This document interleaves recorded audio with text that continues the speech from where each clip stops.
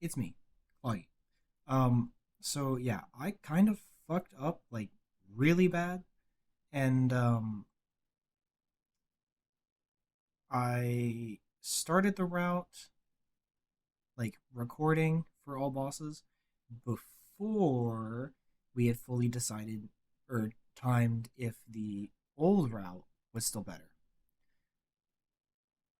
It turns out that even though we tried to route in Fiora's Rod twice, both times ended up being slower because we had to go like significantly out of our way to go grab things somehow.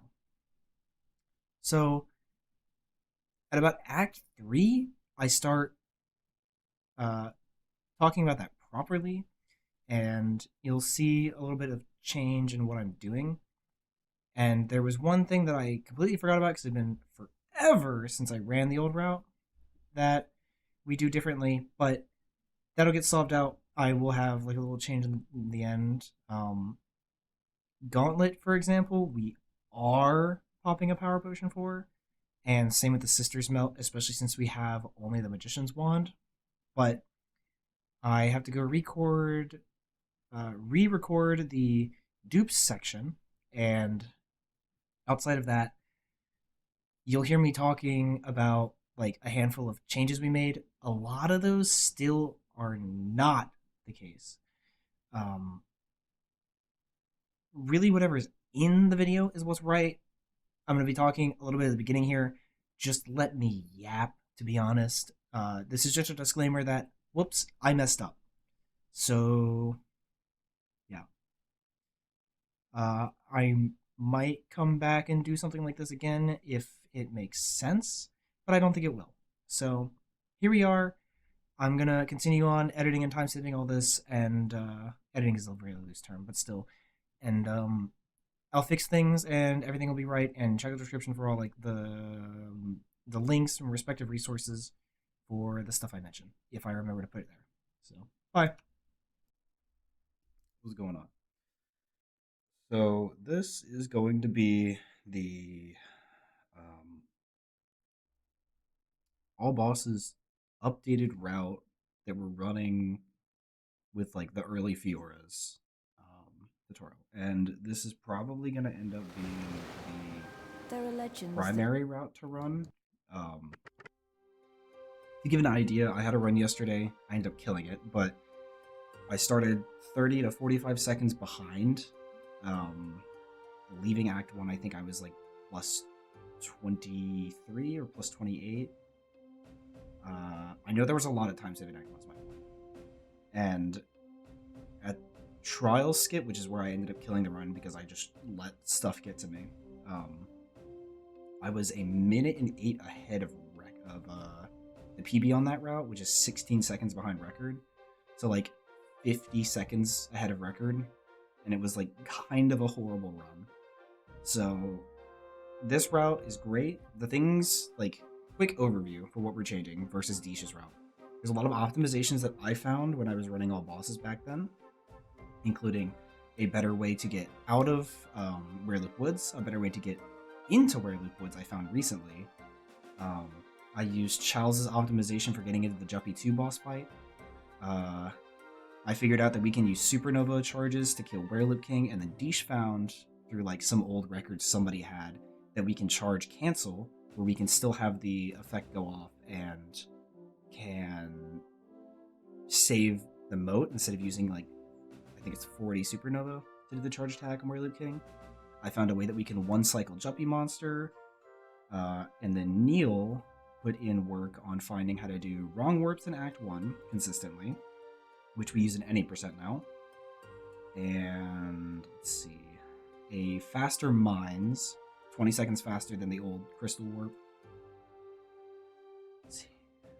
Routing in Doggle Fox, which we'll get to that, and then cutting down the number of power potions, cutting out buying the Battle Blade in Market Town, as well as using the money chests in the vault where Drake is, to buy more potions at Angus before we go fight Galert Assassin and Jumpy Monster 2.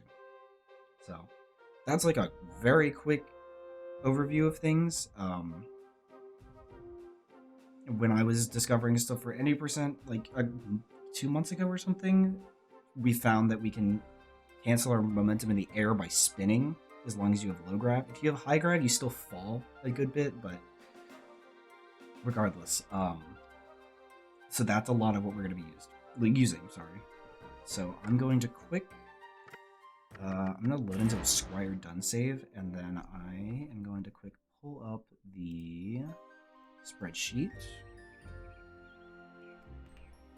And I believe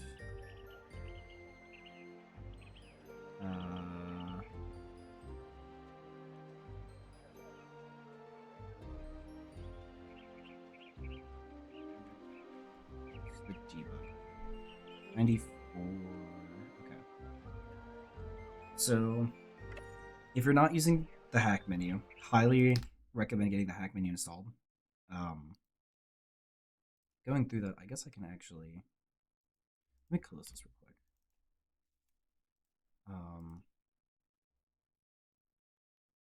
So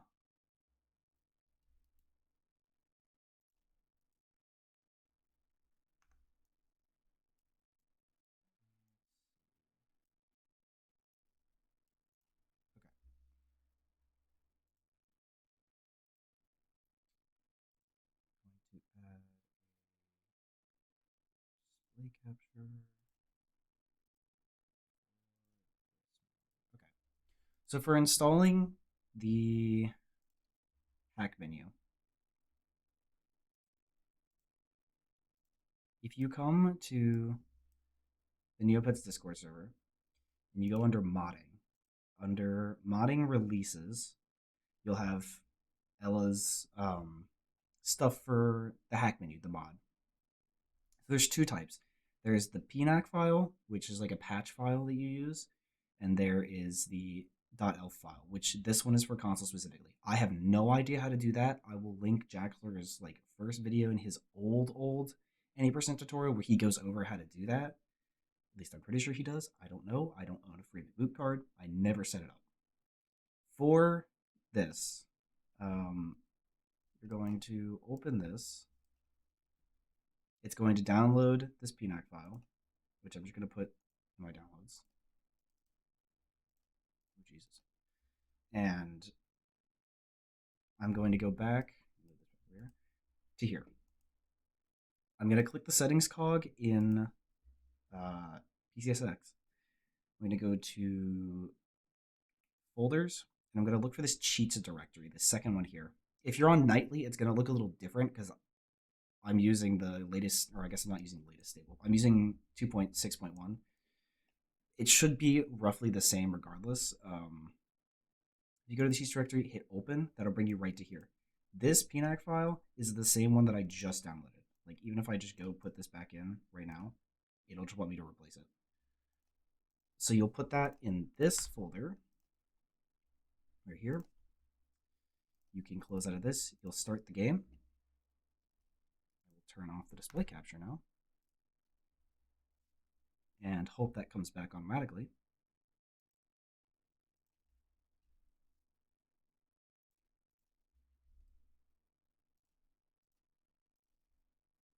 Maybe. Yes, okay. They're a legend. And what you'll want to do is when you've started the emulator, if you click into it, so I keep it in full screen. If you want it in full screen, you can just double click the screen and it will like full screen it to your whole monitor. Why did it do that? There we go. Hit escape with the emulator screen selected. Hit game properties. Come to this infinity symbol up here. And then enable cheats. There's three options. So you have red, which is off, gray, which I have no idea what it does, and then blue, which is on, definitively on. And then when you turn it on or turn it off, you will have to reset the system. This is so that it actually boots with the changes applied. So I already had it on there, but whatever. From that, when you boot up, it will look the exact same unless you either hit new game, which you'll get a debug menu, or if you hit load game, you'll see that you have multiple pages of saves. And I'll show that in just a second. So if I go to load game, you'll see it says load game, parentheses 01, parentheses. So I can hit either left or right on the stick to go through the pages, and I have pages of saves on this. And I can load any one of these. And this only occurs if you have the hack menu on. If you have the hack menu off, but you made saves on, say, page 1, they will still be there the exact same. If you go to new game, you'll have this menu. This is a debug menu that's built into the game that Ella found a way to enable. So Act 1 puts you at the very beginning of Act 1, very beginning of Act 2, very beginning of Act 3, 4. Act 1 Squire done is you've just turned in your consent papers, so you'll have the Squire sword, and the shield, and the Squire armor. Chores is, I believe, just before going to bed, before getting called off to Cogham. Act 3 middle spawns you in Meridell Plains. You have not done Market Town. I don't believe you've done Galert Assassin, and I don't think you've done Jumpy Monster too. That could be slightly wrong. Entering dungeons is everything up until entering the Meridell dungeons, so you've already done Market Town and everything else. And then Act 4 District Done is just directly before you go down and do trials. So for this, I'm loading into Squire Done just so I have a sword and a shield and I don't have to give it to myself. If you hit select, you'll come down here to hack menu. You have a bunch of different options, and it looks like a lot, and it is. Load area is this section, so you can modify these right two numbers, and these are in hex. So we have a spreadsheet which will be linked down below, and that spreadsheet, if you go to the map list section of the spreadsheet, there's going to be the fourth column over called index, and that is what you're looking for. That is the number that will load you to the respective map. And there's different types of maps. So you have the red ones are transition maps, which are kind of a weird in-between for certain areas. So like a transition that I know works that we could go to is, I gotta find what its number is.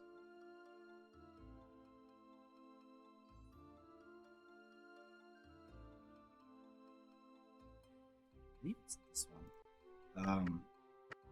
The one to Abandoned Mines should directly load us in, I feel. Yeah. So it puts us here. It doesn't look like it's doing anything, but in the background for those couple seconds, it was actually loading the rest of the mines. And then it puts you in mines. That's all a transition really is. If I go back to 5A, which is Meridell Village, we also have interiors. So an interior is listed on blue in this map. Let me see. Meridell.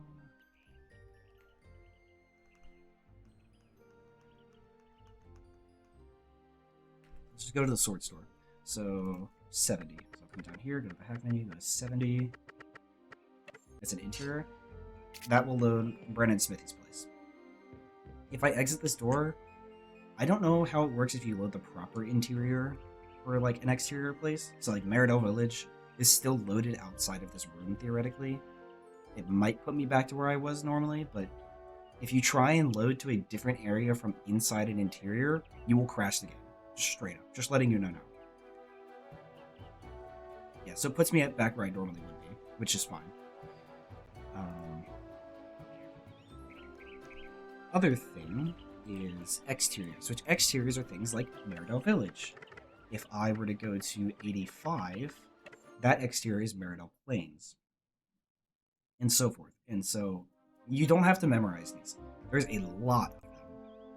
I just happen to have memorized a lot of them because I've used them.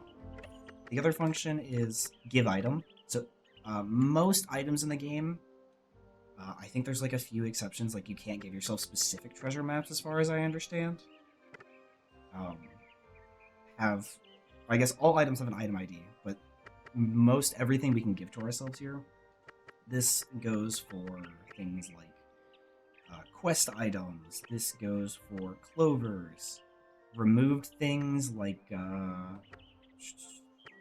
There's some letters in here. Sir Not Appearing is one. You can give yourself consumables. You can give yourself, specifically two that are really nice to have are power potions and Meerca speed potions, which are 55 and 56 respectively. Let's see. You can give yourself moats. You can give yourself weapons and shields and armor. Another good one to know is 126 is the cloak.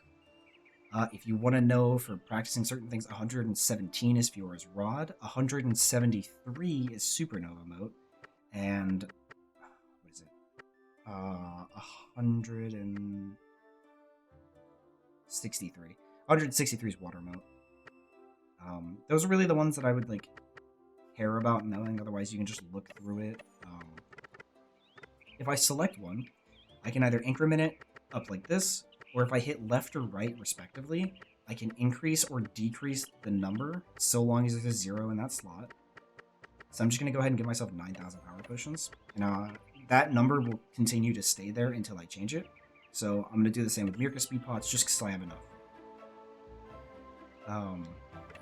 With the edit Neo points, you set this to the number you want, you cancel out, and you have the number you want. So I'm set at 500 now.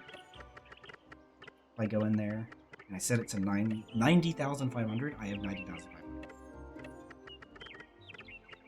Edit flags, I have no idea what this does. I'm not going to lie to you. There's also not great documentation on the flags for this game, so I wouldn't really worry about this unless you're really delving into things. I'm not the person to ask about. For options, you have debug mode, which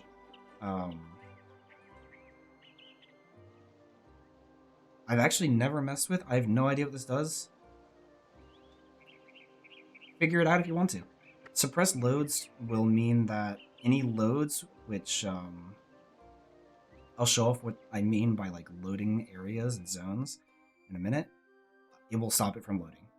Show coordinates is something I'm actually going to leave on. That's this top right. So you have the red number, which is your X, the Y number is your Y value, and the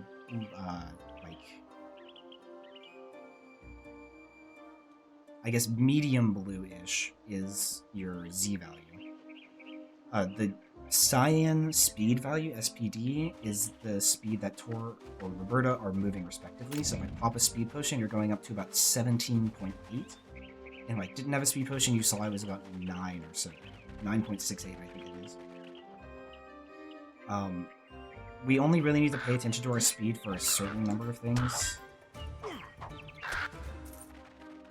Otherwise, just know that, like, if a certain trick requires Meerca speed, I'll try to mention it. Otherwise, it's really just popping it anytime we have it, with a few exceptions that I don't know that'll come up unless you just have really weird potion timings, which happens. We have our GRV value, which is our gravity value in Indigo there, and that has 3 different settings it can be on. So it can be on 1.0, and this will get reset anytime you jump, or certain cutscenes or animations will reset it. Respawning at a save point will reset it. But if I were to... just gonna go back to Meridell Village.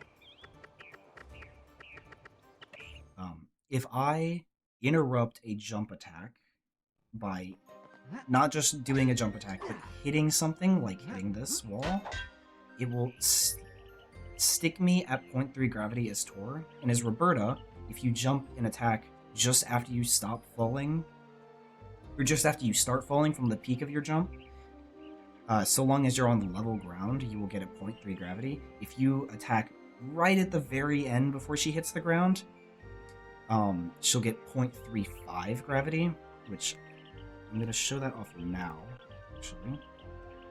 So I'll make this save here just so I can go over to this state where I know I have Bob. And what I'm going to do is, with the hack menu on, you'll see that I'm 0.1. As soon as I start falling, I'm going to attack. I have 0.3 gravity. If I wait until the very end and then attack, it's a little bit hard to get. It's quite precise if you're on level rounds. I'll just fall a little bit further, do it like that. I have 0.35. I don't know if we can get 0.35 like that on Tor, but you know how to do it. The other way we can get low gravity is by grabbing a ledge. So there's two different ways you can grab a ledge. If you're running into it and the game auto jumps you like this, you will never ever get low gravity. Now, if I jump into the ledge myself, either like this or like this, I will have low gravity. And the thing that changes whether you have 0.3 or 0.35 is depending on how long you were falling in the air. So like, if I jump off of this platform and then onto the edge of this other one, I'll have 0.35 because I went just a little bit below the level of where I started, is more or less what it comes out to. Whereas jumping from this ground onto this gives me 0.3. Another thing we do in a couple places is Textbox jumping. So this NPC here, this little mission, if I have 1.0 gravity and I jump and interact with their text box, I'll have 0.3 gravity. And say I close this text box really fast, I still have 0.3 gravity. Depending on the situation, if you were to jump into a text box and text skip it but not hold L2, you will not get low gravity. Tool will go into a free fall animation. It happens in like 2 places I can think of, maybe more, but those are 2 that I can like guarantee it happens.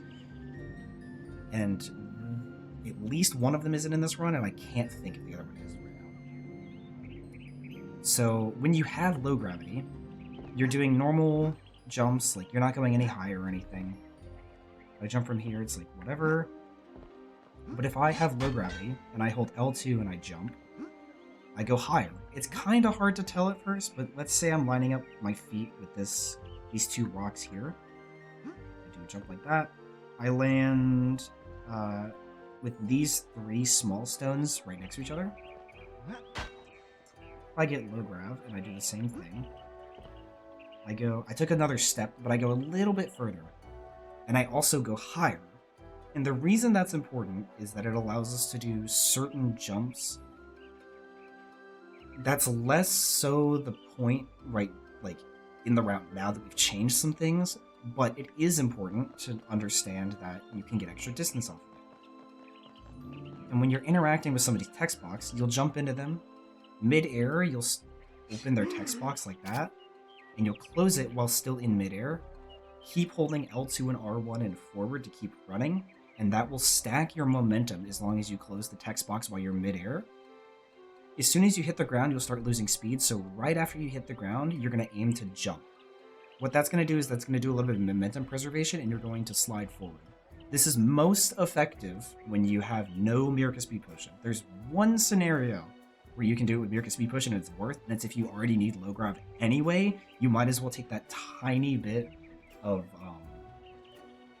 time in the air, which is a set speed until you've done this momentum preservation, before doing anything else. So if I jump into this guy, do what I described, and then jump like that, you'll see my speed went up to 17.47.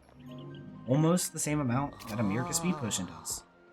And it really depends on how fast you jump once you hit the ground. You'll see I peaked there at like 18.864 I saw that time, and then I jumped. It's really dependent on how many frames you're on the ground before you jump. So this is a thing we do in a couple places, namely during the Meerca Speed Chase here, or the Meerca Chase. You'll be running, and then a lot of the time you'll either get Master Grith way over there, the red, or the green, I forget what his species is. He'll spawn, or there will be Sammy, the small blue Tico here that spawns, or the 2 kids playing tag. And we'll do text box jumps off of them, just to get a little bit of extra speed. It saves, I don't know, maybe half a second each time or something. And the other place is doing it right here on either Vonkar or the sign from Angus's shop. That one's a little less impactful on the run, but regardless, it's still something that's good to know. The Y velocity, we don't use a whole ton, but that is, if it's positive, you're going up. If it's negative, you're falling down. And that's really the only thing. The other things you really want to be comfortable with for this run are spinning. Doing spins on command It's one full rotation and then attack. I know it sounds stupid to explain that. If you attack too soon, there's a risk you won't get the spin. TOR is pretty lenient with it. And if you do your spin too fast, there's a risk that it won't register it at first. So doing a wider spin than you think you have to will help for you to get the feeling of it. To show off what I was talking before with canceling your downwards velocity, if I, say, jump over here, and I'm going to walk off this ledge and I'm going to start spinning. See how I'm not falling while I'm in the active spin animation? That's what we're going to use for a couple places. Another thing here, if you're on a ladder, you can hold forward and do a jump slash as TOR. This one's kind of hard to do it on. I'll show it better at Cogham. But depending on when you do the jump slash, you can get a ladder that's higher. It's not super impactful for that ladder, which thank God we don't do it anyway here. But Cogham's ladder, we can do it and go from the bottom to the very, very top and skip climbing most of the rungs and not have to jump multiple times there. That's a slight improvement. There are seams, like you just saw me get hit by an invisible wall there. There are seams that you can't spin through while you're mid-air, otherwise you'll just bonk it and nothing will happen, you'll fall. There is like one place where that could be problematic that I'll point out, but otherwise that shouldn't be a problem if you're trying to route things. That's just something to keep in mind is like, can we get around this if we were to just L2 through this while we're mid-air? Can we get around it? Whatever. The next thing in options is alignments, so literally it will show you the alignments of the enemies that are around you. I don't know why I went that way. So this is easiest to show here because the Crocobecs have the air alignment. And if something doesn't have an alignment, so for example, any bosses don't have alignments, then there will be no alignment shown. That sounds insane, but the game, even though it tells you, say, Gnarfas is fire aligned, does not have alignments for any of the bosses. So for any boss, regardless of anything, you're going to want to be using either your Supernova or your Nova mode. Non-negotiable. That's just the whole thing. For enemies, we don't do a whole lot of like miscellaneous fighting, but say the Dark Knights outside of Market Town that we have to kill. I'll get to this later, of course, but we'll freeze them so we can get the stealth damage effect, which is a thing in this game. It is minor, but it does exist. And then light mode. And the light mode will do more damage than using a regular Nova, but not a Supernova. The problem is that we have pretty limited Supernova we can use in the route. Even if we didn't, say we got extra for some reason, or like one of the first night dropped it, we could use it on the second, it still ends up being slower because we have to wait for the animation of doing the charge attack to end before we go to the Supernova. Otherwise it'll restart with the Supernova's charge attack animation, and then we'll end up being slower. So if I take, say, Bubble here, and then I do... I'll just do the Fog Mode one. So I'll do the charge and I'll swap to it. Most of these inner ring ones are just slashes for their charge attacks. But if I have water... Oops.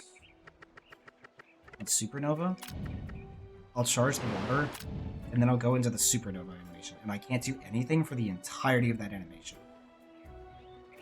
So that's a reason you want to be doing light for that.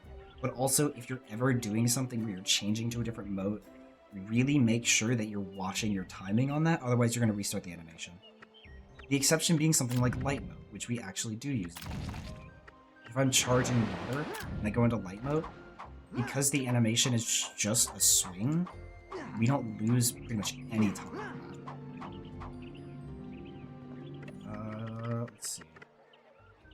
So the other thing is the zone map. So I'll go back to Meridell Plains for this. The zone map is a bit confusing. So I'm going to load zone map. It's going to show up with some name at the top. A lot of the time it'll say food shoot, which is an unused map. But we have this green splotch and all these lines. If you hit square on your controller, it will zoom out, and if you hit circle, it will zoom in.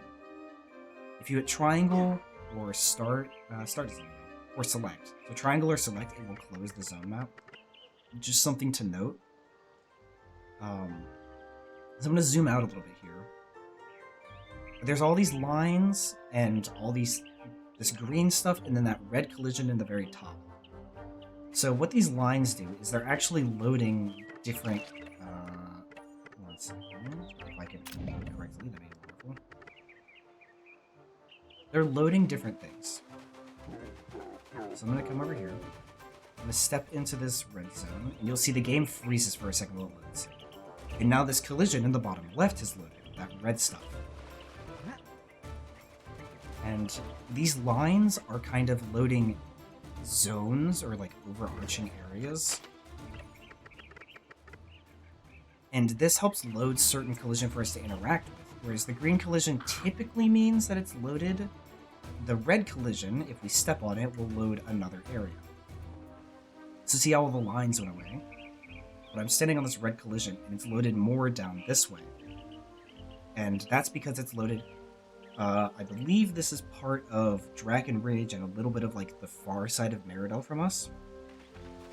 Whereas if I close this, so it recenters back on where Tor is now. If I keep going along this path, I'll cross from this yellow square into this red square. In just a second, it'll load Meridell. There you go. The zone map is very confusing to learn how to use. Once you understand it, it's not terrible, but it's still a little confusing at times. Like, there are certain colors that indicate that they are water that you'll drown in. So, like, this over here is darker, so when I drop into this, I'll drown. Also, because I stepped over from the red onto the green, it loaded a new area. There's a lot of things to do with this. This is kind of confusing to use, but if you mess around with it, you can learn some things. It is very complicated, very helpful. I'll use it at a few points in the run to show some certain things and demonstrate what I'm looking at and doing that I can't visually show you in the run. The last thing is the save game function, which is exactly what it sounds. You can save literally anywhere, and it will make a save in that location. And you have up to 99 pages of saves. So if I wanted to save right here, at the drown spot of Meridell Plains, I could. I'll walk over here. I don't know why I went that direction. And I'll load the game. And it will put me in that exact spot. Good stuff. Great for making practice saves, especially if you're on console and you don't have save states. If you are on emulator, highly, highly, highly, highly recommend using save states. So you can either do it manually where you go into like the file bar at the very top, or if you have the emulator selected, you get an F2 to pull up this menu. F2 will cycle through these 10 slots. Shift F2 will go backwards through them. And then F1 will save that to that slot that you have selected, and you can just do it from here. Like I can just sit here and save like this. F3 will load that slot. So if I wanted to quick go to my Gnarfas load, I know that it's slot 4, hit F3, and I'm in Gnarfas. So that's just something to get used to using. I have my state set up in a certain way where like state 1 is a free state that I use for whatever. State 2 is before a certain Wrongwarp. State 3 is before a certain Wrongwarp. Gnarfas, Fence Clip in Act 2. Bridge Launch for any percent. Fast Mines, Lava Movement. Starlight Gauntlet used for any percent. Yes Cloak. The Trial Skip because I do a specific spin jump at the end. And then a Wrongwarp in Plains. So like, set them up how you like. But I would highly recommend using them, especially for practice. Give me 1 second. Alright, I'm back. Sorry about that. With most of that done, which is a lot, I know. I was expecting this to take like 6 hours, given that the NA percents took 3 hours and they're half the length of the run. But we'll see. I'm gonna load in to 95. I think it was 95 that I wanted. Yes. Ooh, let me actually So certain areas, this one in particular, will keep some of the collision of the previous area you were in loaded. So let me do that and see if the farm is good enough. Yes, it is. That's far enough way off over there. Okay. So there's kind of a lot to go through. I'm going to give myself the Cloak of Heroes, so 126. And I'm going to start just going through a lot of different movement tech we do. So obviously you can jump into certain things to break them. That happens in like one case for like an RNG box to see if we can get money. But a lot of the stuff that you're going to want to get used to is cloak tech and like just pure movement. If you're not comfortable with your movement, it will come with time. But if there's something in particular you're struggling with, really just like hard focus on it. Like do runs where you're just not resetting, like no reset runs, just completely run it, focus on nothing, don't care about the time, just focus on getting that one specific thing down. The two biggest ones. One, you have Meerca Speed Potion. If you're moving TOR with the left stick, it is far harder to control than using the right stick to turn because it is a consistent speed, no matter if you have speed or not. And using the right stick to move is probably one of the most common things that I do. And I'll explain, like, there's also the factor of strafe turning. So if you're strafe running and you run forward without holding R1, by the way, you're doing significantly less speed. If I'm holding R1, you're going full Meerca speed, you're going straight. If you're holding back, you're going at a walking Meerca speed. Back to the side, diagonal, whatever. Diagonal is technically a little weird. But, so when you're walking any direction that isn't... If you're strafe walking, try to be walking forward. Unless there's certain reasons you can't walk forward. Now, when we're strafe walking, if I were to try and turn the camera with TOR running forward, he's just going to lock in place and start turning like this, right? And if I turn diagonal, I can kind of do this with him still moving, but the problem is that I'm locked at that walking Meerca speed since I'm not going straight forward, even though I'm holding R1. The way we can get around this is in between this diagonal and straight, there's a tiny window. It is much tighter on console, I will say. There's a tiny window where you can see my speed is diagonal here, and TOR looks like he's running forward, but if you pay really close attention to the ground, I'm moving forward here, definitely diagonal, and I have forward run, but I'm walking diagonally. There is a corner in both forward left and forward right, where you can move both TOR and Roberta slightly to the sides while getting the forward speed. And that might seem completely useless, except for the fact that since we're running to a side, we don't get stopped by camera movement. So I'm getting full Meerca speed movement while holding L2, which stops us from dropping off ledges, and I'll explain that in a second. And I can turn the camera, so I can do precise movement while doing this. This is by far one of the most useful things you can learn to do and get comfortable with. Because this can stop you from getting auto jumps on bad collision. This can stop you from losing your low gravity in certain situations, which I can go over that as well. This is just nice for a precise movement scenario. If you ever need to like ever so slightly adjust your position, like go slightly to the right, I'll go like that. Or say I'm running at this same little green thing and I'm like, oh no, I'm like ever so slightly gonna hit it. I can just go to the left. If I turned there, I would have missed it, but you can just do tiny things like that. It does take some time to get used to, and just being able to like go straight to these positions is kind of hard for a little bit. Practice it. It will take time. You will lose time trying to learn it, but it will save you time in the long run once you are comfortable with it. The other thing is what I mentioned before with losing low gravity. So if I get low gravity here, and I walk off this ledge, TOR may or may not auto jump since I have a speed potion. If the ledge has like, you can ledge grab it, he should try and jump if he doesn't have speed potion. Speed potion kind of messes with things. If I run off, he's going to jump, I'm going to lose my low gravity. To prevent this over certain things, including bad collision where there's just a seam in the world and he jumps for no reason, if you hold L2 and go off a ledge, you'll kind of float down because you have lower gravity, and you will not lose your low gravity. Similarly, if you have high gravity and you're, say, trying to void in the Meridell moat, if I run forward with 1.0 gravity and hold L2, I will plummet instead of walking off and going this long distance like I would before. Trying to see if I can get up there easily, but it doesn't look like it. I can do it on this one, actually. So again, long fall versus having high gravity and hitting the ground almost immediately. That's something to keep in mind for certain scenarios, but that's a reason L2 movement is so important.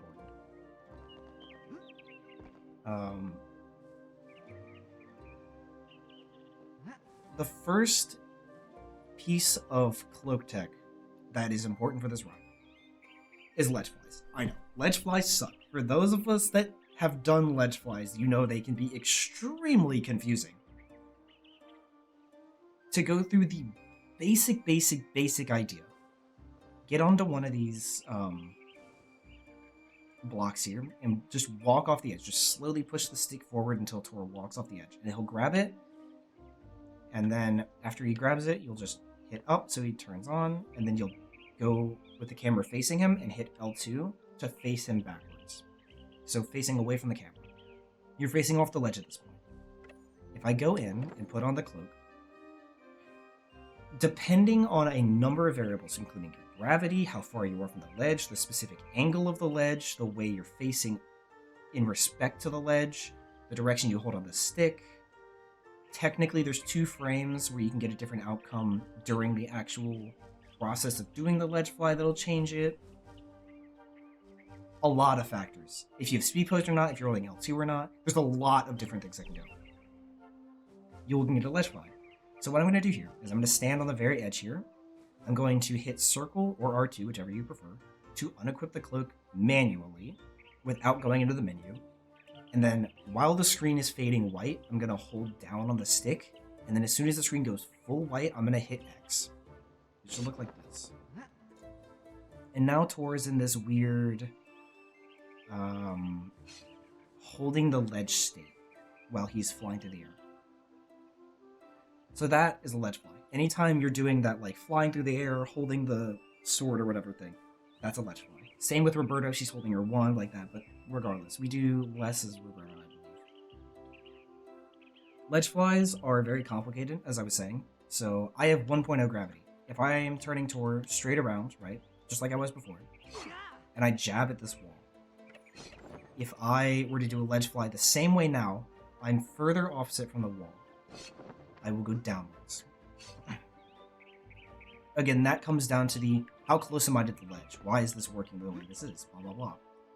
If I don't jab away from the ledge, and instead I turn, say, about 45 degrees, so I'm on the very edge, I'm still going to get a downwards angle, though slightly less. And depending on how harsh your angle downwards is, it will change what angle you get specifically. So now I'm on this one. If I go really aggressive to the side, I'm going to get a pretty harsh downwards angle. And this is both good and bad, but it's scenario dependent. Another thing to note, if I have low grav, that also changes things. So I have low grav, I walk off the ledge here, I do a Ledgefly, oops, we walk back off, there we go, do a Ledgefly. Nothing will be particularly different. I believe having low grav and doing a straight angle Ledgefly, which is what that is called, will give you slightly less downwards velocity. I'm not 100% sure. Maybe that's not the case. I don't know. The other thing we can do is, I'm actually going to make a state here just so I don't have to reload this. is that if I get low gravity, so we've already done downwards by poking out from the wall and then doing a Ledgefly. If I have low gravity of any sort, I poke away from the wall, and then I hold L2, and instead of holding down on the stick, if I hold up on the stick, I can go upwards. And we use this in a couple places.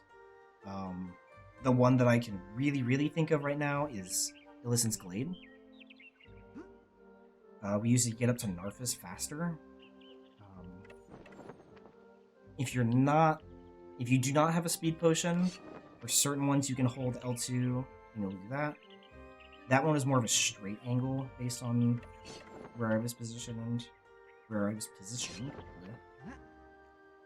That one's about the same as I got before. There's a number of positions you can be in. Most commonly, if you're going for an upwards angle Ledgefly, you're just going to stab away from the wall. You can turn a little bit, and then you'll do... Sometimes if you turn too aggressively with the upwards angle, you'll be too far away from the ledge to get the proper Ledgefly off of it. There you go. The timing is not super tight, but there is a timing to it. And really, all it really comes down to is I'm on the ledge. I am going to unequip, hold down after I unequip to avoid moving toward. If I'm going to the sides, we'll get something called a displacement if you do it in a certain way. And I'll go through that in a second as well. And then while the screen is going full white, then you're going to hit X now. That's great. It takes a little bit to get the hang of. All the cloak tech is fairly weird. What I mentioned before with the displacement, let's see if I can do it, is...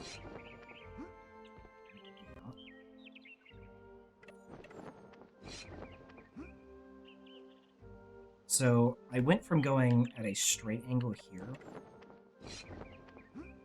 to getting a sideways, slightly downwards angle.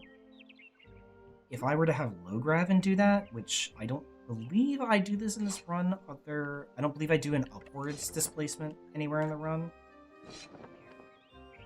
then you can get a diagonal upwards. But if you were paying really close attention, Ledgeflies take away your low gravity. That one didn't. So I'll show it again. So I need to get on top of this. So I have low grav. I'm going to go right off to the edge. If I don't jump off of it, that would be wonderful. Go right off to the edge of this. And I'll just make a state, just like this. I'll do my Ledgefly and I'll have 1.0 gravity. That is an expected behavior. But if I'm doing the displacement Ledgefly, so I have low gravity, I do the upwards displacement, and I maintain 0.3 gravity. The reason this happens is because the game is registering you doing another piece of cloak tech. I guess it happens with any upwards, but the game is registering you doing a specific cloak tech called a Cloak Dash that I'm going to go over next. And it starts the Cloak Dash, but midway through the animation, you get close enough to the ledge that the game is like, oh, hey, we should Ledgefly here. And so it starts the Ledgefly. And because of the angle you're pointing, you're going to go upwards. I don't believe downwards. Oh, downwards can also do it. So, a thing that's also important to note is if you're doing upwards Ledgeflies with low grav, if I do the tech right, that would be awesome.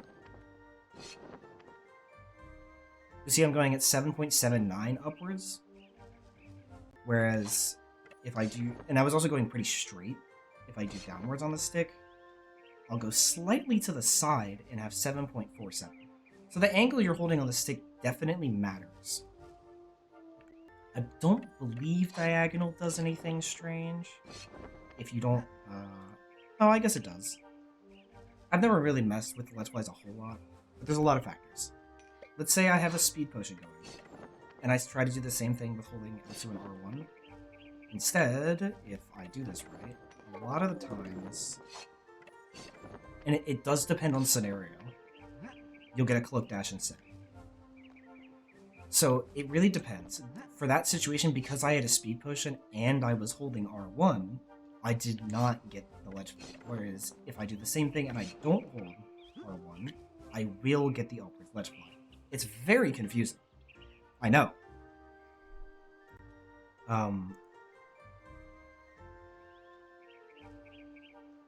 There is so much that you could potentially go into with Ledgeflies that is just way overwhelming, even beyond what we know, probably.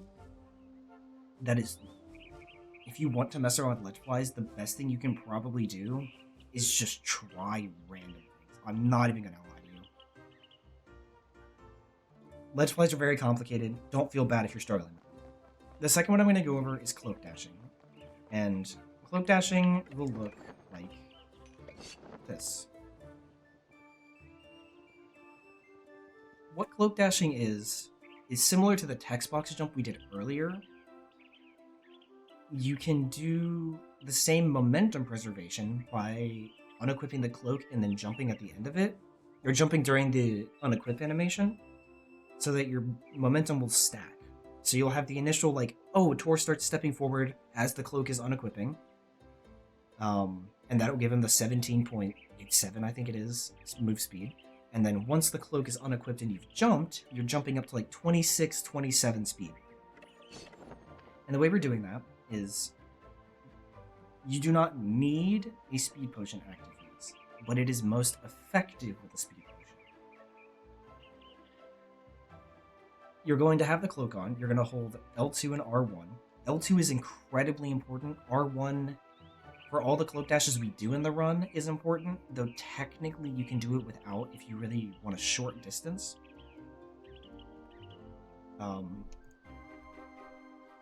You're going to unequip the cloak, you're going to hold forward, and then you're going to hit X when the screen goes white, as if you're doing a Ledgefly, but you're going to want to not be near a ledge when you do this.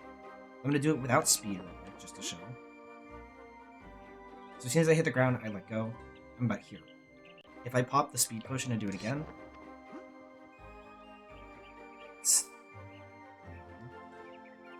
that length from about that lighter splotch right here. So it's a decent length.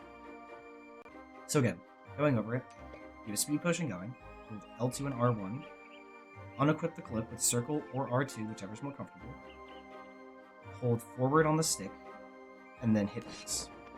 That is 99% of the cloak dash is ready. And if you notice, we still maintain low gravity with this. Like I was saying with the Ledgefly, how it starts a cloak dash and then goes into the Ledgefly because of your distance to the ledge. That's what's happening here. You can do cloak dashes to angles, but it's very situational as to whether or not we'll do it. I can't think of a scenario where we want to do it. Backwards will give you a tiny boost of speed, but it's not really going to do anything for you. I wouldn't worry too much about it. If you're not holding R1, for example, or sorry, L2, for example, you're not going to get any height off of it. A lot of the benefit of this comes from getting that extra height with having low grav and doing that jump out of the cloak. If I don't hold R1, but I have a potion, I'll go somewhere, but not very fast and not very far. Cloak dashing is not terribly hard. It does take a little bit of coordination to like get a feel for your fingers and like doing it right, and not so much the timing once you've done it a couple times, but it's not terrible. And the fact that it maintains your low gravity means that we can chain it with other tricks, or a thing that we don't have integrated into the run yet, and we don't know if there's a place for it yet, is cloak dash chaining. So the idea of this is I'm going to have the cloak on, I'm going to do a cloak dash, and before I hit the ground, like right before Tor hits the ground, I'm going to unequip the cloak midair. So I'll have put it on back in midair, unequip the cloak in midair, and then do another cloak dash input, and that will stack my speed. There I was a little late.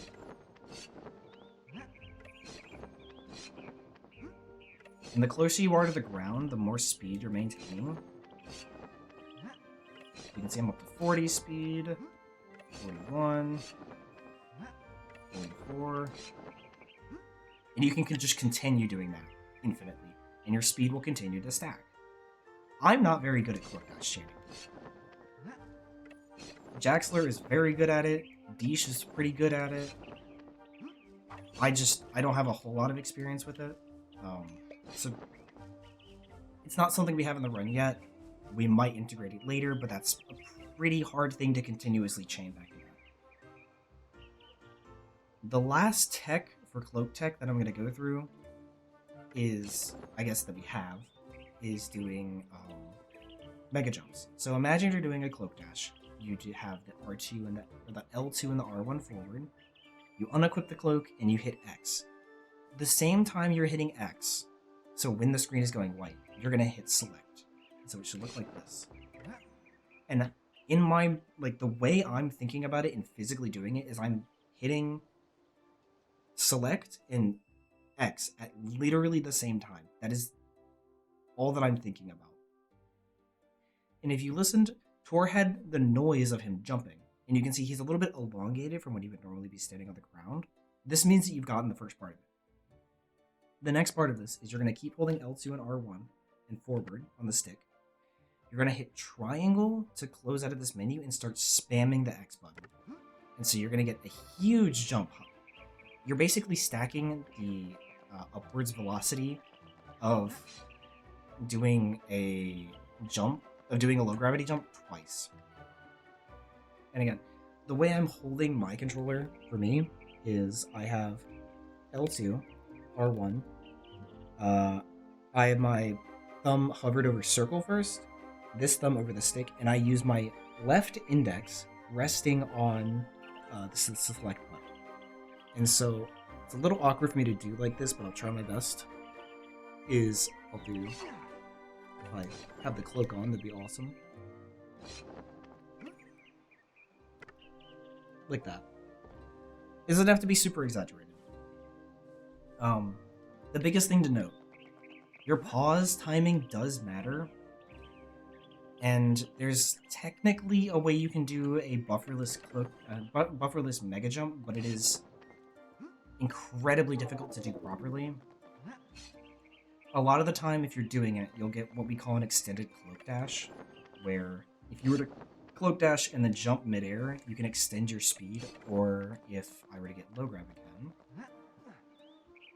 you can do the same thing and do this, wait until you hit the ground and do another jump, which does lose you some speed, but if you need to get over certain gaps, you can do it. That's more or less what you're going to do a lot of the time.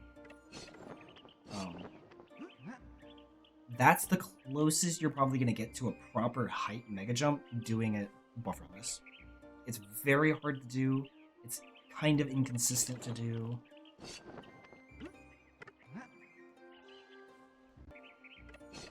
Neil did find that if you're super good at the game, you can do a jump slash out of the very top of a mega jump. I haven't personally been able to get it, but it is a thing you can do. We don't have anywhere we use that yet in the run. That's not to say we won't, but for the time being. Mega jumps are probably the one that people say is the weirdest to learn from what I've heard, and like getting the timing of the pause down takes a little bit. It will come with time. It is just a lot of practice for this. And you don't need to do the inputs fast or anything. So long as you're getting the pause and the jump at the same time, that is the only thing that matters. You can take your time sitting here and getting ready. And as long as you spam that X button, as soon as you close that, you're going to be cool. Another thing is what I just did there without thinking about it is there's two types of L2 jumps. So we mentioned before that if you're jumping with L2, you get a higher jump than if you just jump normally. So see, like, even though I was on the higher block, I didn't make it to the lower one with just a normal jump. I did that time. And I'm jumping just the very, very end of my distance. Whereas if I have an L2 jump, I can make that easily. I jumped early, and I made it. You can also, it's easier to do with low grav, this next thing. If you run off a ledge, so long as you're holding L2, you can maintain your low grav and then jump mid-air so long as you're holding L2. And that can be used for certain things to get like a late jump like that. The hardest version that I don't think we use on the run right now, but there's always ways you can implement it, is that if you drop off a ledge with L2 and R1 held, at least you don't need R1, but L2 held, and you let go of L2, in just a couple frames after you're hitting X to jump, you can get what I refer to as an delayed unbuffered L2 drop. You can buffer it. I do not understand how to buffer it. I know Deesh at least used to buffer them, but it should look like that. So you can see that I got the full height jump of TOR doing a regular jump. This isn't used anymore, as I said, at least as of right now, but it is something to keep note of. Let's see. I went over spinning before. There is a couple things to go over with that. Spin tech we found recently, which I mentioned before.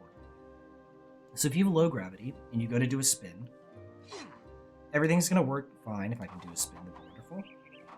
Everything's going to be fine. If I were to jump and move forward, you see my speed is locked at 9 speed. That is whether or not I had Meerca speed potion, that's whether or not I'm holding R1, it doesn't matter. If I spin, my speed gets locked at about 7.3-ish. Now if I have low gravity, and I spin, and at the end of the spin I start spamming jump, I'll go up to 13 speed-ish, depending on the frame you jump afterwards, because of course your speed is going to decrease the longer you're on the ground. We found this and called it spin launching, or splaunching, for short. And we can actually use this in a number of situations, one of which is going to be doing Abandoned Mines movement. So if I make my state here, I'm going to run off of this, and I'm going to spin in the air. We call that copTOR, as in helicopter, but cop, T-O-R, capitalized for TOR, because it can only be done as TOR. Roberta's spin A is much harder to get working, but isn't actually a spin attack, and she keeps falling during the animation. We did recently find out that hers is a reflect, so that's fun to know, but I did that poorly. But I'll spin right after I step off of this, and then I'll jump. If I can time it correctly, that'd be awesome. You see, I went up to 16.5 speed, and I got a pretty good amount of distance. We actually used this to get to Ixie to about 20 seconds faster than using Crystal Warp that we did in the past. And I'll still show the Crystal Warp because it's a fairly fast strat, and it's significantly easier, but there are risks to it with it being the crystal can break just for no reason sometimes. There's a lot of things. Spins like this are a little bit interesting. A thing you'll want to work on that is kind of hard is chaining your spins together. I'm not having a good day with this today, so bear with me. I'm taking myself up to this higher platform real quick, just so I can show off chain spinning. I'm here, and I don't know if I can make it over to this black platform, but let's find out. I'm going to do the spin on the platform. No, I just can't. Not quite. Yeah, if there was ledge grab, you could, but spinning continuously in the air will continue to stall your movement. The big things with chaining spins is you can't start the spin too early during the other animation, and you have to delay your swing just enough for the game to register, okay, you've done a full circular movement, so we can spin you. Or so we can spin you again.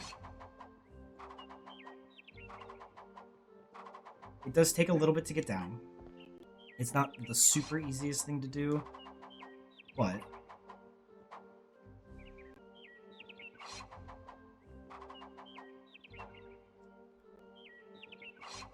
you can do this, and we do a set of couple spins in one place where we do a Wrongwarp. That is easier than doing another movement.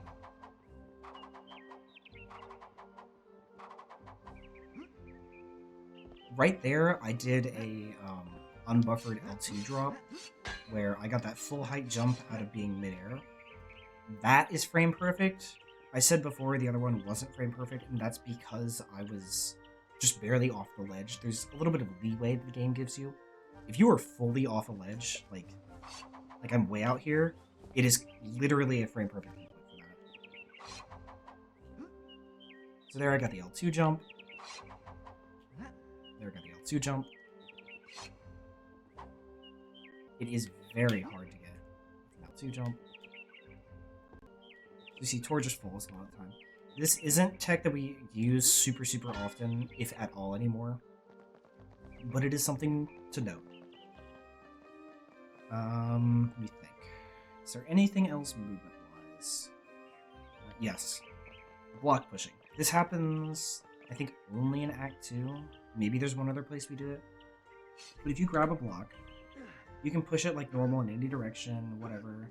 Side pushing is technically faster. Forward pushing is the slowest. But you can actually cancel the movement. So if I take my stick and I push it up and then to the side, and I speed that up, you can see TOR kind of just jitters there for a second. And the faster I do it, the more I can input movements. We're going to use this in Act 2, but I'm sure there are other places that I'm just forgetting we can use it. But you're really just choosing a corner, and you're jittering between up and that specific side. And it's going to repeatedly put in these movements. It is easy to mess it up and accidentally go the wrong direction.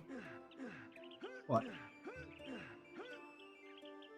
it's not particularly hard. It does take some getting used to if you've never done it before. But that's something just to note that is going to speed up a little bit of the stuff in Act 2 significantly. One other thing, one last thing that I almost forgot about, is thrust attacking. And this isn't taught to you in the game because it was a cut quest for the Squire training, but if you were to pull back on the stick and then push forward on the stick, wait just a hair, like maybe a quarter to a half a second, and then attack, you'll get a thrust attack. Like this. And this doesn't seem like it would be useful, right? Well, you see just there, TOR didn't bounce off the wall when I did it right. We actually use that to skip the old Sisters escape sequence at the end of Act 1 to hit the loading trigger to start Act 2.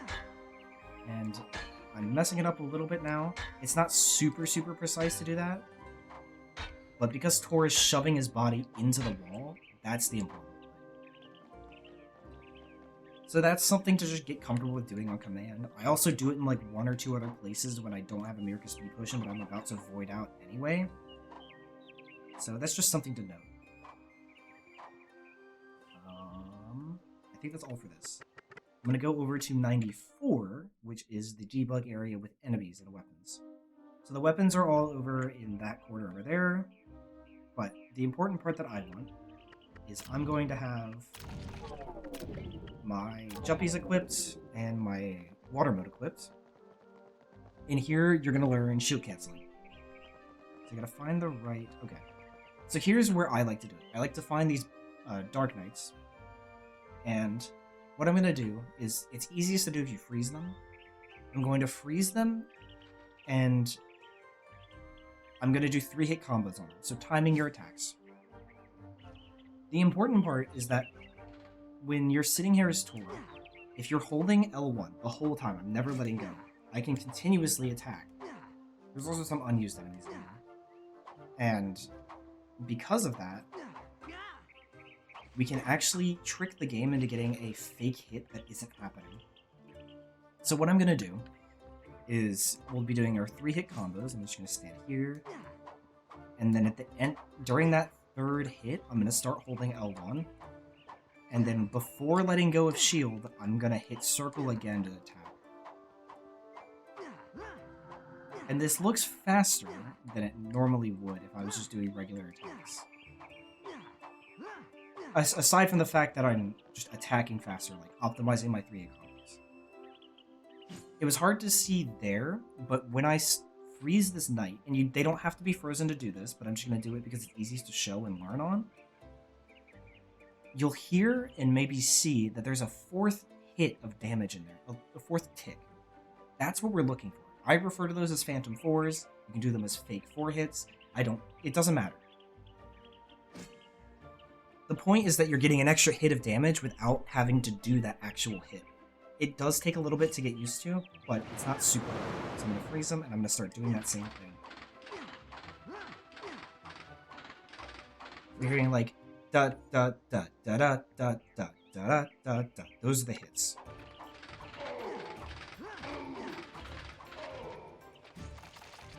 Like I said, it does take a little bit to get used to.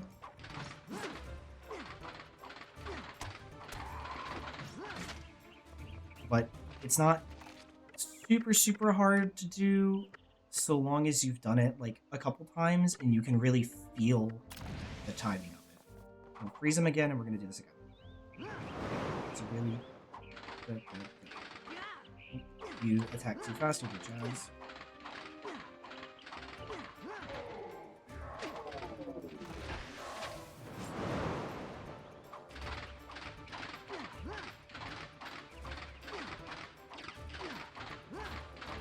I'm hitting both knights there accidentally, but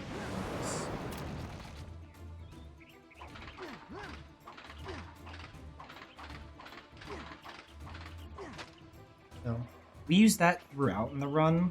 I'll try to mention where we're doing it, just like keep it in mind and not just do it out of habit. That one more is just a timing situation more than anything else. Most people I've talked to don't have the most trouble with it. It's not super intuitive at first is the big problem.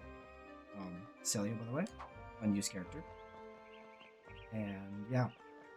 Aside from that, this area you can use to just go in and out and choose to fight certain things if you really want to. Like if you want to get used to fighting the Dark Knights, then you can say freeze them. This is how we'll do it in Market Town entry. Just like that. And it's something you'll probably have to do a few times to get used to. So don't feel bad if you're struggling with it. It is kind of hard. Unused Castrolus Tentacle. So there's a number of interesting things in this area if you really want to look around. And here is Drake and Black Knight. And, I don't know. You can play around this area. This area also lets you just go walk over here and grab any weapon, any shield. The left side is Tor's swords, middle is his shields, and the right is Roberta's wands. Fiora's rod is missing, which is interesting. I've never noticed before. It should be right here. Okay. So yeah, this area is mostly for messing with the combat. You can use it to learn the Phantom 4s, the 4-hit combos. Aside from that, make sure you're comfortable with the timing of that.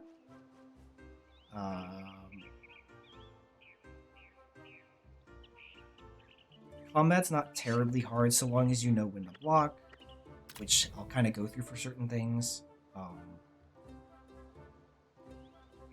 There's a few other techs that we'll go through as we get to them, as combat-wise. One of which being the targeting reticle for Roberta, but again, we'll get there. So, I'm actually going to quit to the main menu now, and I'm going to start doing the run. That was a lot, I know.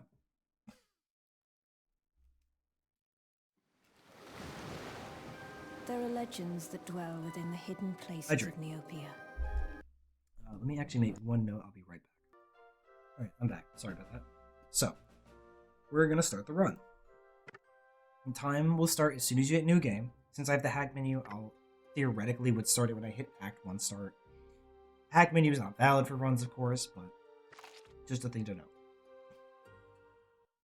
We have the two cutscenes here. We're just going to spam X through, and then we have two text boxes through Lucy. We're going to spam square through.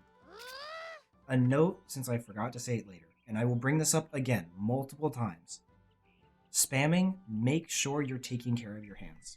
I'm actually going to make a quick scene and show off what I do here.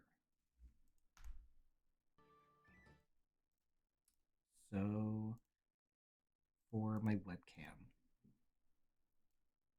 So spamming when it comes to like spamming a button on the controller, you are going to ruin your hands if you sit here doing this, right?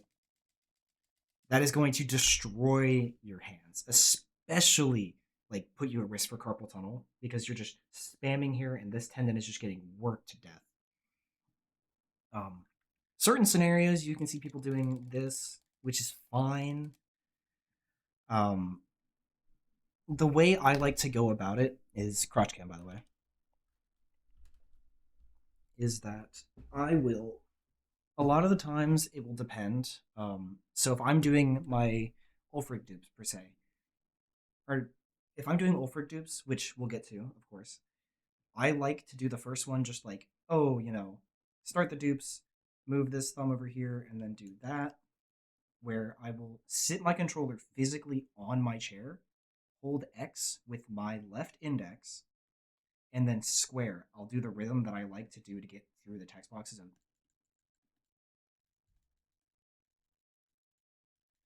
that's one thing you do. That's the only area where I do spamming like this. The other one is almost any set of text boxes that we have to spam through, or say buying our potions, I will take the controller and I have this, like the balls of my hand.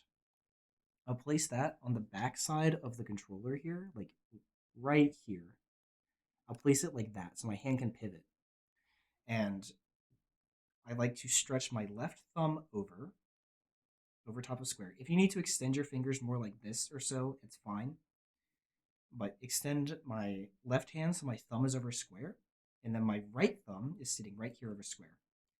And I will basically leave my left hand still. I can lock my arm into my hip or my side or my leg, whatever is most comfortable at the time if you want to do that, to give it more stability. But then I will use my right hand, this one, and physically move from both my wrist and my elbow, not my shoulder. I don't usually do my shoulder unless I have like get really, really tired. And I'm physically moving the controller up. So when I'm going down, I'm physically moving this thumb ever so slightly down. A lot of it is just I'm letting my thumb go loose. And the like movement of me moving my hand like this, because it's kind of rocking this hand, will just naturally, like that, will turn my thumb into the square button. And because I'm doing it with speed, I'll have enough, not momentum, I'll have enough velocity going into it that I will hit square incidentally. And that's what you want.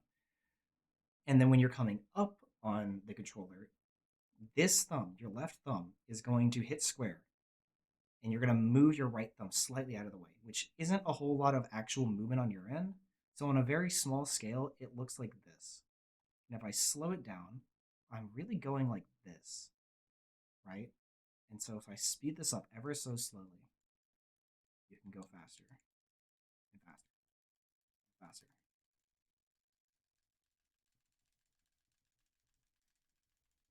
And it takes a lot of energy at first, but pretty much all of the energy is coming from my forearm and my elbow. Like my wrist does not feel much of anything aside from just keeping my thumb in place. And my left hand isn't really doing anything other than like maybe I'll feel a little bit of like tingliness and like here because I'm putting so much pressure into it from like just almost squeezing the controller between my hand. But if I'm getting that, I usually need to just relax a little bit so that I can properly like do this. Tensing your hands and your arms is going to kill you.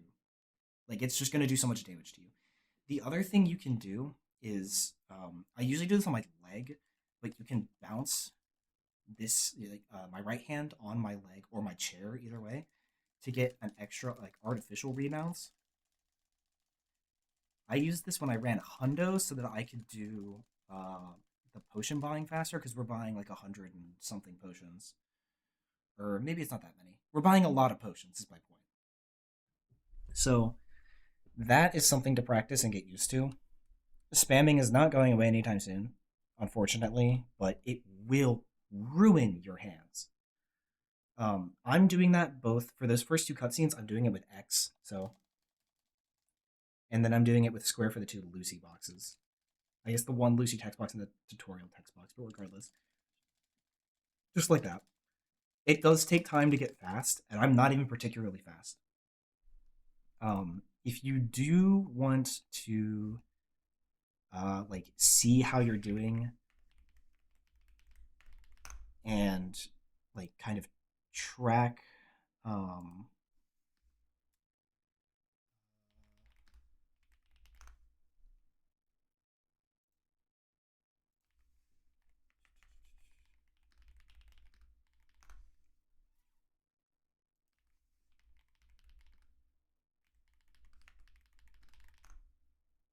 they take this down.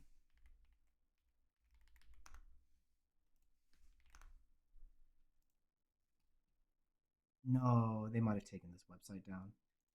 There used to be a website.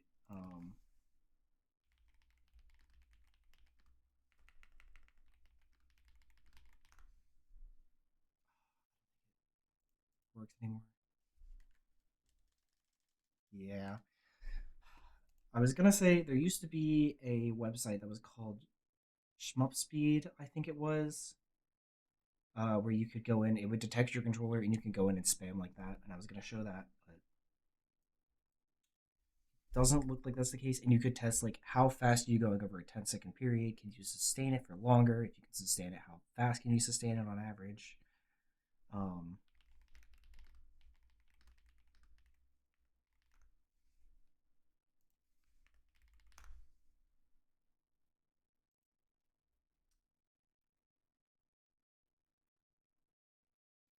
Yeah, that's kind of unfortunate. Oh well. Um, you could always end up, if you're using a DS4 controller, a DualShock 4, you can use DS for Windows, which is the application that I use to make sure like I can have the controller working and like bind. I bind the PS button in the very center to a button on my keyboard that I use for my split button, so I don't have to go over to my keyboard or buy a pedal to split. I can just be in the middle of a run, hit where I like to split, and just boom, done. Highly recommend, by the way. You can put your square button to something that like any click speed test place would register, and just go spam through that, and it should still work the same. Back to the game. So this is where we come out right after I'm on the wrong scene. There we go. Right after we finish the text with Lucy. So what we're gonna do is we're going to 1 second. There we go. We're going to run up into our left, so like basically straight in front of Tor, and we're gonna jump over this and over this. We're gonna come right over here to, that's the Shadowglen like exit, and then right below Tor here, if the camera would behave, there's a seam. So if you're looking like in the middle of this bar that I have, it's bisecting this bar about here. That seam is a polygon collision. So see how I got that auto jump there? If you even watch my inputs, you'll see that I'm not jumping. It doesn't always happen.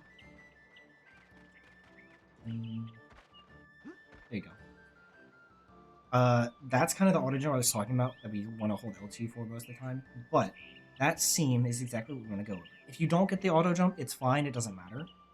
It is a little bit helpful because it slows your speed down and you can just turn around immediately.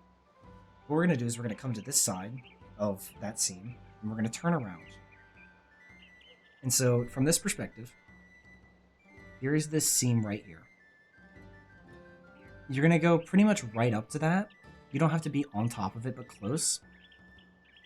And if you look at this ledge, I'm going to come a little bit to my side here.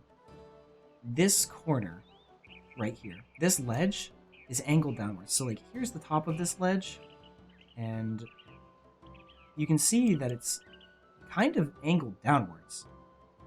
that angle downwards for that ledge is just enough that we can actually grab it. So what we need to do is we need to be on this seam, which where we're standing now is on the higher part of it, and you're going to look at this ledge, and you're going to hold R1, and as soon as you basically stand on this seam, or like a little bit around this grass, you're going to jump, and then turn into the wall once you're at that corner. I'll do that again. Make sure I don't have low grab, just so don't throw you off. Just like that. It does take some time to get used to. We do this in every category. Even Hundo does it, not at the beginning. I guess technically, but not at the very, very beginning. This is something you will get very, very comfortable with over time. There's a number of methods to do it, so if you want to speed it up, instead of going there, turning around and doing it, the way I do it is I will run this way, get the auto jump if I have it, and then turn around and do the jump. If I don't get the auto jump there, we'll see if I can manage to not get it. Okay. And I'll run a little bit further back. I'll run kind of into the grass and turn around.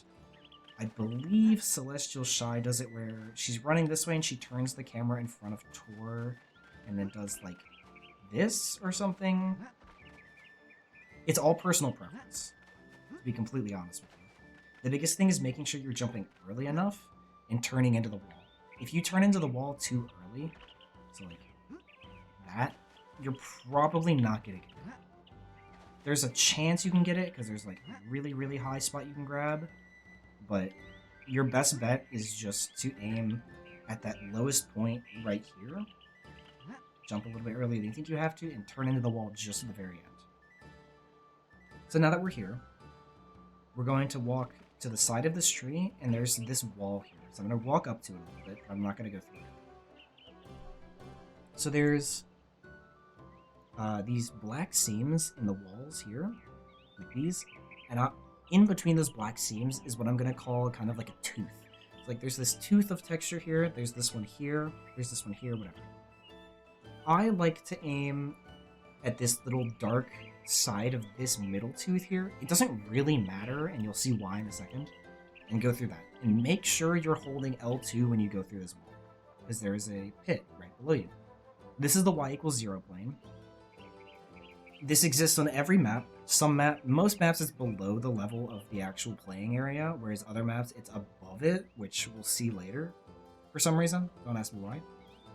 And we use this a lot for the out of bounds. A few important things. Once you drop down here, there's this skybox area from Shadowglen. All of this like dark green here. Right here, I'm gonna actually run up to it more.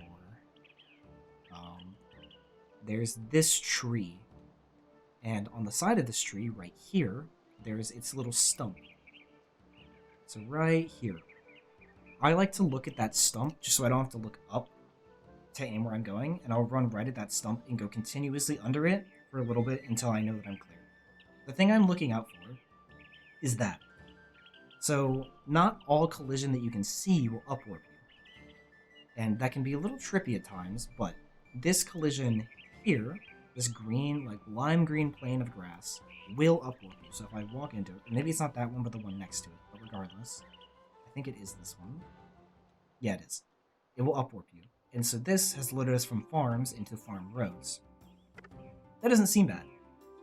But we actually need to be on the opposite side of farm roads, and if we load this in, we'd have to go around all of the Farmer Tessa stuff. We can't go straight forward, because normally we'd be going straight forward about here, but instead we have to go all the way around like this. So, as a result, I'm going to avoid that green bit like the plague, which is where lining up with this piece of the stump is, because I know, guaranteed, I'm gonna be to the left of it. Just fine. I'm gonna look up here. We're still gonna want to avoid all of this lower section of green plane. So this crescent up here, that's perfectly fine. None of this will interact with us, but this here, this slightly darker green will. We want to avoid that. So you can look up for this. If you continue running forward from the same spot we just were, I like to use L2 just to make sure, then you'll guaranteed miss it. Also, if you're holding L2 and moving, you have to hold straight up or straight down on the stick if you're going forward. in order to not get Tor like to stop or anything. But anyway, so let me run that back just for a second. I'm gonna run here. And what I'm actually aiming for, so I'm gonna wait until I'm past all this, just to make sure I don't hit any of it. So I'm past all this collision. And forward ahead of us, there's these mountains in the background, like there's this one, that, whatever. And there's the green in front of it, like all of this. Well, right, I guess on the left side of it, on the very, very left side, right about here. Let me see if I can... Right about here or so. Here. There's a green plane that you can just barely see. And we're going to go at that, but avoid it. So not any of this up here, or any of this. It's this really thin green line. And as we get closer to it, it'll make more sense as to what I'm looking at. It's a little bit easier to see on my screen than it's showing up on OBS. It might not be that bad in the actual video, but bear with me. I'm gonna get closer to this. So again, all this like green stuff way, way above us, not a deal. Not a big deal. This plane right here. So, this plane here. That is what we used to upwarp on, but it's no longer the fastest option for us. So, you can see that the corner of this goes into this wall here. It goes a little bit further than you can see because it goes behind the wall. So I'm going to take a little bit of a wide berth around it. And that's just to make sure that I don't upwarp onto it, because that completely ruins this out of bounds. It doesn't ruin the out of bounds, but it means we can't get the speed potion. So you see, I'm going to go slowly here, but that corner is right there. Move the camera a little bit. That corner's right there. If you touch that, or like probably about this far out, no go. You'll upwarp onto it, and it's... I guess it's not ruined, technically, but you might as well reset. You're less than a minute into the run. We're going to keep running around, and there's a little bit more collision we have to avoid here. You can see I'm standing under this green plane. That one is fine. It is way above us. You'll kind of learn which planes you can and can't stand under. It is a little complicated at times. But along with this plane, so this is the corner we just avoided. If we follow this down, keep going, we'll see there's a rock here that intersects with this. It's kind of hard to see from this angle. I'll move and show it better. But it's a kind of crescent shape here. That's the other point we want to avoid, because we're going to want to turn inwards here. So I'm to the side. I'm going to take a pretty wide berth just to show this off. Oops. So that point there, right here. So this is the plane we were just looking at. This point we want to avoid. You can take it pretty wide if you want. You can get fairly close to it. It's not super, super big of an area to upwarp onto. But as long as you're not upwarping onto it, you're fine. This rock, however, is what we want to look at.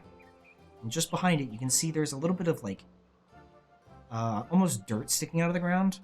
That's where the Meerca speed potion at the opposite side from Tor's farm of Merryacre Farms is. That's where we want to go. That's where that speed potion is. So we're going to upwarp anywhere on this green plane.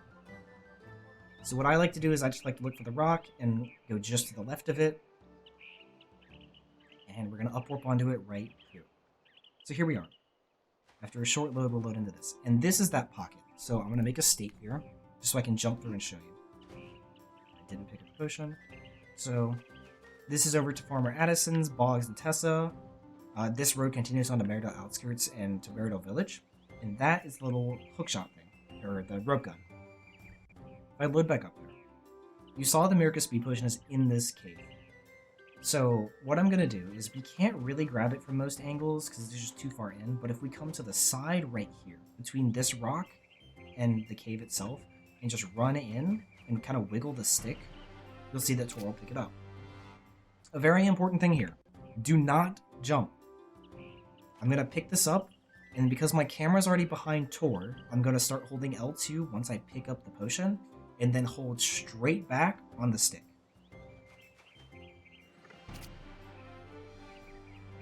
9 times out of 10, Tor's just going to walk right back out. That's exactly what you want. If, say, the potion's in a weird spot and you have to wiggle a lot, you might get stuck in the wall. I'll see if I can get stuck intentionally. It's kind of hard. There's one position where you can get in the wall where you're like mostly clipped through. Let's say this is it. It's not, but let's say it is. If I am trying to come back out like normal and I can't, there's one way you can save it so long as you haven't jumped yet, where you're going to turn towards this gray rock and jump towards it. And you'll have one jump like that and then another jump that will go through the wall. I can't really get it here, which kind of sucks. But it will look kind of like that. It wastes a couple seconds, but it's a backup just to not have to reset permanently trying to get this and get a good potion spawn. It's not the biggest deal if you get stuck in the wall, so long as you don't clip all the way through, we're fine. This section, I have a specific video that I will link referencing that Jaxler said was very, very helpful for this. This out of bounds movement is a little weird. So what I'm gonna do is there's this mountain in the background. And if I put this thin line on the bottom of the mountain for like where the most of it is, you can see that this section right here dips below that line. That's what I'm looking at. And so I'm going to hold L2 and R1 and forward. And after dropping off of this ledge, after just a little bit, maybe a second or two, I'm going to hit an invisible wall that I can't see, and as soon as I see Tor stops moving, like the stuff in the background stops getting closer, I'm going to jump, and that's to get us over that invisible wall. After I jump, I'm going to keep moving for another second or so that I can avoid loading into it, or having the camera flip around, basically. I'll show you what I mean with the camera flipping around in a second. Ideally, jump, and you'll see the camera flicked there. That was me going over the invisible wall and it going past the camera. That's what we want. I can wait a little bit longer on running before I jump, just to show this off. So see, I get stuck here, and Tor's not able to move anymore. So if I jump now, I'll go over that wall, the camera will flick there for just a frame, and that's how you know you're over the wall. If I were to walk into the wall and then jump over and immediately stop, the camera will do this, and it'll be really angry, and it won't let me go fully behind Tor unless I kind of do this weird downward angle. That's why you want to keep walking forward. Even here, I'm still a little too close, and now I can turn the camera freely. Invisible walls are really, really obnoxious for doing that a lot of the time. Make sure you keep walking after you jump over. So I'll do that one more time. I'll do it properly this time. Walking, keep walking. Invisible wall now, jump, keep going, and stop. Here we are. So we have this little curved shape of like skybox, or I guess it's not technically skybox, but like texture here that doesn't have collision. We have the mountains in the background, and we have those cones over from Tessa's way back here. So I'm going to pull up the zone map for this, and this is probably going to be really confusing at first. But what I'm looking for is this red collision is where we just were standing, and the yellow box is what we're trying to get inside of. The yellow box is going to load Meridell Outskirts, the place where Prince Tauren is, the broken bridge to Meridell. If I were to go into the closest part of that, you'll see the rest of the stuff deloads, and I upwarp just outside of where I want to be, but if I could even get in there.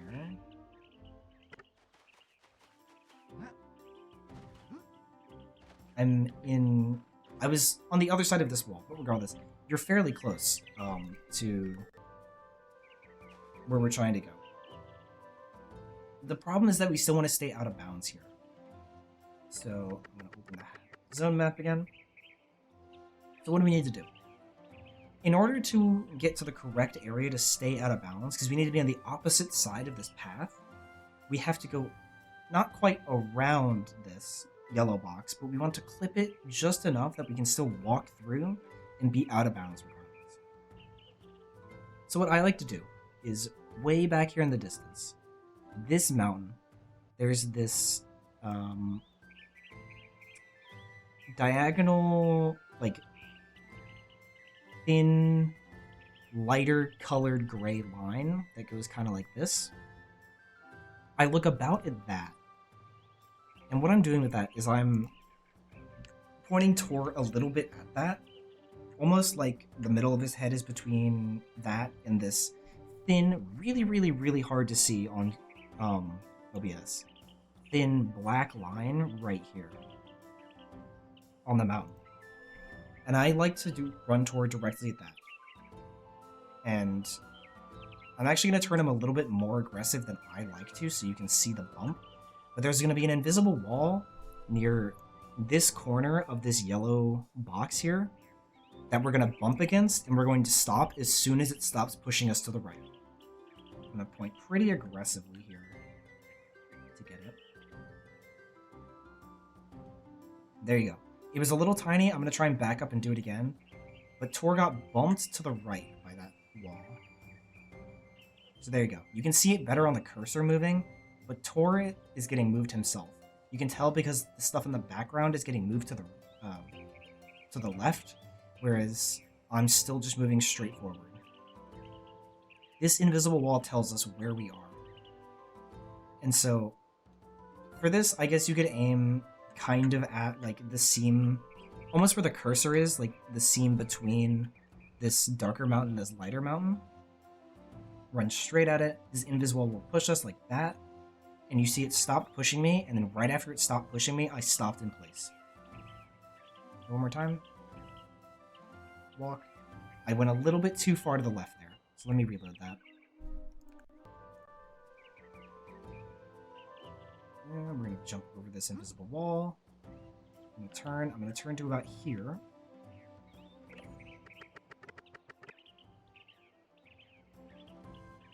And walk, and it's going to push me about here. And as soon as it stops pushing me and I start going forward again, I'm going to stop. From here, I'm going to turn about 90 degrees to towards left. And these cones that I mentioned before, these right here, these are the ones in the back of Tessa's farm, where you would normally clear out the plants in Act 1 for her, for the clover. And you can see I'm kind of facing the player box collision is kind of in the center of the cursor that's on the map. I'm kind of facing into the corner of that yellow box. So I'm facing at these like cones, and I'm going to want to walk straight at them. And it's going to push me. There's going to be another invisible wall on the left that's going to push me to the right a little bit. And I'm going to just barely clip this yellow box. You're going to see everything in the background disappear, and I'm going to keep walking until everything loads. It should look like this. It's lagging a little bit more because I have the zone map open. You see, I kept walking, and I upwarped into this area. If I close the map, I'm in Meridell Outskirts, but I'm on the opposite side from where I was before. This is exactly what we want. There is an invisible wall here. You're going to want to jump over that, and then this is where, optimally, you will pop your speed potion. I'm going to do all of that like 2 or 3 more times. 2 times the hack menu, once without, just to show. Here we are. So I'm going to walk off this. I'm going to hit the invisible wall. I'm going to jump. See the camera flick? I'm going to turn TOR to the side.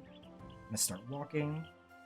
Depending on how hard angled you are to the left, you're either going to get more or less of a bump. If you angle too far to the right, you're not going to get like any bump, if any at all, from this invisible wall. Technically speaking, so long as you're just barely outside of its collision, that's optimal because rubbing against anything while you're moving will reduce your speed. But while you're learning this and getting a feel for it, try and hit this wall. You get bumped here, stop, turn to our left, look roughly about the center of those cones, and just run forward. It'll push me to the right and keep going, bang. I'll do this one more time with hack menu and then one more time without. So again, we're going to keep going, jump, keep moving, then turn a little bit to adjust. Walking. Push me. Also, if you're too far left there, you will hit the yellow box, and it will warp you onto the incorrect sides of out of bounds of Meridell Outskirts, or you'll go inbounds. walk forward, and we'll load in. And I'm actually going to show this twice without the hack menu. I'll show what I just did, and then I'm going to show what I do personally, just so you can have an idea of what it should look like. Forward, jump, jump. So I jumped a little early there. Turn to the side. I went too far to the side. I'm not used to getting the bumps. I don't normally turn that hard. Let me try this again. That. I'm gonna turn. Run. You see I got the push there. I'm gonna turn to the side. I'm gonna look at those, and I'm gonna run straight forward. Good. Doing it without bumping, which is ideally what I do. Like this. I jumped early. Aim about here. Turn about now. That's what I do. And you can see, as soon as I turned, I immediately started getting pushed to the right, which is technically not optimal because I lost speed, but I didn't get pushed to the right from the first invisible wall collision, which saved me a little bit of time there. It's super, super minor, but once you get comfortable with it, you can start to feel it out like that, if you know what I mean. Here, we jump over this invisible wall like always. Once we're here, we would normally pop our potion. I'm going to pop it for sake of just doing it. I'm going to take some water first. And I'm going to run off, and I'm going to turn to the right here. Pop it, run off. I'm going to hold L2 so I don't get the free fall. Here, I'll show that. If I don't hold L2, I'll free fall, and that wastes a good 1.5 to 2 seconds of potion for no reason. I'm going to free fall here, or not free fall here. When you start optimizing your strafe movement where you're not getting the stand still in place while turning and doing instead this movement, you can do that off of this ledge. But again, that's kind of an optimization thing. But you will run off this ledge, you'll turn to the right, and you'll see that there is this water plane right here. I like that part of this water plane will not void you out. So I like to run just about under it. So it's kind of hard to see, but there's a darker texture of this like wall here. I go pretty much right to the like seam of it and walk right under it and go under that water. There is an invisible wall that's here that would normally stop you about here. That can happen. If that happens, which I don't really know why it happens, you will have to jump over this tiny invisible wall, and it will push you out, like curving clockwise around this water plane. You will still end up in the same place, you'll be fine, but it will push you way, way far wide, and will technically waste you a bit of time, but I'm not sure why it happens. I've always thought it was a speed thing, like getting to this area before it loaded, but I genuinely don't know. But I'm going to keep walking. Here's that seam I was talking about. I'm a little bit further to the right than I want to. So if you're on the inside of this seam here, you're actually going to get pushed by its invisible wall, like towards the water.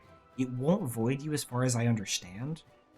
I've never been voided by it, but you'll just need to back up and step to the left of it. So when I see this seam, I'm going to go to the left of this seam, just on this side. I like to stay under the water because it doesn't really matter, and it's just a tighter angle. So just like this, go to the left of this seam, and we're good. So here, you can see I turned my camera up so we could see this a little bit, but way back here in front of Tor's ears, there's what looks to be like a rocky piece of area and some plains on it. That's what we're going for. But really, if you just want to line up with like the tips of these water plains right here, these also won't void you is my understanding. I've never been voided by it before. You can just run straight past them like that, and that will put you about where you want to be. So I'm just going right at the corners of them. And then this is what I was looking for. So it kind of looks like a moai head where you have like the body here and then the big nose. And just at the bottom of it, you have this seam here and this little triangle of collision right here. This triangle is more or less what you're looking to aim on to upwarp onto it. And if I have my camera flat like it would be while I'm running, there is this stone right here. And on this stone, there's like some moss or whatever. And the moss ends about It's a little hard to do snapping, but about there-ish. What I'm aiming to do is if I'm just running like normal, and I usually hold L2 for this, when the top of my screen hits like the point where the moss is turning into rock, I jump because there's a tiny invisible wall we have to get over. If you don't jump fast enough, the camera will start flipping on you and being really weird and obnoxious. So I'm going to keep running. It'll hit about there, and I'll jump and keep running a little bit. And you saw the camera flick there. That's how we know we're over it. If I didn't jump fast enough, it'll turn me around like this. If I didn't keep moving forward, it can turn me around like this. It's super, super annoying. But we're on the other side of this. And so this green plane right here, we're aiming at this part of that triangle. Ideally, you want to be on the right side of the triangle, so you have the left side over here, and you have like the right side here. You want to be on this right side. If you're on the left side, you risk getting a little bit too close to the inbounds and going inside of Shadowglen here, whereas we just want to load it for now. I'm going to hold L2 and R1, and I'm going to run straight up to it. We're going to upwarp onto it, and I'm going to stop. So here, I'm going to move a little bit so the camera doesn't keep freaking out. Maybe. So here we've loaded Shadowglen. And so we're on this lighter plane of grass. I'm going to step onto this darker one. Sometimes there's an invisible wall there. I think it depends on how fast you're moving. Not like your speed value, but like if it's not fully loaded in Shadowglen, there might be an invisible wall. You might have to jump over. A lot of times you'll do like that. From here, you can either step to the side off of this, and that will look like this. There's an invisible plane there. Or you can just walk straight through this wall and then off of this. It's the same. It doesn't really matter. It's just whichever you prefer. But the idea is that we're originally facing this direction when we upwarp onto this plane, and we want to be turning to our left. I'm going to step down here. Keep going because that invisible plane. And there's a lot of things here. So there's this plane here that we can upwarp onto that we don't need to do anything with. If you hit it, it's fine. It doesn't matter. But what I look for is that there is this this curving plane here, the one that the top of this bar is following. And there's this plane that comes all the way from over here and goes back down here. There's a little point where they make an X right here. I'm looking at that X and I'm running straight at it. This keeps you from hitting a lot of like the sidewalls, the inbounds collision. And a lot of the time it stops you from upwarping onto this platform. It will disappear at some point and that's perfectly fine. Just keep running. If you hit that upwarp, it's fine. But once you've run, if you haven't adjusted your camera, this little ball in the back here, this is one of like the caves for Shadowglen. It'll be almost at the top of your screen. You're going to start looking to the right. And so here, this is a little bit hard to see. There is the bottom of a rock here and the bottom of a rock here beneath this big rock right here. And in between them, there's this gap. And if I move to the left, that gap gets smaller. And if I move to the right, it gets bigger. I'm looking directly at that gap, and about at this size, I'm going to run straight at it. If you have more gap, like if it's bigger, you're going to want to go more to the left. If you're really far to the right, you're probably going to avoid in the water that's over there. If you're really far to the left, like you don't see the gap at all, start moving to the right so you can see the gap. Another thing you can look for is what I'm pretty sure is a tree right here. That's another way to get your landmark for what you're looking at. And that's always to the right of this gap. So you're going to look at this gap, you're going to hold L2 and R1, and you're going to go straight forward at it. And it's going to push you to the left a little bit. There's going to be an invisible wall unless you're lined up real perfect. And you're going to upwarp onto a plane, just that right above us. And we're going to stop just so I can give you bearings. He's going to push me to the left here and upward. Cool. Normally for all of this, I would still have a speed potion going. So here we have this rock right in front of Tor, and then we have this tree. Now, we can't walk through the tree, and we can walk through the rock, but right here actually puts us inbounds of Shadowglen. Give you an idea. these are the two platforms that are just hanging out in the water, and this like stick going off of it is the branch coming from the water that goes over to the mainland of Shadowglen. This second circle here is the one that has the Arbendus flower, and that's what we're going to use to set up our infinite money glitch. So I'm going to go through this wall, and I'm actually going to give myself a speed potion for this, because I would normally have it here just to show something off. I'm going to go through this wall, I'm going to jump through it because it's collision, and I'm going to run to the left side of this tree. Now, before we go off of this, right below us, there's a leaf moat. So the way I like to line this up is about 2 of like TOR's widths of this little point that I'm standing on right here is about where I like to fall. And I'm going to fall straight off of this platform, and as soon as I'm off the edge, I'm going to let go of L2. What this is going to do is I'm going to go into a free fall, and when I go into a free fall, I'm going to roll when I hit the ground. The reason this is important is that if I just walk off this ledge and L2 into this moat, it's going to pick it up, and this is going to give us an animation.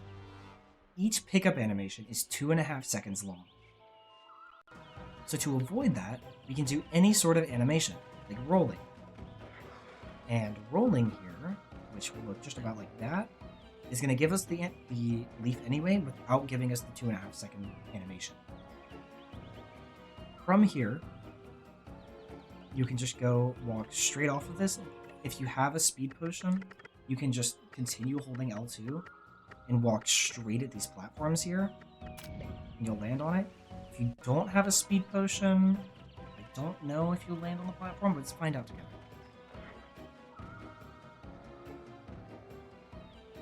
You will not. You will have to jump. So if you don't have a speed potion, the best thing to do if you're grabbing this is to just regular walk and then jump off of this platform. Just like that. From here, we're going to jump over to the Arbendus. And then before we pick this up, and this goes with any sort of automatic text for the game, if you open either the Moat Quick menu, so hitting down on the D-pad, or the Consumable menu, hitting up on the D-pad, and start holding square, the entire duration that you're holding square, you will skip any text that plays at all. However, you cannot start text and then do this, which kind of sucks. So going into this Arbendus, I'm going to hit up on the D-pad. That's what I prefer. It also means you don't mess with your moats for later in the run when you have moats equipped on your shield. And I'm going to hold square, and then I'm going to run into the Arbendus. What this will do is it will instantaneously skip all of the text, so we don't have to spam through it, first of all, which saves your hands just a little bit. And if you were spamming through it slower, or if it's more text than the pickup animation would take, then you're guaranteed only going to take the 2.5 seconds of animation time loss here. I'm going to open that, hold square, walk into it. It's going to immediately pop all of the text. That's what we refer to as a text skip. We do that a lot through the run. Anywhere we can do it, we're going to do it. At this point, we just have to leave Shadowglen. So if your Meerca speed potion has run out, the fastest thing you can do here is drown. Just hold L2 and walk straight off one of these ledges. Let's assume you still have your Meerca speed potion. So actually, I'm going to reload this, give myself potions, and then do this part like I had a potion. So I'm going to do everything the exact same, and I'm going to grab this leaf moat. A side note, if you don't grab the leaf moat when you go to fall onto it, it's okay. We have another one we can grab. It's not a big deal. It's more optimal to grab this one, but if you don't, it's okay. So, I'm going to run over here. I'm going to grab this leaf moat. I'm going to run straight off. Over here. I'm going to grab this. So here, my animation's done. Because I still have a speed potion going, I'm actually going to jump onto this log. And there's two things you can do. You can either jump into the log and grab the ledge so you can get low gravity, which is a safer version, or you can jump straight onto the log and just run off with high gravity. And I'll show both. Make a state here. If I jump onto the log with high gravity, I have to go pretty far up the log to make sure I don't just plummet into the water there. So I'm going to go about here and then fall off. You can also jump off of it, but this loses more time because your speed pushing goes up to 17.84. But if I jump, jumping consistently puts you at about 9 speed, especially if you're L2 jumping. It's a little bit lower if you're regular jumping. If you were to choose to grab the side of the log, if I can do that intentionally, you'll have low gravity, and about halfway up this, you can just start walking off of it, as long as you have a speed potion again, and you'll be just fine. I've done both of these methods a handful of times. They're both fine. As long, like, even if you drown here, it's okay. You just won't have a speed potion, but if you have the speed potion, you just want to keep moving. If you drown, this is where you'll respawn, and so we're just going to run to the entrance of Shadowglen. So we're going to run straight forward. We're going to turn to the right around this tree. We're going to go up these slopes. I like to do my strafe movement here. We're going to follow the windy tunnel. Make sure you're not touching any of the walls because you lose time by grinding against them. About here is where I would expect my potion to normally run out. And before we go through the mouth of this cave, you're going to open the text panel and you're going to do a text skip. Now, I'm going to make a state here because there's two options. I'm going to say the first one that I'm going to show is the one that I highly, highly, highly recommend you do. If you choose not to do it, there is an alternative, but it is fairly slower. So I'm going to do a text skip, and for the method that I recommend, I'm just going to have the text skip going. Also, if you are holding square and you hit triangle to close that menu, you will continue the text skip.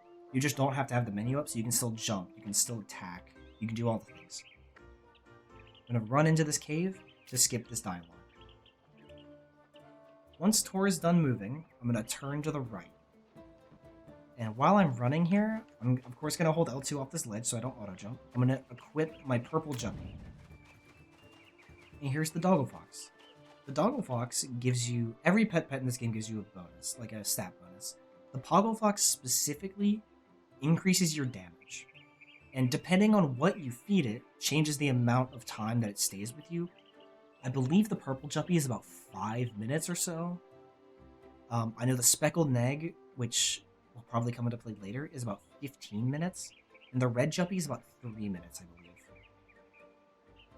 Once we've fed Poggle Fox, do not touch this water. Go around this rock. And you see how there's that waterfall here? Once you're past this waterfall, you're going to drown into any of this water. The closer, like the sooner the better. You're going to drown right here. And this is going to load us right in front of the Meridell Bridge. So what we're going to do is the first Wrongwarp of the run. And this Wrongwarp is known about before. Neil found a way to be able to do this consistently in Act 1. Because normally if you go into a Wrongwarp in Act 1, you will do the Upwarp, and then you'll game over. Because the game doesn't know what to do. Well... also, by the way, if you're skipping through something, F4 on your keyboard will put the game into fast forward and out of it, respectively. With the Wrongwarp, when you actually drown in the water, and I'll show this off, there are 2 frames where you're properly drowning, if that makes sense. So I'm going to go here, and I'm going to pause buffer my drown, which is done by hitting select while I'm in the air, and then triangle, and then immediately after hitting select. And I'm advancing 1 frame at a time. It's pretty lenient. So what you're going to hear is in another, like, 2 or 3 frames, you're going to hear Tor kind of yell, or yelp, because he starts drowning, and you're going to hear the stinger music for the drown start. That is what we refer to as the first frame of the drown. And if I'm going to buffer 1 more frame, that is the second frame of the drown, and that is the latest frame you can buffer to. I'm going to let it sit there for a second, and you're going to see my camera go from this, or right about this, to where I would respawn on this ledge if I were to drown normally. I didn't buffer it because I'm silly. I'm going to do that again. So that was the first frame. That's the second frame. And you see, it flicked my camera back here. That's because the voiding timer still continues even if the game is paused. What Neil found is that if you pause the game over timer doesn't continue. For whatever reason. It's delaying the start of it. So, what we're actually doing here is most of this ledge has pretty bad collision. Like, you can just walk right under it like that, and it will do that. The way that I like to do this is that I like to jump, and I will leave a resource to this as well, my like full explain Wrongwarps thing. What I like to do is I like to jump while holding R1, and then curve out from the wall, and then go back in towards the wall, and land just about where the ground meets the water. And if you need to start buffering earlier, feel free. The idea is that you're going to start drowning, and then you're going to upwarp onto the ground, and then because you're paused, it's going to delay that game over timer. And so long as you don't wait too long to where the void will just go through and I'll respawn where I just did, you'll spawn over at the entrance of Draconac Ridge, which puts us closer to Meridell. This is a little complicated. I'm going to do it with the select menu so you can see what's happening. But the method I prefer to do is, because I've already jumped in the air, so I've already been in midair, so nothing on my right hand is doing anything except holding R1. Instead, once I jump and I'm in the air moving, I will move my thumb up to start. I'll hit start, and I'll leave my thumb in the corner. So here's my start button right here, and here's triangle. And I will literally rock my finger between the two, like this. And this is advancing 1 frame at a time, the exact thing we need. I find it significantly easier to do that since I still have to move TOR with my thumb, with the left stick. If you find it more comfortable to use your left index or whatever to buffer like this, be my guess, but just remember that you will be still moving TOR and whatnot during that. So I'm going to drown here. I'm going to turn TOR to the side. I'm going to do this. I'm going to do that. So you can see I'm almost in the water. Drown. Do one more. I'm remembering to turn right towards it. And I did it at the very, very end there. You can see I upwarped onto the ground, and then I'm right in front of Draconac Ridge, right in front of Meridell. I'll do that a few more times. My throat is a little raw.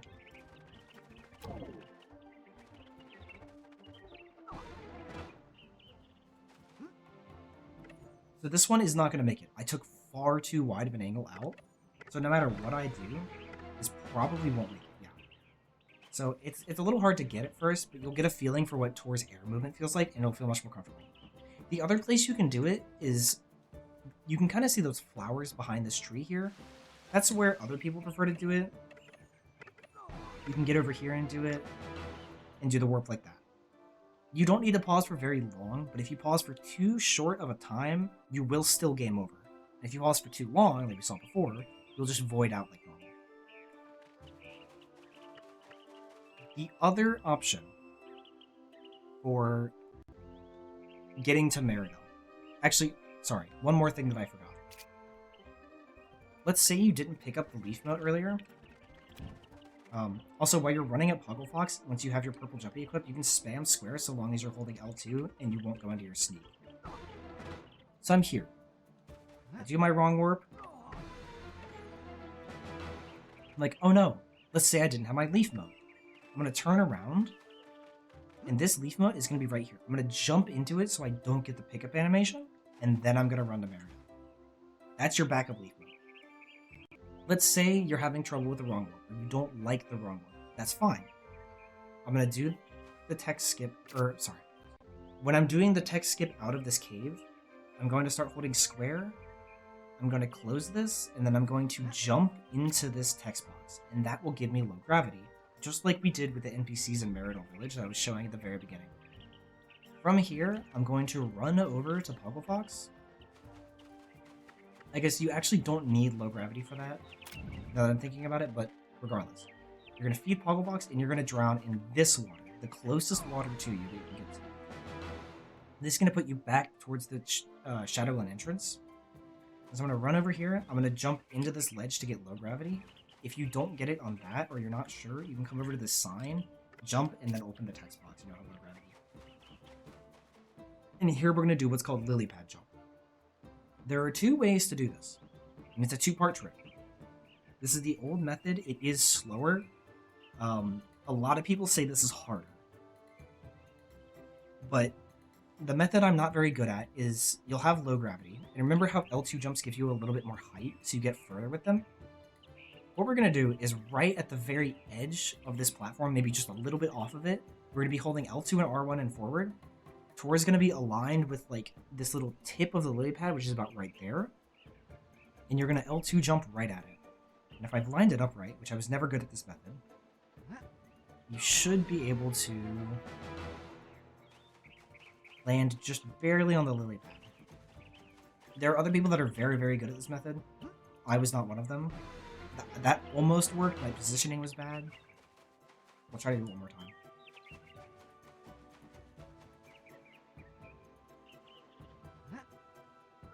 Almost. Regardless, you can make that jump. A lot of people feel that's easier.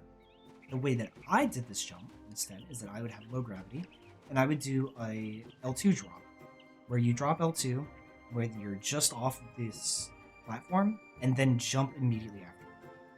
Now before, when we were in the practice area, I said it was frame perfect if you were in the air, but there's that distance off of the platform where you're still considered grounded by the game, so it's far more lenient to get the jump off of it.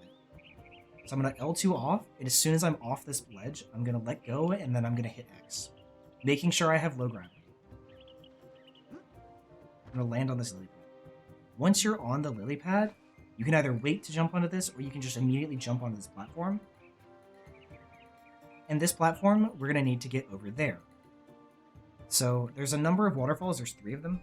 So this one doesn't mean anything to us. This one, I believe, technically could warp us over here on the other side of the bridge, but isn't all that helpful to us. But this one doesn't have any collision behind it. The problem with this is that you can still game over for this strat. It's just that this is a 2-part strat, it's slower. Some people say it's harder. I feel like it and the Wrongwarp are about the same difficulty. But, nonetheless, for this, you're going to want low gravity again. So, if you walk just to the edge of this, jump off the platform and turn around and then grab the edge, you'll get low gravity again. So you're going to aim at this middle waterfall of the 3, and you can either do just walking up to the edge here and doing a jump forward with L2 and low gravity, or you can do a L2 drop jump again. So you can do like that, you'll make it. It's a little tighter if you do it like that. Like you can see I almost drowned there with the camera kind of freaking out at the edge. Look back to 5D real quick. Or you can do the L2 drop, which is what I prefer to do. I'm going to speed push him back just so I can get over there a little faster. Just remember, you will not have speed pushing for any of this section unless you wait to pop, which is not worth waiting for. Here. Lilypad. I'll do Lilypad jump. I prefer to jump straight to the side. Do whatever is comfortable to get low gravity. And then do that. Jump right over the water. Once you're here, this is where both of those 2 strats will line up here. There's a lot of collision under here. So there's like these walls, those walls over there, and then there's this curved wall here, and there's this other curved wall right here. It's a little bit harder to see on the screen. About here is the edge of that curved wall in the back. That's what I look at and I aim TOR with, and I run straight at it. An invisible wall is going to push you to the little bit to the left. You kind of saw it there if you saw it tick. I'm going to get upwarped. I'm going to run through this wall and through this wall. And then I'm going to make sure to either go around or jump over this gap here. If you fall into this gap, I'm pretty sure you have to reset the run. I'm not 100% confident, but I'm pretty sure you have to reset. So I'll run around it. I'll go through this wall. Then I'll jump through this last wall. I can run through these trees in the middle here. Jump into this leaf mode, and hey, we're right back where we were before. There's Meridell. Those are your 2 options, either the Wrongwarp or the Lilypad. The most crucial part is that you have to grab the Poggle Fox, because it makes this significantly faster for early game. There are other things we can do to make it so technically you don't have to have the Poggle Fox, but it will make it if you have the Poggle Fox and the Power Potion for those, it will speed up the way that it works, and it will be easier, but you really only need the Double Box for this. So one more time, I'm going to do my preferred method of doing this, not getting low gravity, running to the right here, putting on my Juppy, and then as I'm walking up to Poggle Fox, I'm going to hold L2 and I'm going to spam squares to feed him as soon as I can without going into this sneak motion like this. I'm going to drown past this rock. I'm going to do the Wrongwarp in my preferred way. It was not long enough of a pause, so that's... I didn't mean to do that. I thought I was... I just didn't register that I was a frame ahead of where I thought I was. But if you pause too short, you will still not get the warp in game over. So just really keep that in mind. Oh, I already have my leaf moat, so I'm not going to go pick it up. I'm going to run into Meridell, and before we go into Meridell, you're going to do a text skip here. You can jump into the cutscene trigger for low gravity, but you do not have to. Technically, it makes Textbox jumps a little bit more optimal, but it does not matter. So you're going to text skip here and walk into here, and do not let go of square. And walk into this. It's being mean for some reason. And there you go. Now you're in Meridell. Do not let go of square during this entire cutscene.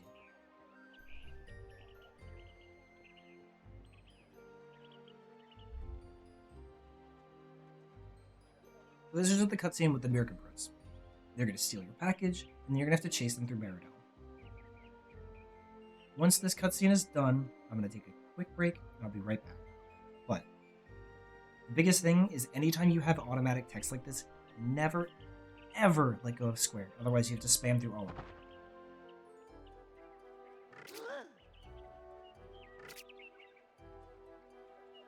And so once that second set of text boxes is done, I know I can let go because I'm used to the amount.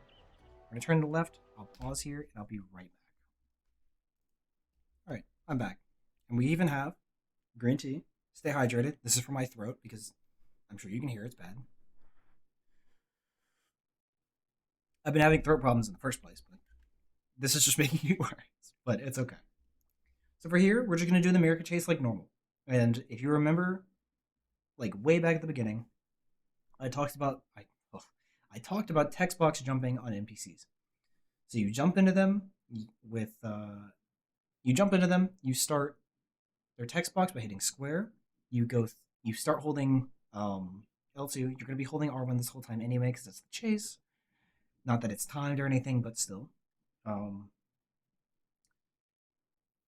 then once you come out of the text box, you're going to continue holding R1, L2, and forward, or I guess the direction you want to go technically.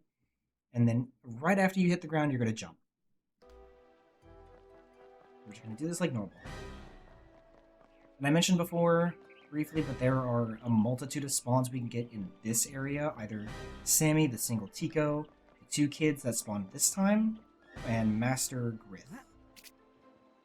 That's what that'll look like. The one that's technically not as important to do is Vonkar over here on the right side.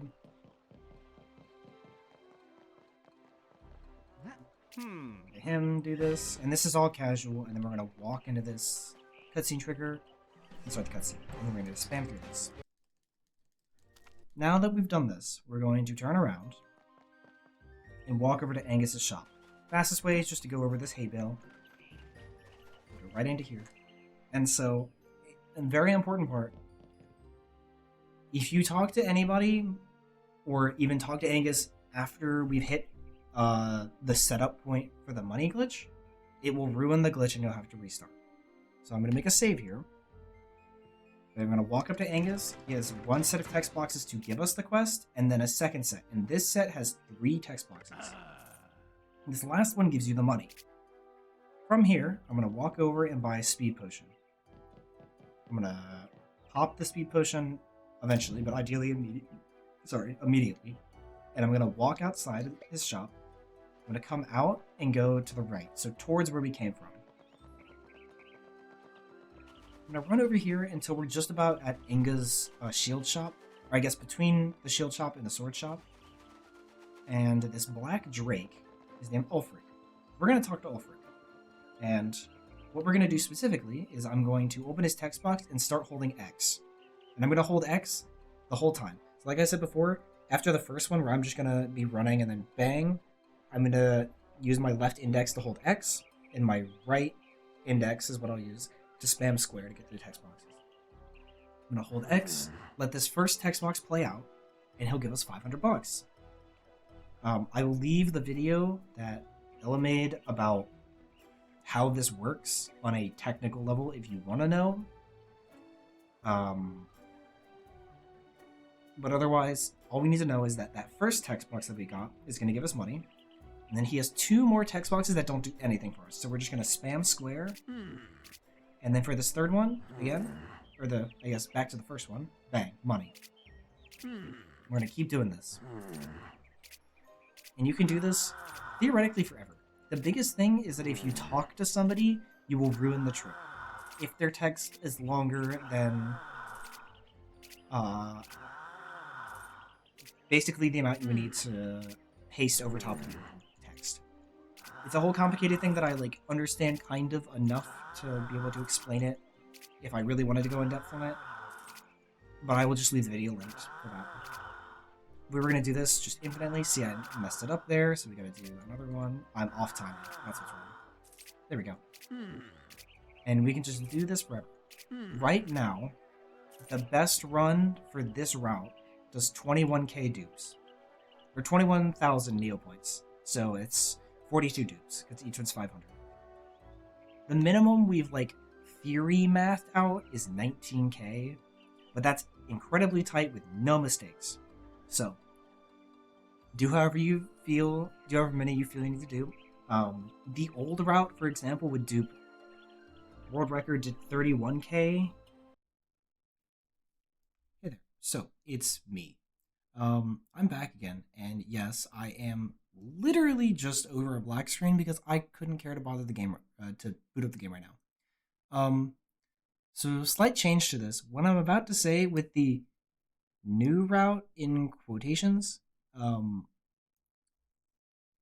yeah, so that's not the case anymore. So what happened is we retimed everything, like I said at the beginning, and it turns out the new route is slower. And because of that, what I'm about to say is wrong. We're not duping 21k. We're cutting out buying the Battle Blade, which is 4k. So realistically, because world record route, which that is super, super unoptimized from way before we did a lot of the strats that we have now that are implemented in this, world record did 31k. So realistically, the minimum you should be duping if you're doing that same route, which this one should theoretically be faster and should save more potions, I would say 27 duping. So I would say safe amounts of duping is probably in the low 30ks. So just saying, thanks, bye. Here, and that was, you do all the dupes at the very beginning of the run and that's it. Here we're splitting dupes and we're cutting a few buys of certain things in the run. So if you want to do 31k, that should be more than enough for the run. But once we have our money, which I'm just going to set to, I don't know, 175,000 or 17,500, sorry, which is not enough. There we go, 917,500 bucks.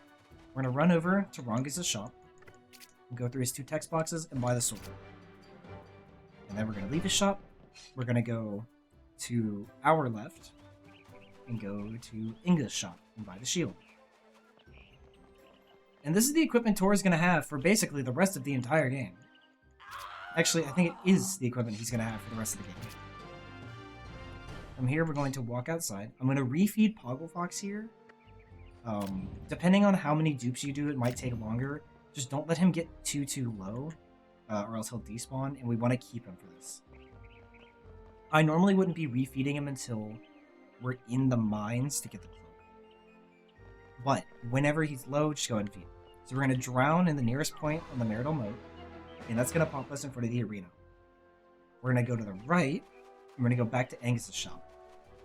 And this is where the route starts to like really deviate, is instead of us buying all of our potions at the very beginning of the run, we are going to instead buy 4 power potions. First one's going to give us the pickup. 2, 3, 4. So I have 4 power potions. And the rest down to 5k, and I'll explain in a minute, we're going to get Meerca speed potions. Okay, hi, me again. So, what I just said there, and what I just said before about the potions being wrong, yeah, so we are not duping, we are not buying 4 power potions, we are buying 7 power potions, okay? We used to do 8, but we're actually cutting out, technically speaking, we're cutting 2 of them. We're cutting Ixie2 and Gnarfas because we have the Poggle Fox now, but we're taking 1 back to use for Sisters in Act 3 and Gauntlet because they took forever, and you'll see that later when I'm testing it because I forgot to consider it at first. So, 7 power potions. However, we are still buying Meerca speed potions after that down to as close as you can get to 5k without going under. If you go 100 or 150 under, that's fine because Roberta has 150 left over after Act 2, and you're likely to get some money drops here and there. So it's fine. Get as close as you can to 5,000. Yeah, that's it for now. Bye. You're thinking, why 5k? Here's the breakdown of the money we need for the rest of the run. So, in Act 3, we have the option to buy the Magician's Rod and the Battle Blade from Market Town. And those are I believe that's the second strongest weapon for Tor, because for Act 3, because the Ancient Blade, or the Sword of the Ancients, or whatever it's called, exists. I believe that's correct, but regardless, it's the ones we can get the easiest. And then the Magician's Wand is the third strongest. It is 2 behind Fiora's Rod. And that's what we're going to use to basically break the run entirely open. The Battle Blade and the Magician's Rod each cost 4,000, but we're only buying the Magician's Rod. So we need 4,000 for that. The other 1,000 is because we need to get into the Meridell Underground to get into the Ancient Sewers, which is 1,000 for the bribe for Rory to tell us the password. So keep 5,000 on you. That's all you need. Technically speaking, you could get money drops from Golden Grass. You get the 150 from Roberta at the end of Act 2 because she starts with 1150. You can get money from the from the Dark Knights outside of Market Town. You can get money from giving Sophie the Swamp Witch her package from the Traders Guild. That's 400 Neo points. Regardless, as long as you have 5,000 left over, you're good. So you're going to walk to the front of Angus's shop, you're going to pop your potion here, and you're going to leave. And so we're going to come out, and we're going to go the same way we went to Ulfric. Kind of. There's 2 methods here. One is incredibly hard, and one is like the free consistent route. I'll show the hard one that is faster, that I'm not putting in runs yet because I'm just not good at the clip first. So the first one is called Douglas Slope Clip. So if we run down this path to Draken Ridge, jump up onto this platform, and we're going to go up onto these platforms and turn to our right, like we're going to Douglas the Hunter. Draken can be annoying. You can jump up onto this mulch to be a little bit faster. And the way this works is that if you have low gravity, you can walk into this corner between this tree and the wall and the rock and kind of speed clip turn into the wall.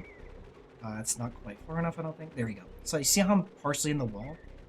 Having low gravity actually changes the way your collision works, but since I'm in the wall, I can jump into... Oh, my speed mission ran out. Worst time. Low gravity versus high gravity changes how your collision interacts with certain things. So I'm able to do this clip with low gravity, but not high gravity. At least not that I know of. It might just be significantly harder with high gravity.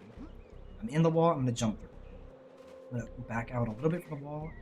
I'm going to be on this green plane. I'm going to turn to the left, and I'm going to aim at this wall. I'm going to drop down. There's this big green grassy plane above us, and I'm going to run right at it. Just like a little bit more. I was too far to the right. I'm going to go a little bit to the left. This collision is a little weird out here. I might have messed it up by waiting too long. Let me reload that real quick. We'll come back down here. I'm going to do the clip on the slope by Douglas. Maybe this Dragon Egg won't aggro me this time. He did not. That. L2 to avoid the auto jump. L2 over the bridge, in case. And here. And for this, you're kind of wiggling your stick into the wall, like between the corner here and then back at the wall.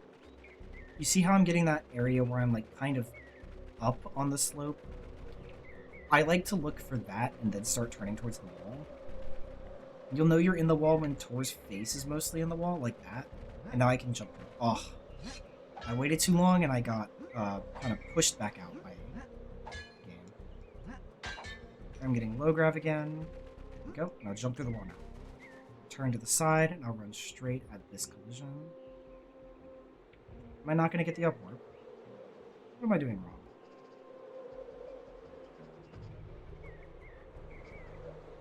I'm doing something weird to not get this upwarp here. Let me try this one. I'll try this one more time.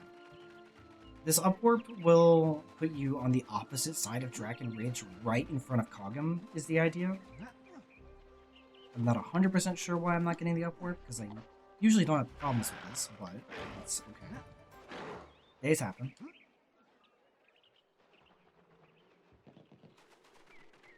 Use clip one more time.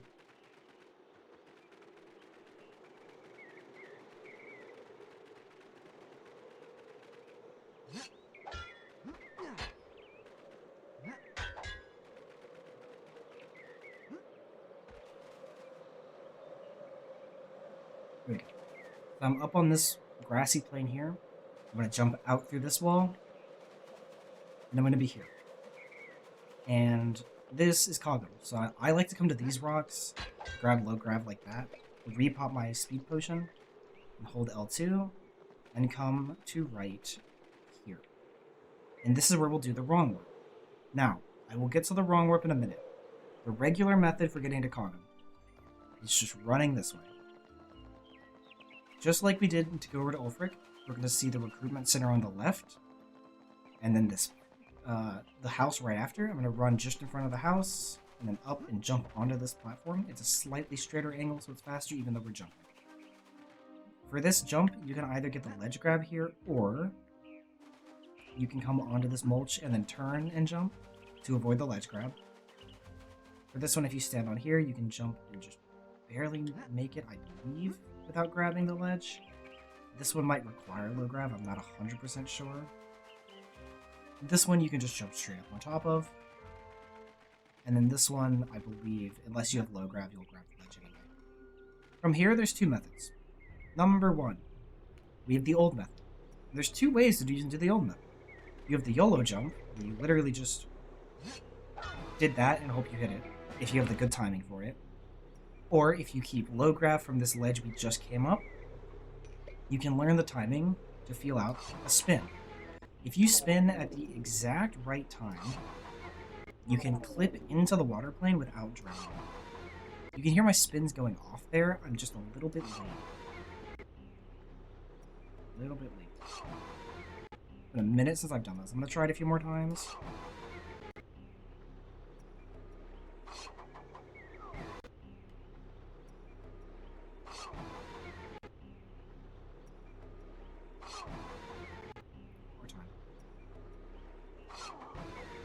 So I'm not going to get it, but when you void, you'll void out right to this place here.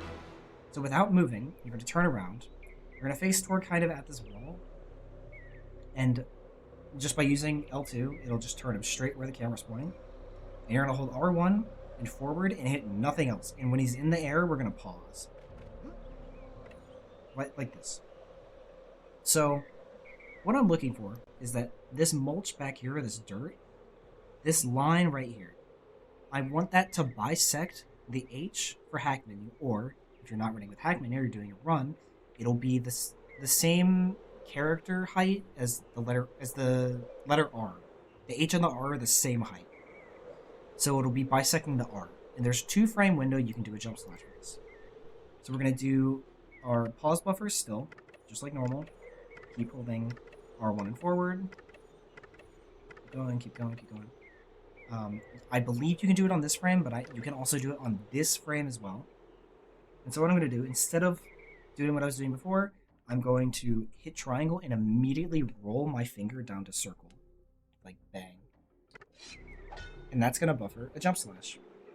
And so that's how you do your watermark. And there's those 2 frames, the one where it's completely in the center of the letter and the one just after it. You can learn to feel this one out. This one is consistent to feel out, but I find it to be harder and not worth if you've already missed the YOLO if you're going for it. The first method is by far the slowest method that we can do to get into the car. Well, the slower method we can do to get into the car. I'm going to show that now. If I run right at this wall and then turn to my left, you can kind of see it's really, really faint. But right along this bar, there's the slightly darker plane of water here and the slightly lighter plane of water here. You can kind of see it best up here, where the seams are. That seam is an invisible wall. Like you can see I'm just running at it, nothing's happening. So I'm going to run right to the corner where these planes intersect. If you run into this wall, it's kind of sticky sometimes, where it won't let you run, so you have to kind of pull out of it and then go back in, like that. You're going to run right to this corner, and you're going to jump out from the water to get out of bounds. And this is the y = 0. From here, I'm going to run out. I'm going to turn towards this water plane, and there's this one in the front and the one in the back. This corner right in between them, that's where I'm aiming to run. From here, I'm just going to run right towards it. I'm going to run until the water covers the entire top of my screen, just like that. So all of the top part of my screen is covered. I'm going to turn to the left, and there's this rock right here. I'm going to run towards this, and there's going to be 3 rocks on it that are going to spawn as we get closer. Just like that. So I'm going to aim a little bit more to the right here, so kind of in this gap. And that's to make sure I don't upwarp onto a certain piece of collision that will load Cogham Village. I'm going to run forward, and I'm going to wait for a big thing to pop in on the left side, that right there. It's right about when those rocks go off screen. I'm going to turn around, and you can see here's the top of this or the side of this water plane here. I'm going to run with the water plane, like staying under it for just a little bit, not too long, probably about that long. And I'm going to turn to the right. There's this, I've always called it like a cold air intake kind of thing right here. Like this ribbed cone kind of shape, or cube, I guess. You're going to run to the right of that. If you touch the cube itself, you will get upwarped into I don't really know where, and it will ruin the trick. But you can step under these mountains. Just give it a little bit of a wider berth than you think you need to. And just hold up, or point your camera up. Avoid those rocks. And right here, there's this ice cream cone right here. This is what we're trying to get onto. However, we need to get on the inside of this mountain right here. So you can kind of see it's a little hard, but like if you're following the center of the circle, that's the outline of this mountain. It only goes to about here on this cone. So you want to be in this back half of it. I'm going to run a little bit further just to make sure I'm on inside of it. You can kind of see where the cone is underneath of it, and I'm going to run to that section. I'm going to upwarp here. If you're too far to the side here, you'll get stuck in this invisible wall section that I can't get inside of. You just have to jump over it. That'll be fine. And you're going to turn until you see these 2 rocks and this weird platform here. This is what you're going to step on. You're going to step here, and without stepping off of this platform, like without going back down here, you're going to go straight off of this. I like to hold L2. You're and go to the left and drop down. From here, there's this chimney to our left, this right here. We're going to be running towards that. This is the entranceway to the mines. So you see that black plane that loaded in? That's what we want. A way that I line myself to get up is this left side of this, like, mineshaft support. Like, right about here is where I like to line up. If you go too far left here, you will soft lock the game. Or, well, not technically true. You will get a flashing light screen that is very aggressive and can soft lock the game. 95 times out of 100, it'll kill the run. So be careful not to go too far. A thing you can do is you can line up TOR with this, like, mine shaft here. Hold L2 and run straight forward at it. You'll hit an invisible wall, and then just tilt the stick ever so slightly to the left. And eventually, you'll get past it, and once you do, start holding forward. Like that. And so now you've upwarped into here. I will come back to this section in a minute. That is the slower method to get in the mines. I'm actually going to just feed Dogglefox a silver neg here, so he stays the whole time. So I just keep feeding him.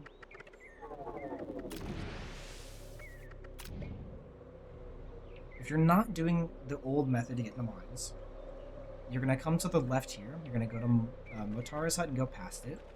And you're going to intentionally jump into this wall. Notice how if I walk into it, I get the auto jump and I don't get low gravity. You need low gravity for this. So jump into it, and then continue on. You're going to keep going, keep going, keep going. And right about here, this is the place we just were if you did the Douglas slope, which is the faster one. Make a state here. And the way I line myself up is there is this darker stone, not like these big stones over here, but just in front of it, there's this darker stone. And this corner right here that intersects with, like, the edge of this ledge here, that's about where I'm looking to get TOR kind of lined up with. And on this platform over here, there's a corner that's very close to us. Right about here. That's where I'm aiming toward. That's probably the most important part. There's a number of ways to do this, and I'm going to try and go through all of them, or at least a lot of them. A big thing to note, there's an invisible wall, or an invisible text box trigger. The one that says, hey, we should go back to Meridell, because I shouldn't be here now, because you're not a knight that's been tasked to go to Cogham. Or a squire, rather. Because of this, you have to delay your spins to go lower. The way you can do this is, technically speaking, you can do the water walk over by where we came in plains normally, and then walk over here through the water. If you fail it once, it ends up being slower, so it's just better not to go for it unless you're really, really confident. Instead, what you're going to do is you're going to walk off with L2 and R1, you're going to have low gravity and be for sure you have low gravity, and you're going to do a spin. And then you're going to do another spin, after delaying between those two to get below the level of the text box. Then you're going to do another spin, and you're going to jump out of that one to get on top of that platform. This is probably the easiest way to do it for the first time. My potion ran out, that was weird, but it's okay. Now I'm here.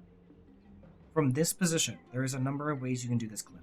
The way I like to do it is I would normally have a speed potion going anyway, and I will just hold R1 and go right off to the side of this platform, halfway down, turn towards the platform again, and then start pause buffering. And what that'll do, since I'm not holding L2, I can get a roll when I hit the ground, and that roll will roll me back up onto this platform.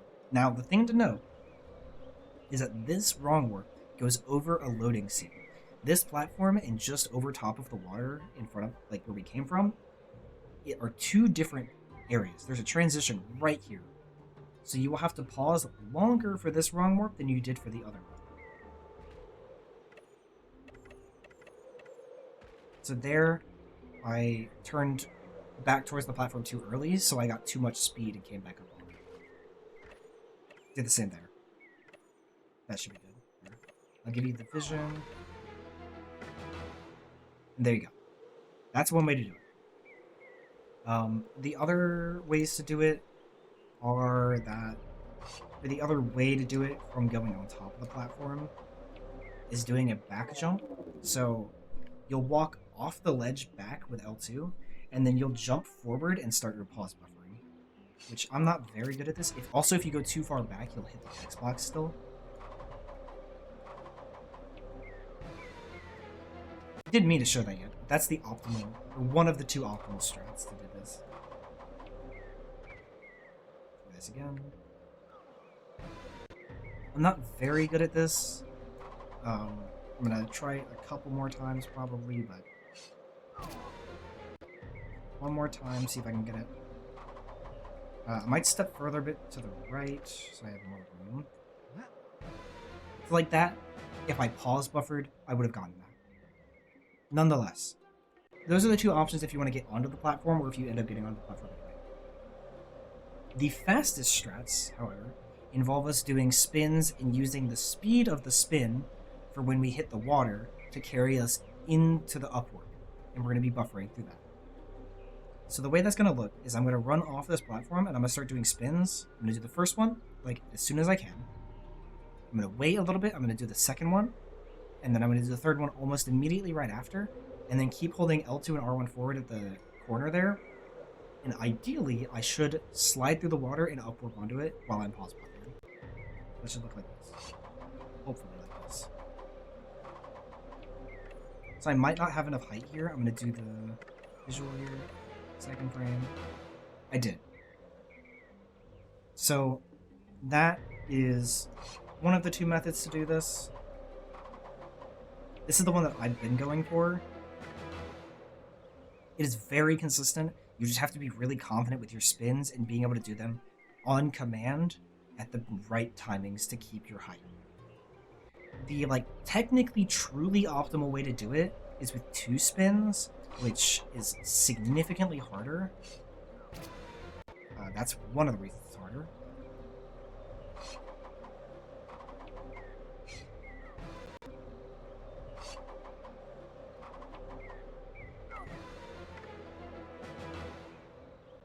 You have a much tighter window to get that second spin since you need to get under this text box.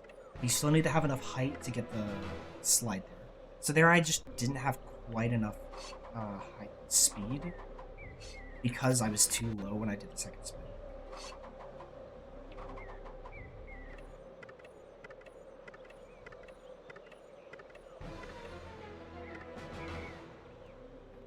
So I'm personally sticking with the 3 spins just because it feels better to me and I'm more consistent with it.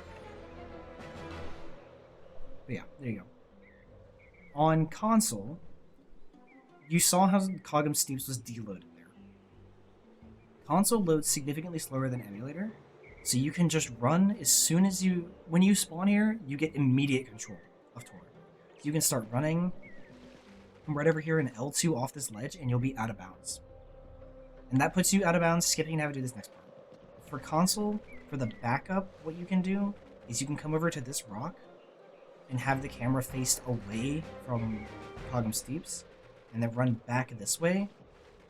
On console, it is significantly more lenient. It's not doable to do the backup strat on emulator, but you can do that and then still get out of bounds like that. For emulator, what we have to do is you have to hope that the game loads a little bit slower than it normally does. You can get pretty close consistently.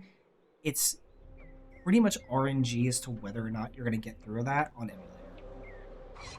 As far as I understand. Maybe there's a way we can manipulate it, but I don't know about it.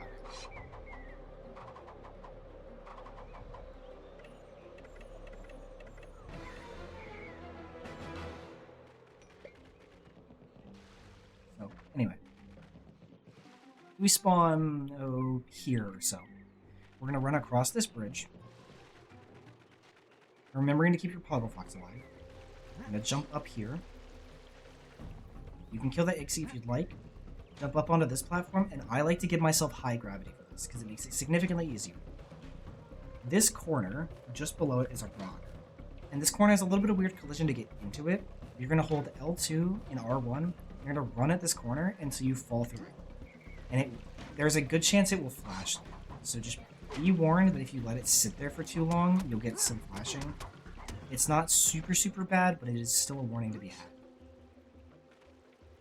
Let me do that again, just like that. It does take some finesse to get a hang of.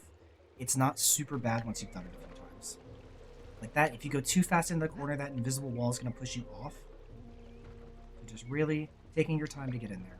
And fall in, and then once you've clipped into the rock, you're going to do a neutral jump, so not holding the stick, and then doing that, and moving just a little bit further out of bounds so that you can stay out of bounds. And so we're here. From here, there's a platform to your side where you can drop off here, and then you can turn around. You can also, if you're really comfortable with your movement, I'll show that off now, actually. You can here, do this, get the neutral jump, and then drop straight off with L2 and R1 forward. Normally, just do this. You'll kind of pull the camera through with you, and then do that. You'll turn to face towards these rocks over here. This water plane extends pretty far out, and so it's kind of hard to avoid it. But if you have Meerca Speed Potion still going, which you should at this point, you're going to hold R1, L2 forward. If you don't and you run out, you can jump to the side, like jump further out during it, and it might give you enough height to just barely miss that water plane. You're going to keep running, and we're here. This is the same chimney we saw before. So we're going to run a little bit wide, and we're right here. And so I like to line up the same way with the side of that mine shaft there. I'm going to make a state in 1 second. Okay, back. So I have my save state here. And I'm going to run into mines, and I'm going to show the slower but easier method first. It's about 20 to 25 seconds slower. So I'm going to upwarp into mines, and I'm going to step backwards. I kind of upwarped onto it there on accident, but you really want to upwarp onto this plane here. There you go. You can go around to the side. You want to stand here where the elevator is, wait for stuff to load, and then jump off. You're kind of going to run parallel, or not quite parallel, with this black plane on the left, and just run straight into the distance to the right. And so what we're doing is there is a crystal at the 0, point on the map, and for whatever reason, that crystal will warp us directly to the XE2 boss. The reason we have to wait there on the planes for everything to load is it seems to make it more consistent that it won't break, but in my experience, there is still no guarantee that it won't break. You can kind of see it flicking in the distance there, at least on my screen. It's very tiny, but just adjust yourself as you start seeing it. This takes about a minute to run here. The other method takes, when I was timing it initially and I was bad at the route, it was about 40 seconds. Now I think I'm down to about 35, maybe 30, if it's like an insane run. So we're at this crystal. Right before this crystal, obviously you'd want to have equipped your leaf mode. But you're going to also want to pop your power potion for Ixie. And you're going to want to make sure to jump into the right half of this crystal. So if we're bisecting this crystal, right down this, you're going to want to jump into this right half here. And you're going to want to be pretty close. You're going to be wanting to go up, like on the upwards part of your jump, when you hit it. That should warp you into XE2. That method takes a while. There is a chance the crystal breaks even if you do things right. It sucks, and there's nothing you can do about it. I don't think it's worth doing that when it's something that's not your fault if it dies. Like, if the run dies. Instead, we have the new mines route, which Neil found. So, the optimal strat here is that when I upwarp into mines, I'm going to turn toward the right a little bit, like 45 degrees or so, and try to run forward to stay out of bounds before like this main tunnel loads, and I should be able to get into a side tunnel, which is just a slightly more direct line. I'll show what that's supposed to look like, hopefully. So I almost wasn't fast enough. And I'm looking to get into this tunnel. Yeah, I stopped right in time. So you'll have to jump in the tunnel, and we're here.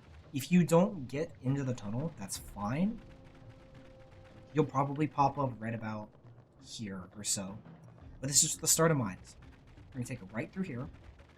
We're going to take a left in this room. Since we're going through mines, and we're not doing any percent, so we're not doing chlorage, we're going to pick up this smoke boat. This is another place I fed Dogglefox in the past. It's just whenever he needs it, really. Just don't let him time out. It doesn't matter which moat you use for Ixie 2, since because they are the incorrect tier 1 moat, since he has no alignment, therefore Nova and Supernova are the strongest on him.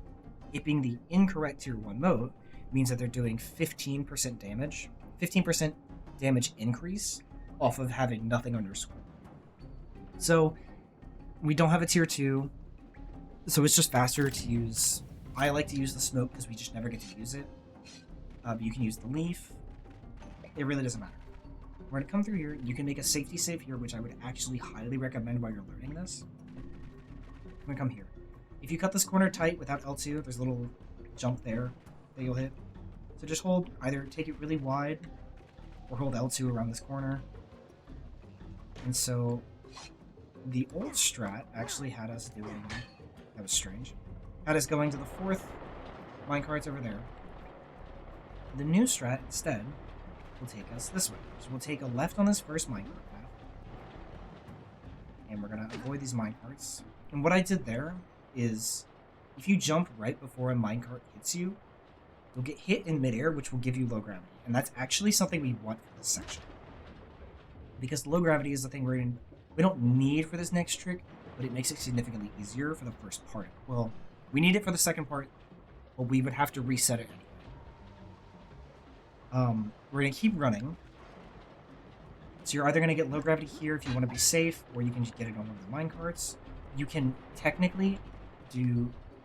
I thought I had the speed potion still. Ignore that. You can either get it on the minecarts, on jump slashing into the wall, getting that bonk off, or you can do it by jumping over that lava pit and back onto the platform, which is very risky. Because it's game over. Again, make your save here for safety, so you can practice it easily. Keep running, keep running.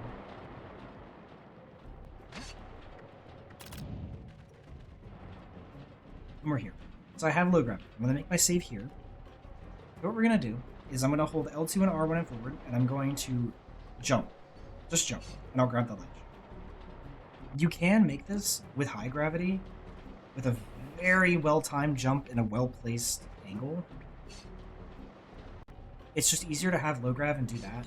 You can either do it really early and still make it, you can do it late and still make it, you can do it actually really late and still make it. Regardless, the fact that you make it over to this platform is what matters. From here, you'll have low gravity. And if you've been very efficient with your movement from the beginning until here after the Wrongwarp, your potion will likely run out either right here or during the spin tech, which can mess you up. The spin does not matter if you have potion for it or not. But if you're trying to run up to this and your potion runs out, say like here, and you try to do your spin, you'll either get caught on this ledge, which is not a big deal, or you could get caught in this little gap, if I can get into it. It's kind of hard to get into. There's a gap right on the edge of that platform there where you're off the platform, but you can get caught there. So what we're planning to do is we're going to do most of our spin while we're standing on the platform, and at the very end of the spin, like circle before we do the actual attack, we're going to step off the platform and then attack. So we're going to spin in midair on the level of the platform, or just about. And then at the end of the jump, we're either going to spam or you're going to feel the timing. I prefer to learn the timing. But you're going to spin and then jump. If I did the spin, that'd be helpful. You're going to do the jump out of the spin right at that platform in front of us. That's what that should look like. You can do it with any gravity. You can do it with 0.3, you can do it with 0.35. You cannot do it with 1.0. Sorry. I'm going to say you can do it with any low gravity. I have 0.35 here. I'm going to wait for the fireball just because I'm not sure of the cycle. Just like that. I was a little late on my jump, so I mentioned this earlier. There's 2 types of jumps you can get out of the spin launch. The first frame gives you more height, similar to like a half mega jump. The second frame onwards will give you more speed and distance, so you're not going as high. Depending on how late you hit that jump, you could still get the jump, but be too low to make the ledge grab. Or if your spin was too low to start, you're going to need to hit the first frame, otherwise you will not make the jump. Regardless, just making sure you're waiting for the fireball not to be there, because you can get hit. If you're hit by the fireball, you can't grab the ledge, and you just give up. Your spin, like that. Spamming jump there at the end means you can miss the optimal frame for it, but you will eventually get a jump out of it. It is harder on your hand. Do whatever is comfortable for you.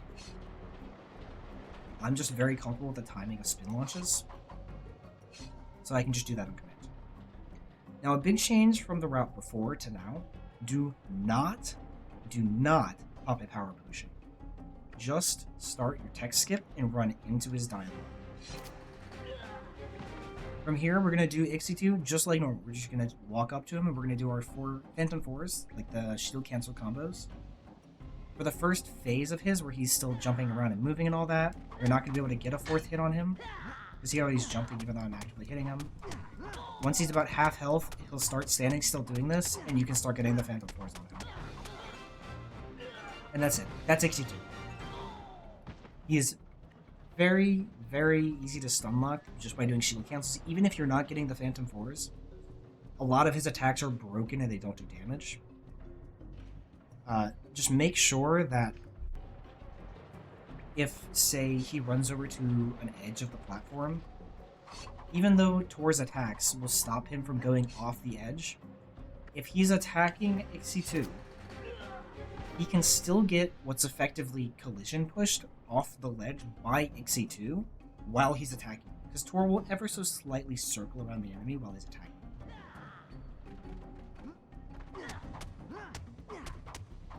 So once he starts staying still, you can see that Tor starts moving a little bit clockwise. If you're on the edge, you can fall off. Just word of warning. From this point on,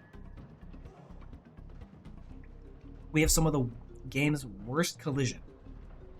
Do not, at any point in this area, hold L2. You do not have to pop a power potion here. I do because it's what I'm comfortable with. You're going to run over here. You're going to jump onto this first platform. You're going to jump onto the second platform. Also, make sure you're not getting close to the edges of specifically these really sheer angle platforms where their ledges are really thin, like this one, because they will just plummet you into lava. I'll even show you. Like that. Don't ask me why. Like, this ledge is fine. And this ledge is fine. But that ledge in particular is especially bad. And there's one other one that's especially bad in these jumps as well.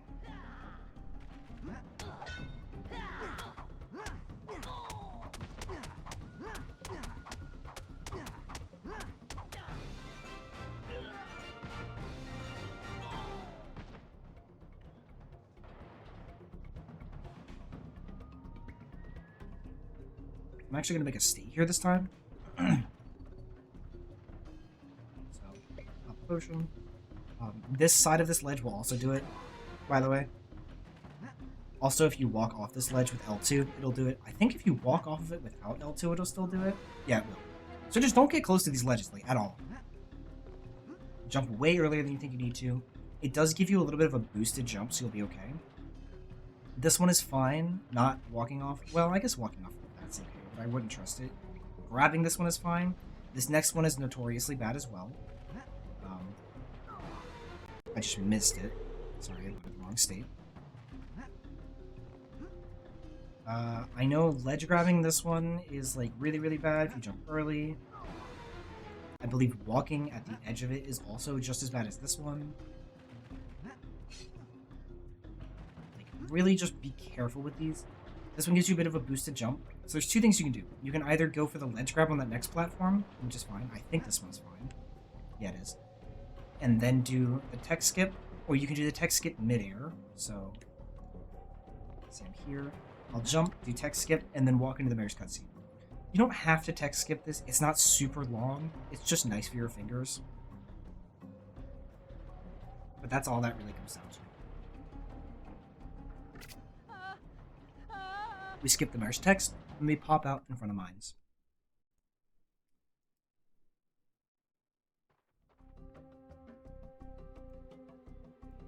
From here, we're going to turn to the right, and we're going to take the zip line. The zip line is going to take us down to the Nova and the Supernova mode that we have.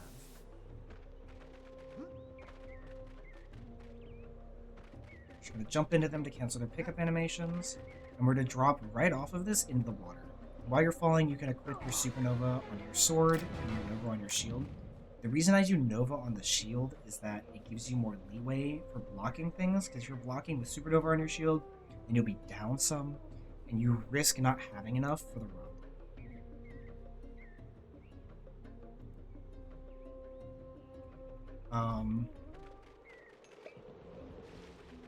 We're just going to run back to Cogham like normal, and this black line back here, where this bar is, that's what I aim TOR up to, so that I can just run forward and just go right over this bridge. Always make sure you're actually running over the bridge, and don't trust it, because all of this light blue water here is game over water. Don't ask me why. This is the ladder jump I was talking about. If you're on the bottom of this ladder, you can jump, hold forward, and then attack, and you'll get something like that, where it'll cancel your jump slash. Depending on how you time it, it'll depend on where you go. So if you do it really early, you risk not getting it at all. If you do it really late, you'll get basically nothing. Takes timing. Before walking into this cutscene, do your tech skip, and you'll walk into the Gigatad cutscene and hold it for the entire time.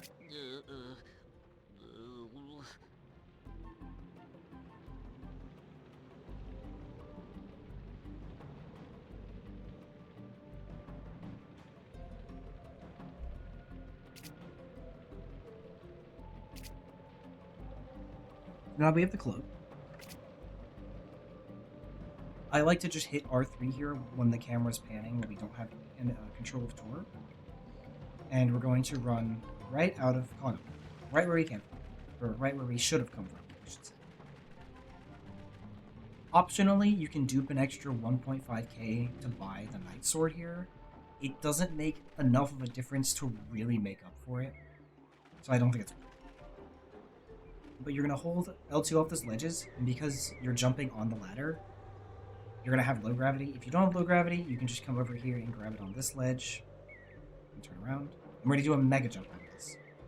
So the way that I like to land this up is I stand anywhere in like this general area, kind of where these seams are, making this almost I shape or Y shape. And I aim towards these two trees here. I do like anywhere in this range. And from there, you're just going to do a regular mega jump. So L2 R1, you're going to unequip, hold forward, and then X and select on at the same time during the right pause. You'll hear TOR jump. You're going to keep holding everything except for selecting X, and you'll hit triangle and start spamming X. You go right over the wall and drown. From here, we're going to pop Power Potion, turn to our left, and you can get the ledge grab here, but it ends up losing you time for a number of reasons. If you walk onto this and then jump while moving forward, you can avoid that ledge grab. It's not too tight, but it takes a little bit of feeling out to understand. We're going to keep running down towards Meridell. At this fork in the road, we're going to turn to the right. We're going to keep hugging to the right, and we're going to start turning left here. Keep going. L2 off all these ledges. We're going to go to the left side of this house, and then go between the house and the rock, and run straight into the moat. And that's why it's important to have light right there, just because it's faster. From here, we're going to turn, if we were looking at the arena, to the left. But it should spawn our camera about like this, so we'll turn a bit to the right, pop a potion, and start running towards Meridell Plains. We're just going to follow this path. And then we're going to come up to this rock on the left. This big, big rock. We're going to come just to the side of it and hug it and kind of drop off this ledge. That's going to void us to the opposite side. So we were way, way, way back over there. And now we're here. We're going to jump into this water moat and roll into it so that we don't get the pickup animation. I'm going to come over here. And this is our first speed clip, I believe at least. I guess if you did the Douglas Rock clip, it was a speed clip. We're going to pop a speed potion, sorry. And there's two ways of doing this. You can do it buffered or unbuffered. The biggest thing is make sure you have speed, make sure you have high gravity, and make sure your camera is all the way flush against the wall. So I cannot move my camera further against the wall anymore. If you ever feel like you're just not able to get the clip, I like to back away and then jump back into this to start doing it. But you'll see TOR starts jittering here. And the way that I like to do it is unbuffered, so my camera's flat against the wall. I'm having a little bit of trouble getting this here. There you go. And so see how I stopped jittering and TOR's nose is kind of in the wall? That means that I've done it successfully. I'm turning all the way flat to the left here. And I can just jump through the wall and boom. The buffered way to do this is to do that same thing. When you're buffering, you have two different frames you're jittering between two. The one on the right and the one on the left. When TOR's on the left, you're going to flick your stick to the left and then unpause, and you'll be inside the wall. You'll do the same thing. Jump right through. The camera will probably turn you this way. So if you turn it to the side, it's probably going to fight you a little bit, but maybe not. You're going to be looking for anywhere in this section, but I like to look to the right of this dark seam here. You're going to L2 and R1 forward off of it. And you're looking to stand... Ooh, I went a little bit too far forward. Let's see if I can back that up real quick.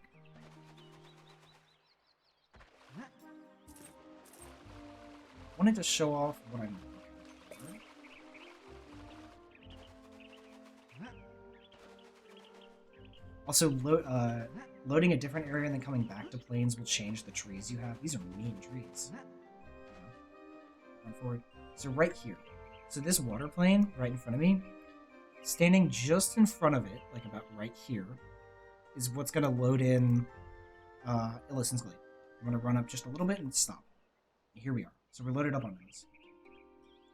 You're going to turn to the left here, and there's this light green plane, or like almost yellowish plane. There's going to be an invisible wall right here in front of it that you're going to kind of try and sidle up on. Ideally, you want to jump into that and then just keep running forward with L2, and that's going to give you your low grav. If you don't get your low grav there, you can always jump off this ledge and grab it there. There's two ways to do this Cloak Dash. This is to enter Illusen's. The safe way, A, make sure you have a speed potion, B, make sure you're holding R1, and C, make sure you're holding R2, L2. Put on your cloak, make sure you've got low grav and you've gone on the very edge of this. If you did the jump onto this edge to get low grav, you can just immediately turn around and hold L2, turn TOR around.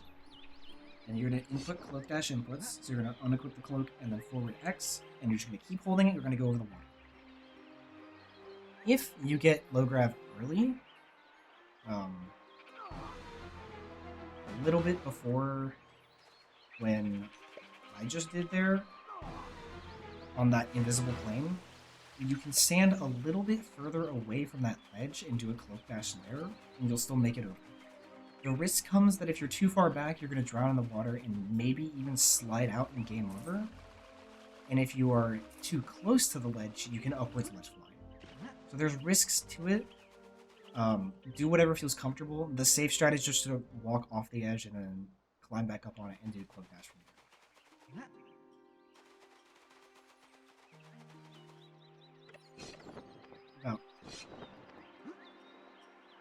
The big thing there, I'm going to avoid here intentionally.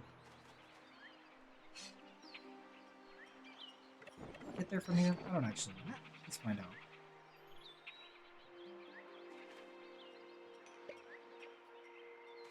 No, not quite. Okay. I'm going to drown over here, actually. Yeah, this will put me in Illusen's. Yeah. So, there is an invisible wall in front of, or I guess along part of that collision we're going through to get into Illusen's, like over that water plane. And if you aim too far into it, you'll A, lose too much speed, and B, you'll get pushed to the side more than going forward, to the point that you'll drown. So I'm going to get low grab here, and the way that I line it up is I look for this rock down here, and I aim toward at the left side of this rock. And I'm sitting on like the left half of this platform. I'm going to Cloak Dash right at it, and you'll go right over every time, just fine. From here, there is this collision right here. So that you can see the plane a little bit more on the right side, like here. And then there's this like downwards angle plane here and here. You're going right in between those two downwards angle planes right here. You're going to run right at that.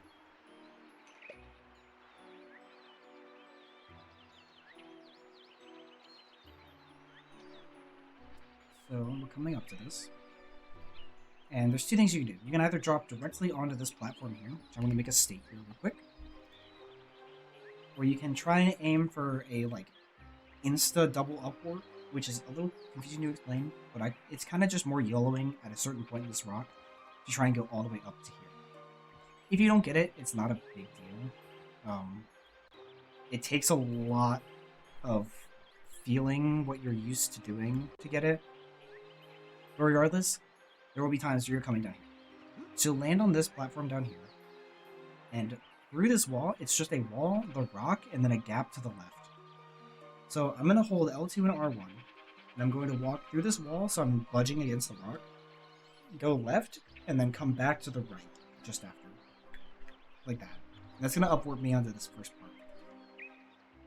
Here, there's this kind of angled piece of collision in front of me. I'm going to do like an up left and then a right. It's like bang, bang. Right back onto this platform, but it's going to upwarp me onto the next one. Just like that. From here, we're just going to L2, R1 straight off if you have speed potion. If not, you might have to jump off of it. And we're going to land down here. We're going to keep running forward. We're going to jump onto this. We're going to jump here, and there's two options here. You can either come to the side here and just L2, R1 off. If your speed potion runs out, you will have to jump this. And then we would run over this rope bridge, and then over there to the lift. Or you can continue to go up, jump into this to get low gravity, and then do 2 spins off this platform, and continue L2, R1 forward to land here. That's like 2 seconds faster, but either way, we're going to come to this platform. If you're coming from doing just the regular walking strat, you're going to want to come over here. I like to stand on these leaves and then jump over here to get low grav. I was a little bit too far forward. Like that. And then you're going to turn around and jab at that tree there. I do 2 jabs because if you do 1 slash, you're more likely to hit the stump to your left. Depending on where exactly you're facing. Like that. So if you're facing too far away. But the jabs are much narrower hitbox. And then aim at this stump in front of Tor. From here we're going to do an upwards left. So I have 0.35 gravity. You can do it with 0.3 or 0.35. The important thing here, if I have Meerca speed potion active, I am not going to hold R1. If I do not have a Meerca speed potion active, I am going to hold R1. But I'm going to hold L2 and R1. I'm going to be facing this stump. I'm going to hit circle, forward, and then X. Just like a normal Ledgefly, but we're doing it upwards because we have low grav. It's going to look like that. During this fly is a good time to equip your motes and whatnot, but it is important to not pop a power potion. We do not need a power potion with us having Doggleflots anymore. So right now, I'm about to go into the Gnarfas boss fight here.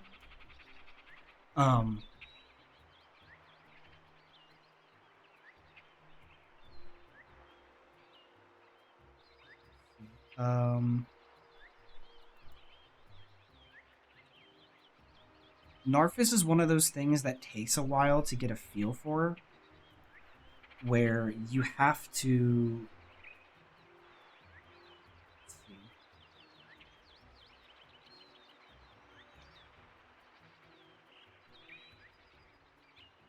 You have to feel a rhythm for what we're doing. And everybody does it slightly different, but the idea is that Gnarfas's hitbox is a little weird. So, as he's running up to you, I choose not to move and I hold R1. Once he gets up to me, I wait about half a second or so, and then I do a very specific rhythm that I'm used to that people have referred to as like the McDonald's like jingle kind of rhythm. And that will allow us to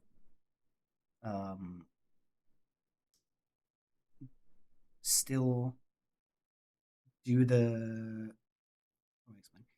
It'll allow our sword to stay inside of his hitbox, and it will melt him. Like, ideally from 100 to 0, but you can get partials, or he could just not jump to the side, and you can get weird nonsense happening. I'll show it off a couple times, but you're going to have to stay here with a state, or like a save, and really just practice Gnarfas. So that time he didn't jump, which I wasn't used to.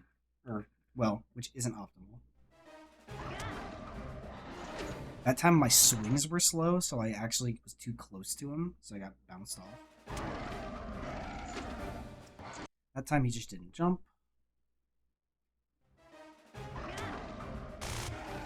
So there he has 1 HP. And you might have seen there that as soon as I was done with the attack, I started blocking. When Gnarfas is doing his attacks, he likes to... the timings of it are just short enough that if he hits you with the first one and then goes into his like wild swing, he's going to hit you with the second one. So you're going to hit by 2 attacks. The reason I care about blocking there is that it stops you from going into the air and flailing, because the block cancels the actual knockback because you're properly reacting to it or something. Because of this, it means that I don't have to gamble on whether or not he's going to jump away before I can get the last hit if he's in this situation where he has some health left. That's a small optimization, but can reduce a ton of time save in certain situations. It's a little strange to kind of just tell you how to do Gnarfas. Once he's like pretty low, like maybe like a thumb's width of health, I just don't even bother doing more melts, because it's just, he's 1, maybe 2 hits away anyway. So I'm going to do this a few more times, but next time that I get one that I don't get a melt, I'll show what I try to do as a backup. That's ideally what it looks like. Let's say I go too early here.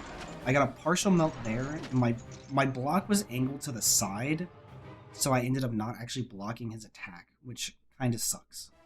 So there. So I do his attack. I'm going to stand just outside of his chain range, and then do my rhythm again. I was a little slow there. I got most of my melt there. I'm really all over the place with this. Let's try this one. Put him out there. Staying just outside of his chain range. Here we go. That's what a follow-up would look like. It's a little bit weird, but it's not the worst thing ever. So now we're going to open the text skip and hold it when we're going to hit the cutscene for Illusen. You can let go of it while you're spamming X to skip the Illusen cutscene, and before the cutscene fully closes out, you need to start holding square again. Or you can just hold square the whole time. It doesn't matter. But if you let go, this is quite a long series of text box that we would have to spam through. We're just going to walk right forward. We're going to hit this. I'm going to start holding square again. We're going to wait through these cutscenes.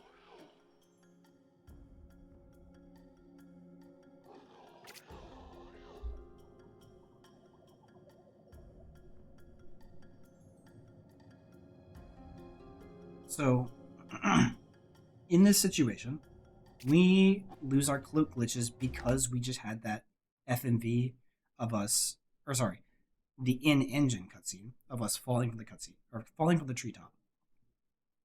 Because of that, we can't do any cloak glitches until we reset them. And there's a number of ways to reset them, such as opening a chest, sleeping in a bed, picking up an item for the first time, activating a lever. There's a lot of things. And there's a number of things that will also take them away. For this, there's a dual purpose for us picking up an item here. One, we're going to get a Poggle Fox later in the run anyway, so we can save time. Two, getting our cloak glitches back means that we can do a quick exit for Illusens, and also means that it will take less time for us to do the Ledgefly in the castle to get back and finish Act 1. So I'm going to turn to the right here. And I'm going to spin attack or just do whatever. I like to text skip into these just to pick them up. If you do not get a neg here, you can come either straight this way and grab a Starberry here. Or if I'll go back to the neg spot. It's where the neg's here. Let's say I didn't get a neg. Then I can turn around. I can come here and grab this chest here, which will give us my cloak glitches back. Or I can come over here to this Chicado patch. There's always at least one guaranteed way to get our cloak glitches back. But regardless, let's say you got an egg, like normal. I'm going to come around this tree, jump up onto this ledge, jump here, and if your camera is like to a 45-ish degree angle and you hold up like diagonal on the stick, you will climb faster than just having the camera behind the character and climbing up. Super micro optimization, but it saves a little bit of time to act to. Once we're on top of this, we're not going to move. We're just going to face diagonally at the wall, hold L2 to face toward that direction, and do a Ledgefly. We're going to put on the cloak, we're going to hit circle, and then hold down on the stick, and then hit X when it goes white. Just like that. We're going to come down. We're going to turn out towards this murky water, and we're going to run. There's this tiny little blemish on the wall here that I look at. That's about where I aim. It doesn't really matter, but there's an invisible wall, and I know just about where to jump for that one. You're going to jump over the invisible wall, and you're going to start running at first at this little, like, sheer tip of like texture that's pointing down into the void. Start running at that. And then, now that we're here, you can see it a little bit better. There is this little section right here. On the left side of this line, it is dark, over here. On the right side, it's lighter.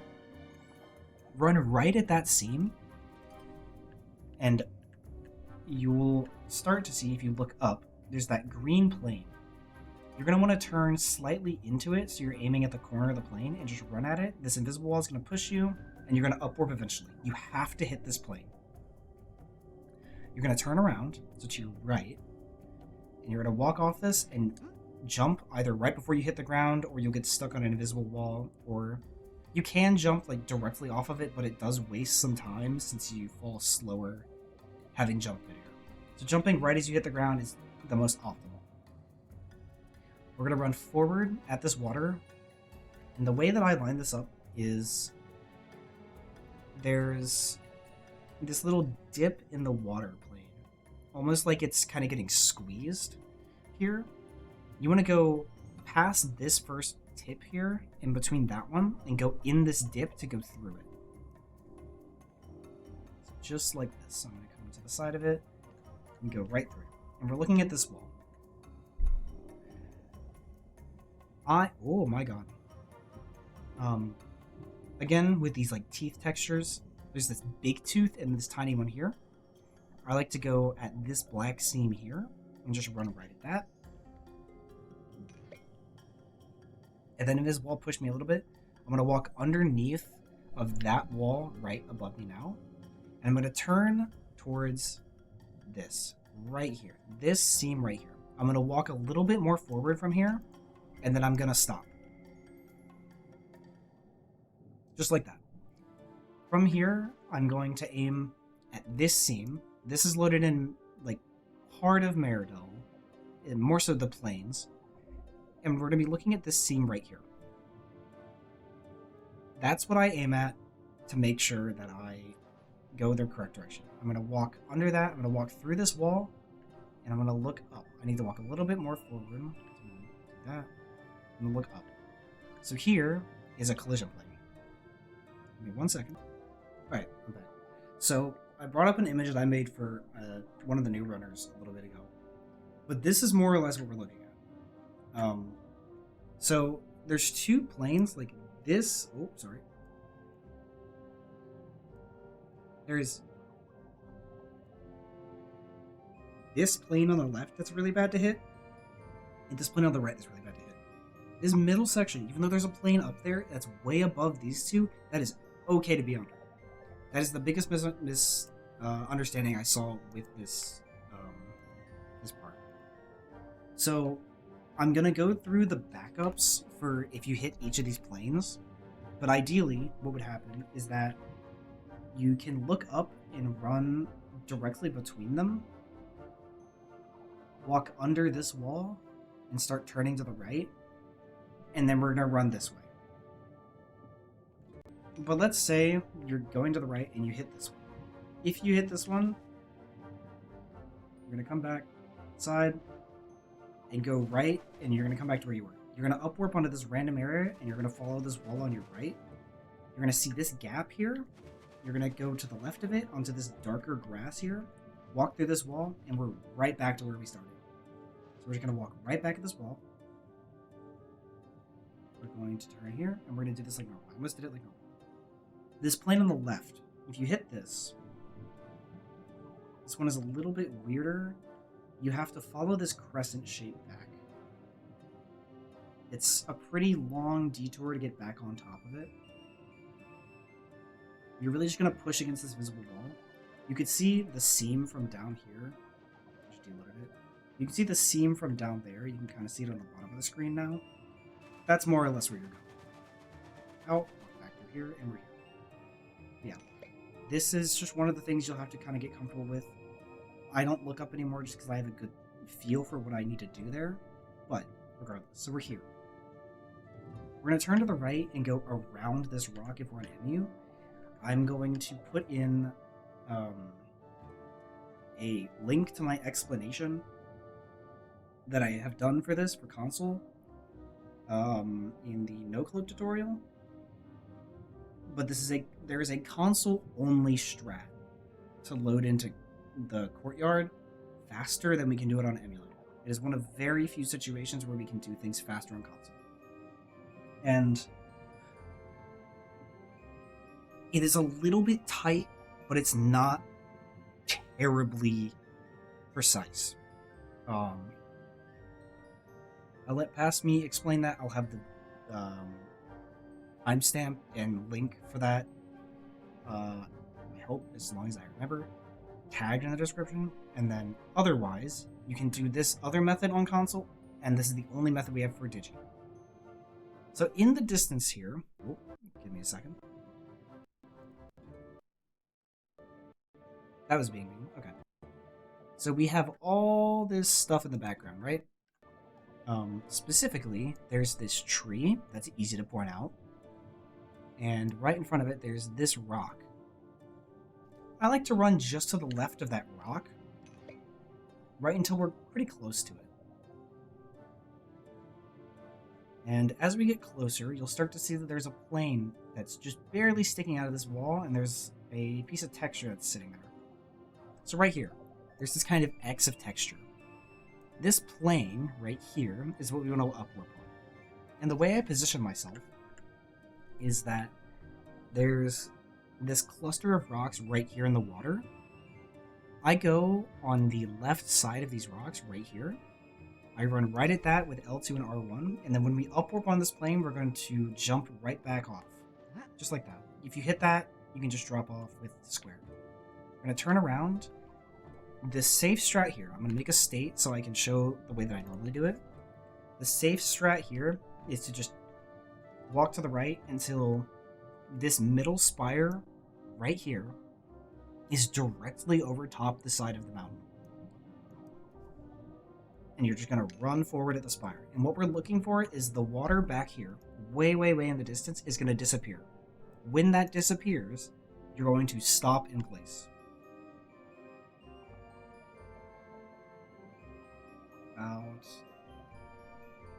now. Oh, that's right. You stop here.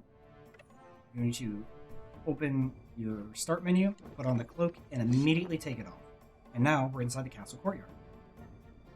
The way that I prefer to do that is instead that I will just start running, and I like to have it so this spire, the left edge of it is touching the right edge of the mountains here.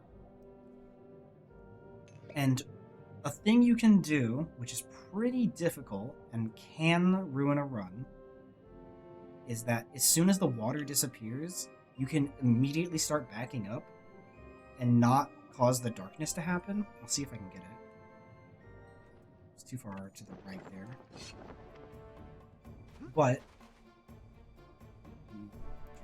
again.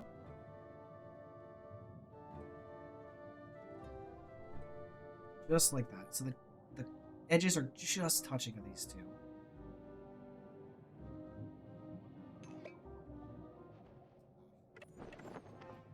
I should still, however, yes, I'm still out of bounds. And being out of bounds here is ideal. You can end up with good positioning, like I used to do this all the time, end in front of this door, collide with this door, and open it, and that will take away your darkness. Otherwise, you'll do the cloak takeoff, and you will run right over to this door. You have to kind of walk into the wall while you interact with it to make the door work. You want to enter this door, and that takes you into the barracks. From here, because we have already gotten our glitches back, we just run to the right, jump on top of the bed. If I can get on top of it, that'd be awesome. And then Ledgefly off the bed. Just unequip, down X. I like to click R3 there, so clicking the right stick inwards to help break the camera free of this lock it's kind of in. And then you want to hold L2 while you're up here. And kind of look down. And you're going to want to path over to this gap between the rooms. You don't need a speed push in here, but it's easier to do it with everything.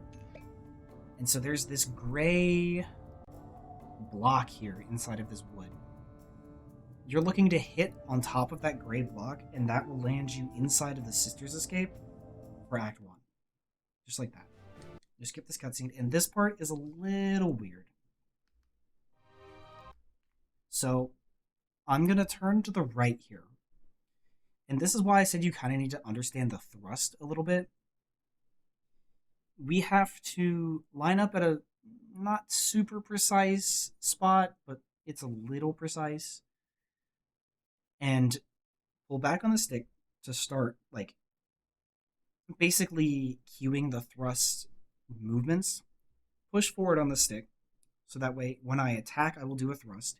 Wait just a hair, and then make sure TOR's face is like inside of the wall, and then attack to do the thrust attack.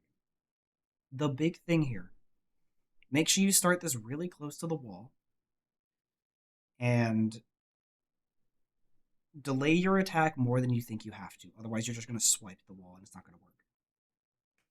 The reason this works is that the Act 1 like end cutscenes are literally right on the other side of this wall, and we can get just enough distance with the thrust to hit it. Now, what I'm looking for. So here's the rightmost banner. And so each of these bricks has the seams on them, of course, and then the trim of the castle wall has like the down, up, down, up, down, up. I'm aiming between the up of this trim piece and this brick side. And that's where you want to do the thrust. Make sure you're really delaying the thrust so that you're getting the actual thrust into the wall. If I'm doing this right, it should end up like this. I move to the side there, like that. A thing I like to do is I hold L2 because it seems to make the back and forth movement easier, whereas it kind of feels like TOR's flailing around if I'm not doing that. But that's a personal preference thing. This is very consistent. It's not super precise, like I believe I can do it from back here. There you go. And about probably here.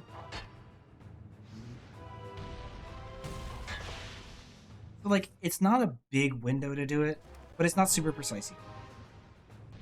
We're going to do a thrust attack into the wall, and then this will take us into Act 2.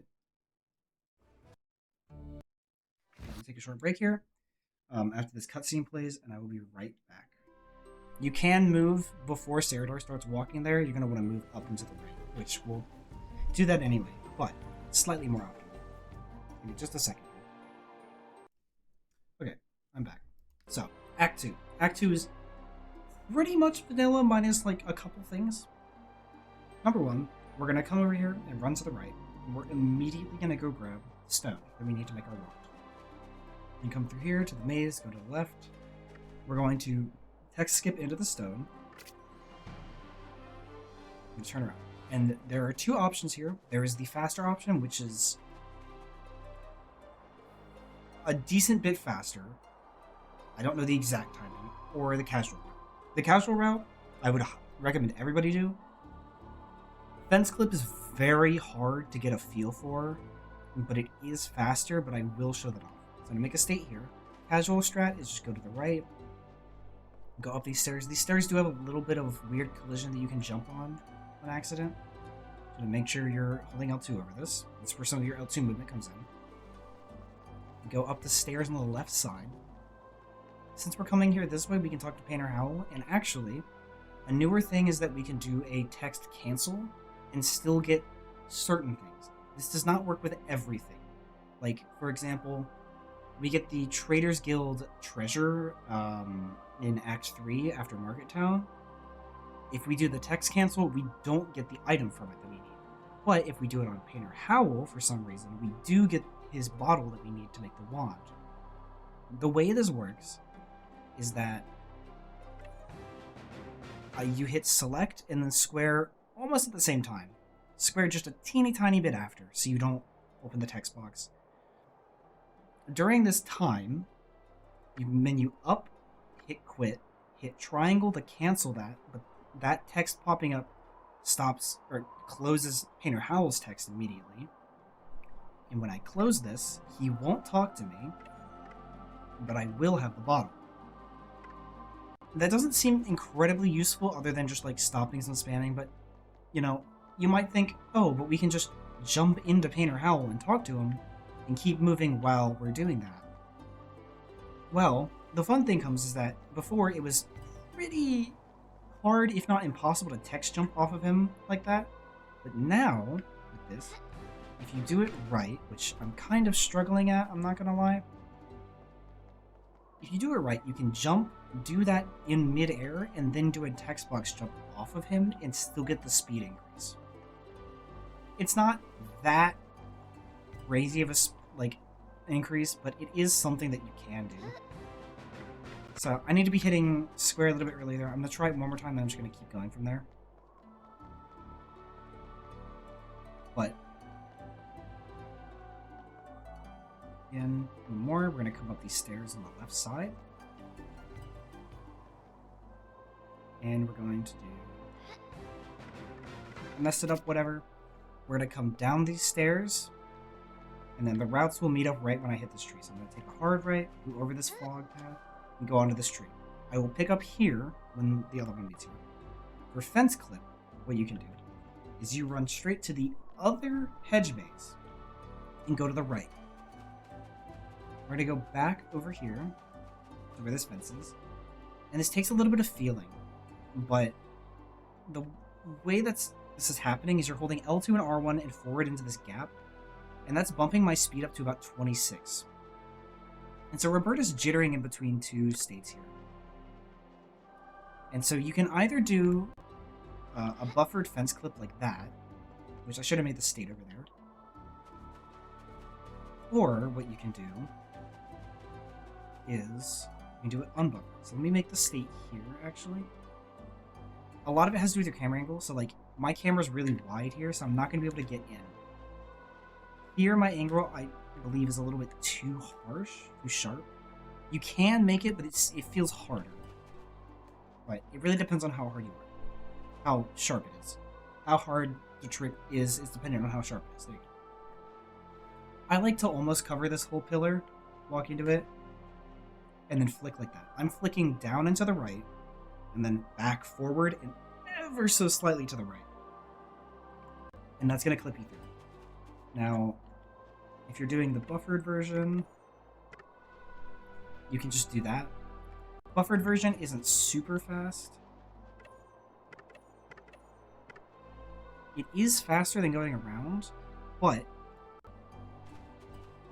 funnily enough, I actually just had the thought to try buffered version like this and accidentally did it, so I guess that's a new way you can do buffered. The old way to do buffered used to be that you would be in this position and then do this with your camera and turn in like that.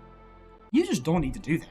You can just straight up walk here, do this, hold to the right, and walk through. Regardless, this part is very important that you do not mess this up, because you can soft lock here, and that if you end up in Painter Howell's tower, you'll end up just losing time in the first place. With this post here, there's the little line below it right here. I like to bisect Roberta's shadow with that line, like positional wise, because the light is always coming in from the side of the waterfall. So I like to cut her shadow with this line and then just barely take this post and put it covered by like this top piece here, by this. From here, I hold to the right, maybe a teeny bit back, and she will walk off with L2 and will warp here. There's a number of places you can go, like you can get launched to the opposite side of that area. You can do you can land like technically on the tree and get slid down it. There's no way to consistently do that, and no way that we've like found to be able to grab the branch.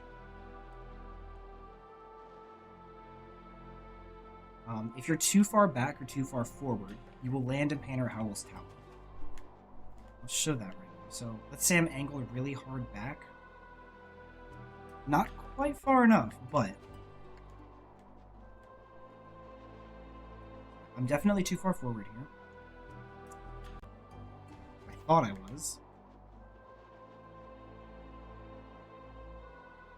So here I almost landed there. More or less, you can land in his tower. You can also land on the edge right above me, but still outside of his tower. You'll have to jump down to here. You'll be stuck on this ledge, and you'll have to jump through the ledge again. Nonetheless, fence clip is an option you can do. I highly recommend it. It does save time over the casual route, but it's whatever. From here, you'll just run over to the tree, and you'll grab this. So this is where we're picking up like normal with the other route. Like before, if you turn the camera to the side and hold a diagonal on the stick, you'll climb faster. So look at how fast Roberta's climbing speed, or like not her Y velocity because it's not updating, but how fast the green number is incrementing. If I put the camera behind her and I climb,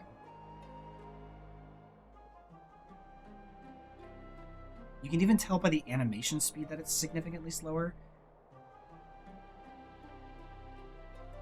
Whereas if I have the camera to an angle behind her, it's going just about double the speed. And then you can walk over here. I like to jump into this. You can feel free to walk on the ledge normally like this, where you're going to text skip into the branch. Another thing you can do here is there's two pinecone trees. There's one behind this tree here, and then this one right on the right.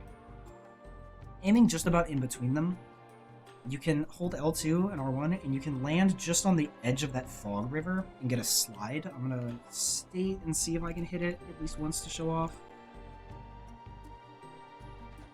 And then at a certain point during the slide, you want to jump so that you can continue your momentum.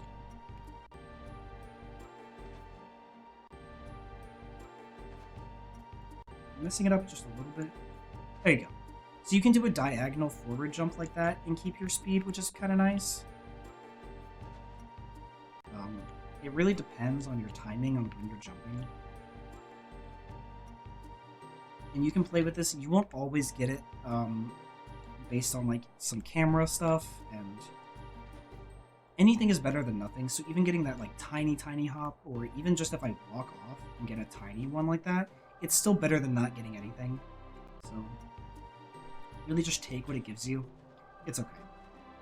From here, we're just going to walk back up these stairs. If you did fence clip, you're going to go here and you're going to do a jump into Painter Howl. So you can just jump into him and grab it like that, or you can do the text cancel. If I can do it right.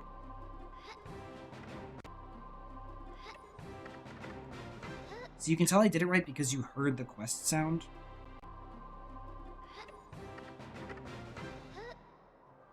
And then you can get the extended jump for that. If you had already talked to Howl, then you'll just jump up to him. If you've already talked to him, like if you did the regular route, you can just do this, jump off of him, and get the jump anyway. You don't get nearly as much distance and speed as you do if you do the text cancel, but regardless, it's fine. From here, we're just going to walk over here, and we're going to text skip into this cutscene. This is a long cutscene with a lot of spamming to do. We're just going to wait.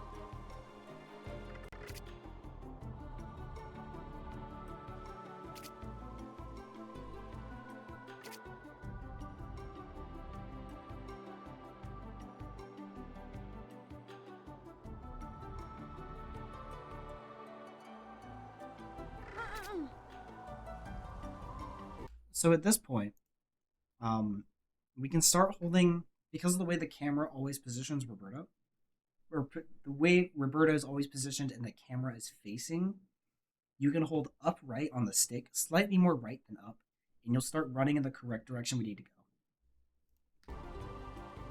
It's just a small micro optimization you can do.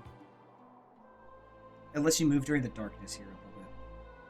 We're going to run over to this guy with the potions, and we're going to buy the 2 Meerca speed potions we can afford. Because I didn't hold far enough right there. We're going to buy those 2 potions, and we're going to run up these stairs. I like to equip these here, but do not pop them yet. We only have 2, and we have to pop them at very specific points to do certain clips, and to speed up our movement in certain areas. Once we come down these stairs, we're going to turn to the left. We're going to go over this bridge. We're going to jump and grab this light mote to not get the pickup animation. We're going to grab this. I like to jump into that so that I can jump on the upswing, grab it, and then turn around and jump again to start my momentum immediately back towards here. I don't know if it's faster or not. As long as you text skip into the statue there, it's good. We're going to come over this bridge, and we're going to go into the library here. A new thing that we can do that is a little bit difficult to do, not that it wastes you any time, is that instead of just going around and walking to Cerator like that, you can jump on top of the librarian's desk and then jump and open her text box before you're out of her range, and then get a text jump off of her like that. It's a little difficult to do. You have to be earlier than you think. If you get the text jump angled right like that, then I wonder.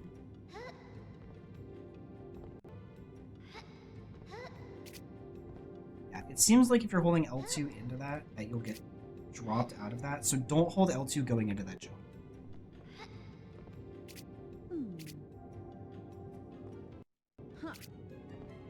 I got some lag there, so it changed how things work. You can do the text cancel on Cerator's first set of text boxes because it's kind of a lot. And then you have to spam through the second ones because you will not get the wand if you do otherwise. From here, I like to start my text skip, and I never let go of it, and I use R2 to attack. Here, it is first just a regular shot, and then you're going to do one regular attack at the book. You're going to do a charge, and as soon as you start hearing the game do is like, ooh, you can let go of the charge attack. It's enough.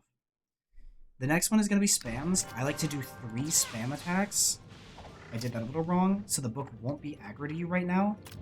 And then I do my 3-hit combos. I let Roberta auto-focus the book. I will have stopped holding square here to go into this menu and equip the fire mode.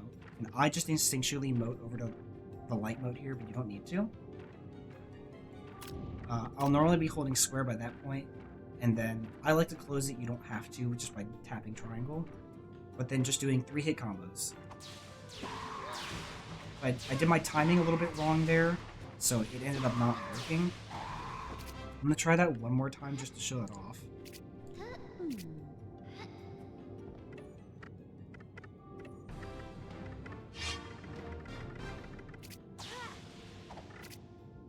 Ideally, this would look something like this.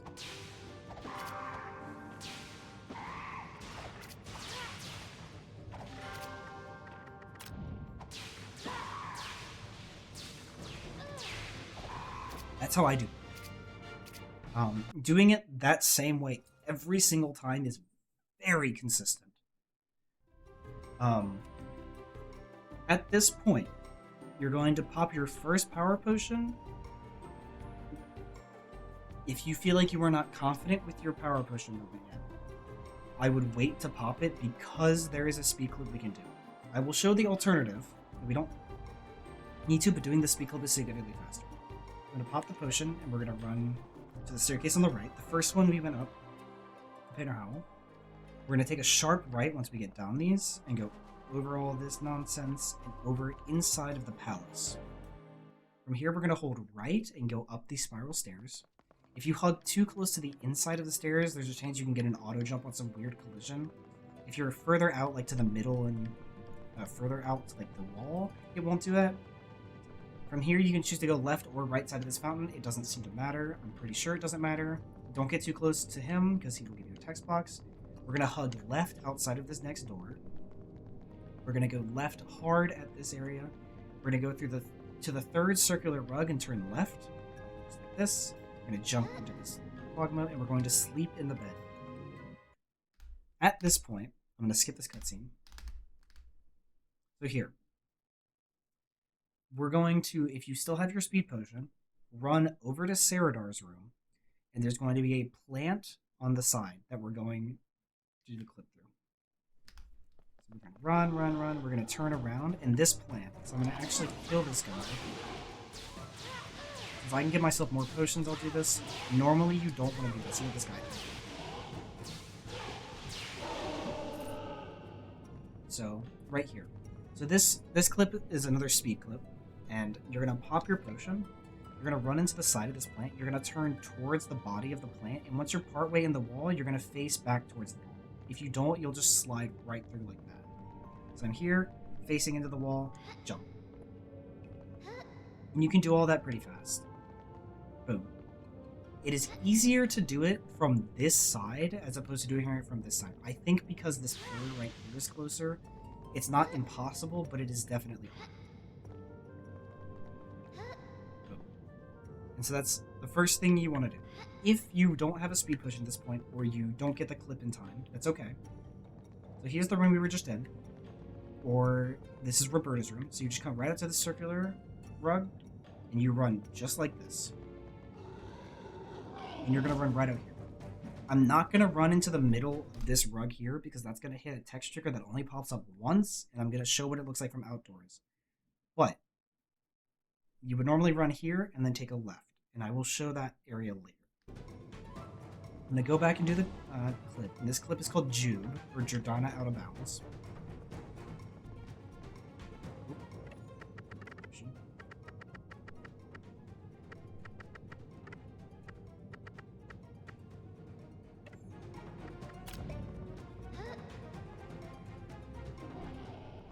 So the camera's a little weird here, but you're looking for this opening. There's no other opening in this area, so it's not like you can get messed up. You're looking for this opening. There's this room here in the middle. You want to avoid that like the plague. That room is a hard soft lock. What we're looking for is this wall right here. If you tap like a third way into this wall and out and further, you'll hit the text trigger for the old lady yelling for help. That's what we need to hit to load the cutscene to go see the Jordana is chained up. So we're going to run right at that wall, and we're going to do a text skip going up to it. So just like this. Bang. We're going to continue holding L2, and we're going to run backwards, and we're going to start holding to the side. So I did that a little risky, but normally you would hit this, run back, and then start turning. It kind of takes a little bit to feel out what that's like. This is a little bit of weird movement, but doing something like that is typically what I do. We're going to hit this upwarp here, and we're going to look for that like table there and this gap in the wall here. We're going to fall just in front of this gap, and that's going to be the cutscene trigger for that cutscene. There's going to be a text box after that you can text skip if you're fast with it. And we're going to drop down from here, and we're going to run through this hallway. We run up these stairs, run through here, and we would take a left here. And we're going to run straight over there to the Clocktower Clip. To give you an idea, this is where the bedrooms were. So when I came out, I was facing this. Right about here, you'll hit the text box that we hit from out of bounds. And then you would turn left, go through the door on the right, follow that down, jump on top of the table, jump on top of the boxes, hit that, and then come back here. Otherwise, it's the same. We're going to continue going straight forward. I like to hold L2 and don't touch anything else, and it seems to make this minion hit you less. So I'm just going to this door. He still hit me, which sucks. This room already has a problem with flashing lights. If you get hit by the minion, it is significantly worse on flashing. So just warn. Here we're going to close that text box. We're going to run to the right. We've run to the right. We're going to hold L2 to not get this auto jump. We're going to run like, I don't know, maybe a fifth of the way down the stairs, and you're going to jump off and forward. That's going to land you here. Here's where we're going to use our block pushing from before. So, just like that. And we're just going to push all three of these into their respective things. Be respectful of Anoil, make sure he knows that he's in a construction zone and wearing his OSHA approved hard hat. He's being very safe right now. We'll do this for all three of them. And then we're going to have a long cutscene, and this next cutscene is the one that is really bad about flashing.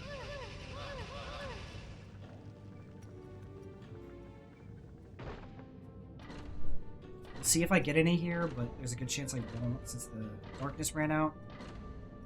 It doesn't look like it. That cutscene is pretty bad sometimes. It's usually not aggressive. From here, we're going to hold R1 and L2, and we're going to run off this. We're going to come over here. You can either jump over this, that's what I do. I don't know if it's faster or not. Or walk around it. We're going to come to this pillar. We're just going to push it right on over top of the spot.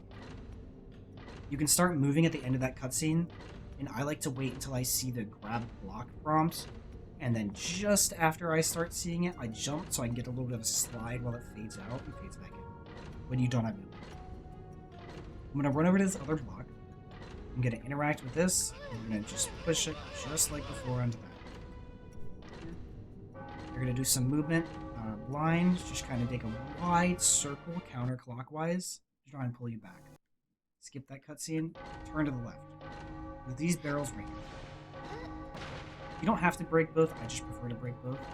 But this wall is what we're going to clip on. I'm going to make a state here, but you're going to basically wiggle your way through this wall is the idea. And if you don't get it, that's fine. You can still just casually walk up the stairs. It just takes significantly longer. The way you do this wall clip is you pop the potion, you walk kind of towards the table and then towards the wall, and you're kind of just wiggling the stick until Robert is partway into the wall, and you can jump through. Just like that. Again. You can see I kind of notch in there after a little bit. That's what you're looking for. I like to have my camera slightly off to the side like this. Other people like the camera straight behind them. Other people do their own thing. It is entirely preference. From here, continue counterclockwise around this building. And There's two options you can do here. You can either, you're going to want to hold L2 anyway in R1. You can either go straight forward and just keep going, keep going, keep going. You'll drop down and jump into here. And from here, you will walk up these stairs and go straight across and hit this cutscene. The other option is go through this wall, hold L2, and do diagonal L2 movement to come over here, go through this wall, and hit the cutscene like that. That is slightly faster, but it is risky. After you hit this cutscene, if you did the clock tower out of bounds, you will come over to this, and right after you step on this seam, you will warp over here to this wall. Once you're here, it will face you towards the wall. You're going to take a right, come to this doorway and go through it, and this is where I'm going to pick up in a second. Let's say you either choose not to go for this out of bounds, or you fail doing it. The backup for this is coming over to this left staircase and going up the staircase. And this will take you back through the door that we entered through.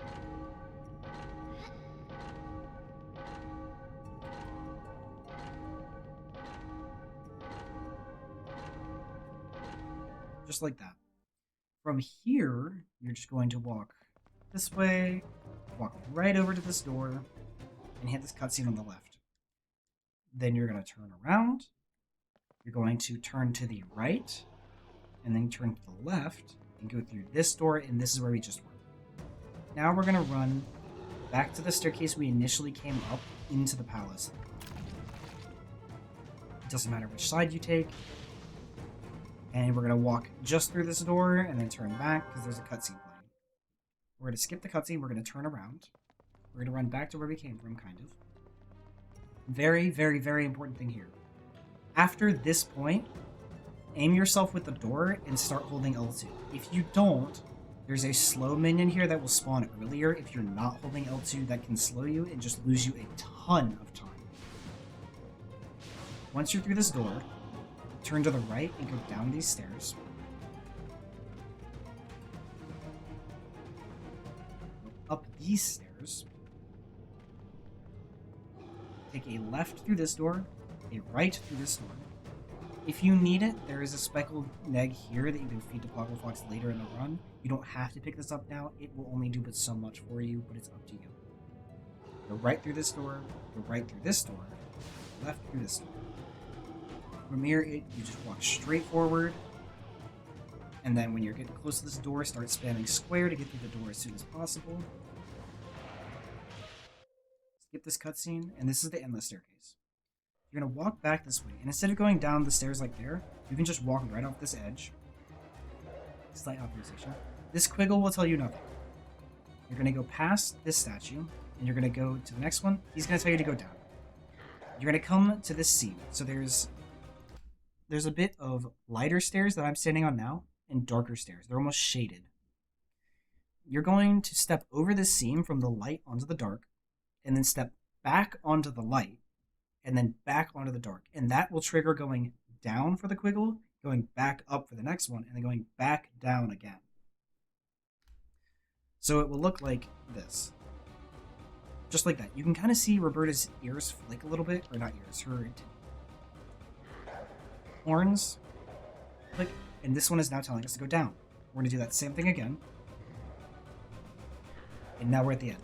You skipped all of the nonsense of going down and up and down and up in the endless staircase. From here, we're going to turn left. We're going to hug this wall that is to our right, and we're just going to follow this all the way to the exit. Go into this cubby right here, and that is the end of Act 2. We spam through this. So the thing here. Pausing to the first frame. Okay, so right here. A thing that I do, I'm going to do this now before I forget. A thing that I do is that you can count to 6 as soon as you gain control of Tor and you can cognitively recognize it. You're going to pop a potion immediately, and you're going to run to the right. As soon as you gain control, start counting to 6. Like 1, 2, 3, 4, 5, 6. And when you hit 6, jump and start holding L2.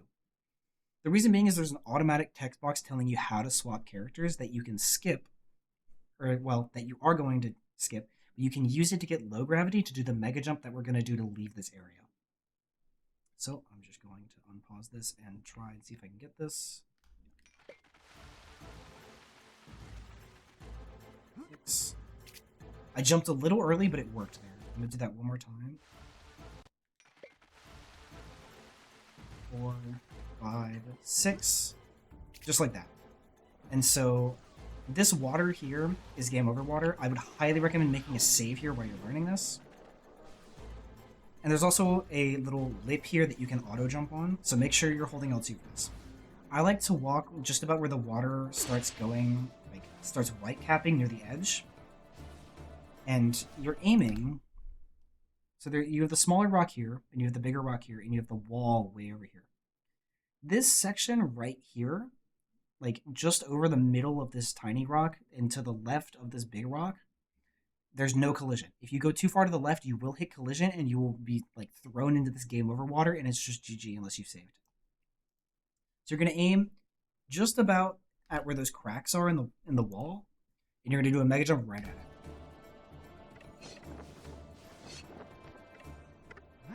Just like that, you'll get slid. And if you don't move your camera, you should be somewhat like this. So hold L2, turn around. You'll see these bottoms of these trees behind this wall. You're going to walk to the right of the trees. You're going to hug around the trees and go up onto this plane. Turn around, and then there's a little seam here that you can't really see super well. Like, I'm on the left side of it, and I'm on the right side of it. It more has to do with, like, the texture overlapping than the seam. You kind of saw it blink there. I don't know if that showed up or not on OBS, but you can kind of see a tiny, tiny gap there. Stepping over it, and when I'm over it, I can turn this way and walk into that void, and it'll load this section. From here, you might have to jump over an invisible wall. You're going to walk through those trees. You're going to walk to the left of that gap, and you're going to walk up this hill. You're going to come about halfway up this. You're going to look at that funnel, the dark cloud funnel. The stuff on the left is loaded in, which means you can safely step out onto this. If you're going fast, you can just pause for maybe half a second and then step out onto it, but you're going to load into the market town like pathway. You're going to step forward. If you're up here, just go straight and down into this middle part and you'll go down. If you're down below, you might have to jump through a rock to get out of bounds or get inbounds, but you're just going to fall right through there. From here, we're going to run down and come over to the bridge, and I'm going to have my power potion selected. I'm going to take a break and we will be back. Okay, welcome back. We had quite a break. There were some discoveries that were put in the Neopets Discord in the middle of doing this, but it's fine. I had to edit like one other thing, but then all of this going forward should be the best strats we have. From the timings that we have done personally. Yeah, so here we are. I have to remind myself where we are. While we're coming this way, we'd like to equip our water moat on our sword and hover light moat. And the reason for that being is that we're going to freeze the Dark Knights, and then we're going to kill them with light. Light moat is the fastest way to kill, because, like I showed before with the canceling for for moat charge attacks, light and like most of the other inner ring tier 1s are just a slash. And because light is better than because light is faster on that, it actually ends up being faster to do that than it is to do supernova, even though supernova would theoretically do another like 27.5% damage increase.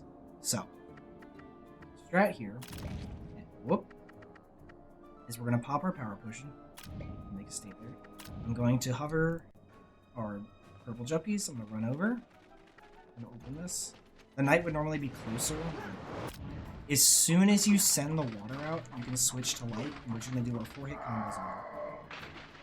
We're going to pop one purple juppy, go back to light, and do that once more.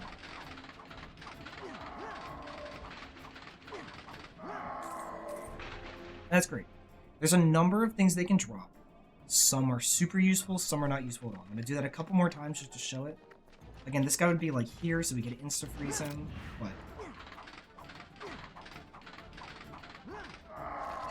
That silver neg is actually really good. I was going to mention something about that, but the fact that we have a silver neg means that instead of doing the Doggle Fox later in the game, we can, during my timings, during that small break, we can actually come do the Turmac. So, let me explain. So the Doggle Fox we had in Act 1, right? The Doggle Fox gives you a damage increase, and so you might be wondering why we're not, if you're not familiar with the pet pets very well, you might be wondering why we're not doing that. There's a Turmac in Market Town here where we can just yeet ourselves over, take like a, I don't know, 15-second detour or so, go grab the Turmac, which gives a all stats up, including resistance, so like armor increase. We get regen on magic and regen on health, which is like, those are whatever. But the Turmac is incredibly, incredibly hungry. Like, always needs to be fed. The Silver Neg is the single strongest, is my understanding, so don't quote me on this, but I'm pretty sure is the single strongest pet food item in the entire game. At the very least, it's the strongest for Doggle Fox, I know that. So, if we get a Silver Neg from the Knights there, or from the Neg patch in Act 1, which would be an insane pull, then we can actually go feed the Turmac instead. So I'm going to make a state here, and I'm going to show. Let's assume we didn't get the... let's assume we didn't get the Silver Neg there. I'm going to show the regular route. And we don't have specific timings on how long Turmac needs to eat between things, but it takes about a second to feed a pet every time. Like, quite literally on the dot 1 second. And what we're going to do is ideally cut down the number of times we have to feed it. Because we normally have to only feed Poggle Fox once right before going into GA, Pillar Assassin. But if we can feed the Turmac here, it can make... Potentially, we can cut down time on Wereloop King, cut down a teeny tiny bit of time here on Black Knight. And we don't have to go out of our way to take the, I believe it's like a 10 or 15 second longer route to get into Illusen's compared to just doing the Upwarp over there and then do the Cloak Dash over. So, first route is if you don't pull the Silver Neg. We're just going to come this way. Going to turn the camera around, and we're going to turn to the right. We're going to go past this knight. We're going to turn left. We're going to turn right. And then at this fountain, you're going to turn right. Then we're going to take a hard right, hard left, and then we're going to come to this ledge here. So we're going to jump and grab that ledge. We want to have low grab for this. And so we're going to come over here, and there's going to be two methods, and I'll show both.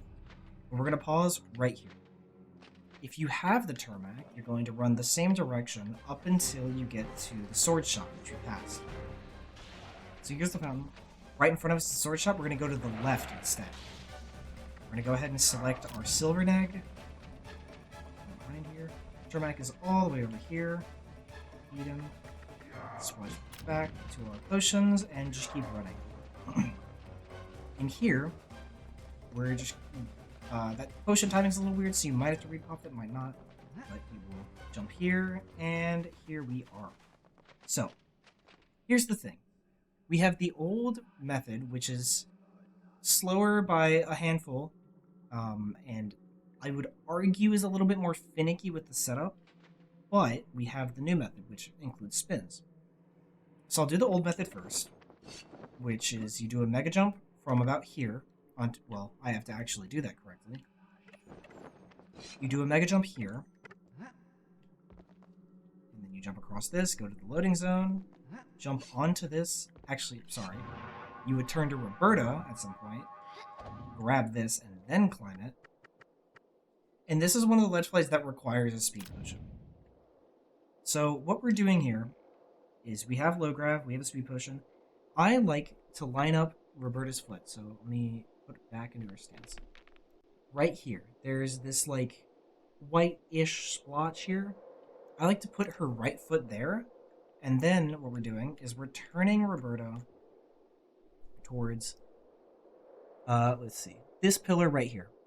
This pillar is where we want to aim, but we're not ready yet. we want the front of her foot to be touching the front edge of the door here. So I'm going to hold square. I'm going to inch her forward a little bit. I'm going to hold L2 and then just tap the camera just ever so slightly. She's not quite forward enough. I'll go a little bit more. Tap it again. That looks good.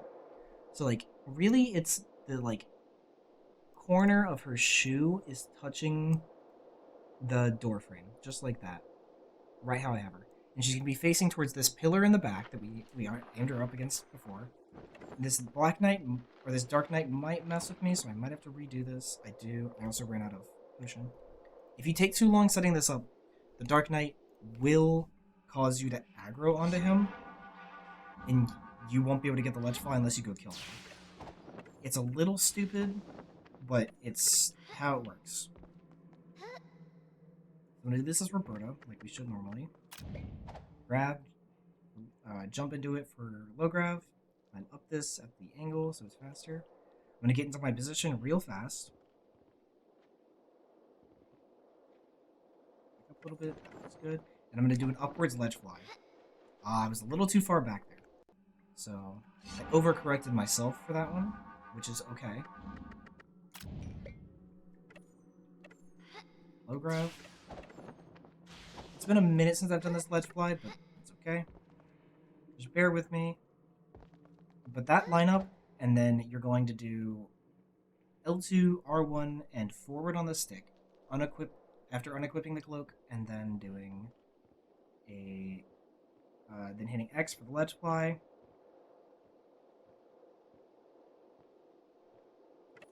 And you're really making sure that... I'm going too far forward. You're making sure that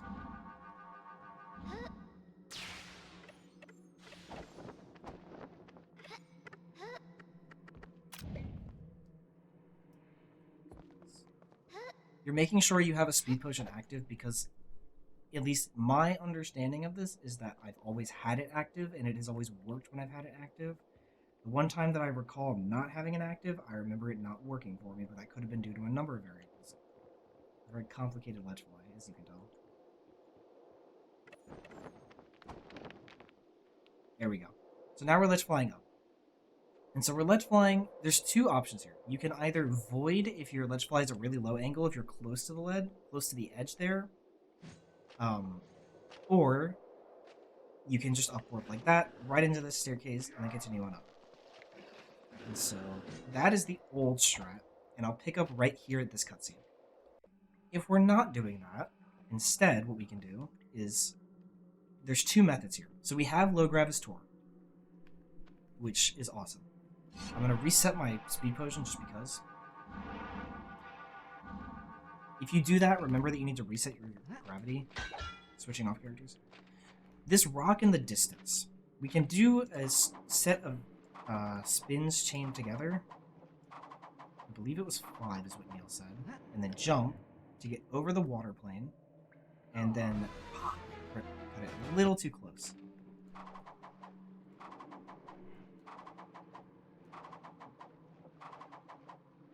Yep.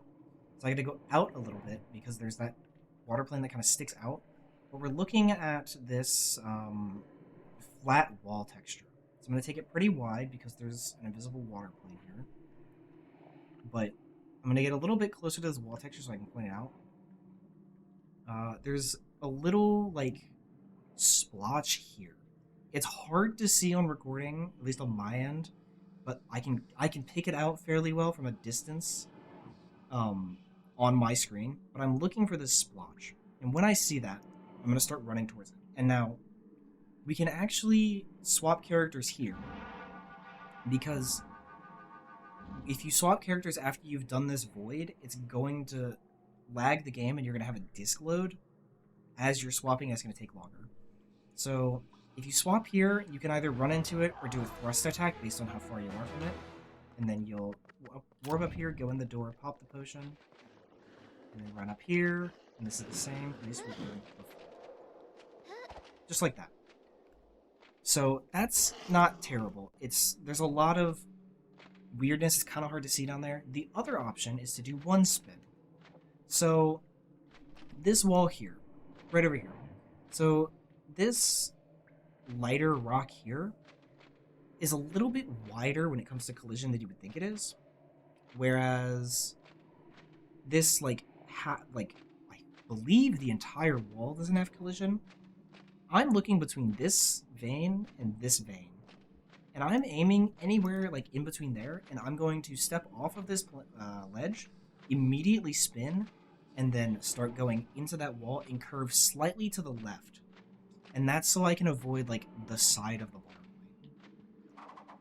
It should look like this. Hug the left. Boom. So we're out of bounds.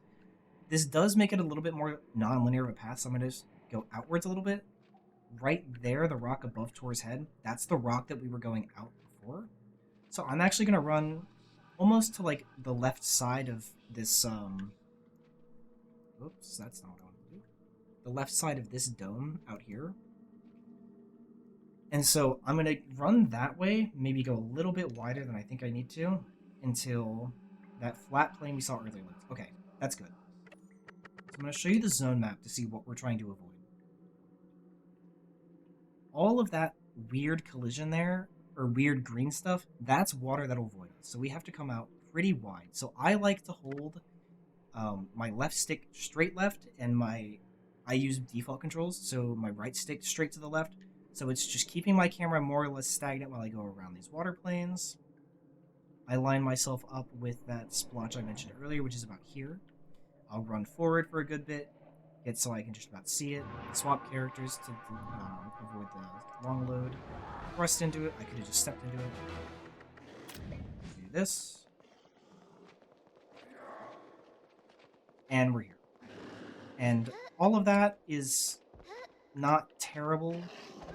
I personally feel like the spin method is probably the best method. I believe you could cloak dash this, but I think you risk getting a Ledgefly here.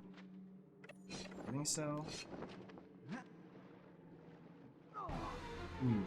Yeah, so that's why you gotta kind of cut in if you're doing the single spin. You could do 2 spins and probably be fine. You can also do that, and you should be fine. Oh, a little bit further. A little bit further. But my point stands. You can do a cloak dash, and then you would have to do at least 2 spins. You probably have to do 3. Yeah, to get out of there. So that's always an option. I believe that's probably slower than just doing the 1 spin. The 1 spin is fairly easy once you understand what you're doing.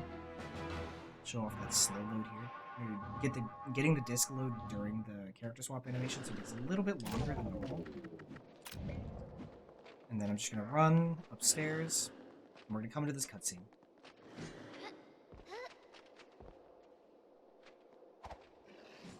So while I'm climbing up there, I like to go ahead and equip my Supernova Nova. I don't want to stand there just waiting if I don't have it done. I'll just close out and do it. So I'm going to come to the side here. Make sure not to fall off of this because you will void out and warp back down to where we were before. Jump over this. Jump into this. So we have low grav. You don't need to jump into this for low grav because we can do a low grav reset as Roberta by jumping and then attacking like that. Aim into this doorway, kind of to the left side of it, and mega jump straight into it.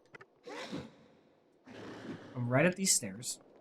And then this is the Black Knight fight.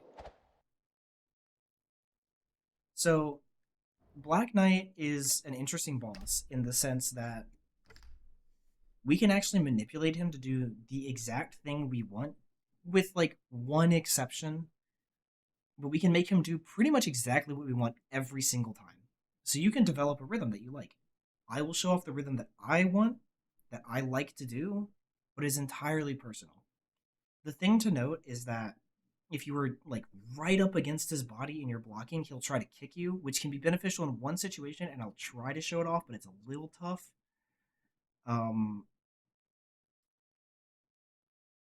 Other than that, you don't have to dodge his attacks. You can block his attacks so long as you're facing towards him, and he will not hit you. He won't always collide with your shield, but he will not hit you, and it will count as him missing the swing. And then it'll progress into the second swing of the stage, and the third, and then the actual like attack. So I'll explain what I mean. I'm gonna make a state here. So what I'm gonna do is I'm gonna immediately run up to him as fast as I can, because I skipped the cutscene really fast, he did a kick instantaneously, which puts him in that middle spot for a little longer. I don't know if it's better or worse, or if it doesn't really change anything. I feel like it's probably better if he doesn't do it, but it's whatever. But what I'm going to do is I'm going to run up to him, I'm going to block his first attack, I'm going to step back a little bit, I'm going to block his second attack, and I'm going to run over to the staircase on the right. I'm not going to go up the stairs, I'm just going to be on the side of it, wait for his charge attack, wait for him to start charging me. He starts charging me, I L2 backwards, I'm going to pop my power potion, and then start attacking his knees with 3-hit combos. That's a lot. It'll make sense when you see it. So I didn't mean to swap characters there.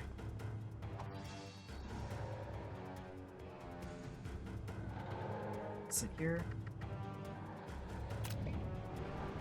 So I accidentally flicked the stick there by letting go. That's all we're doing right there.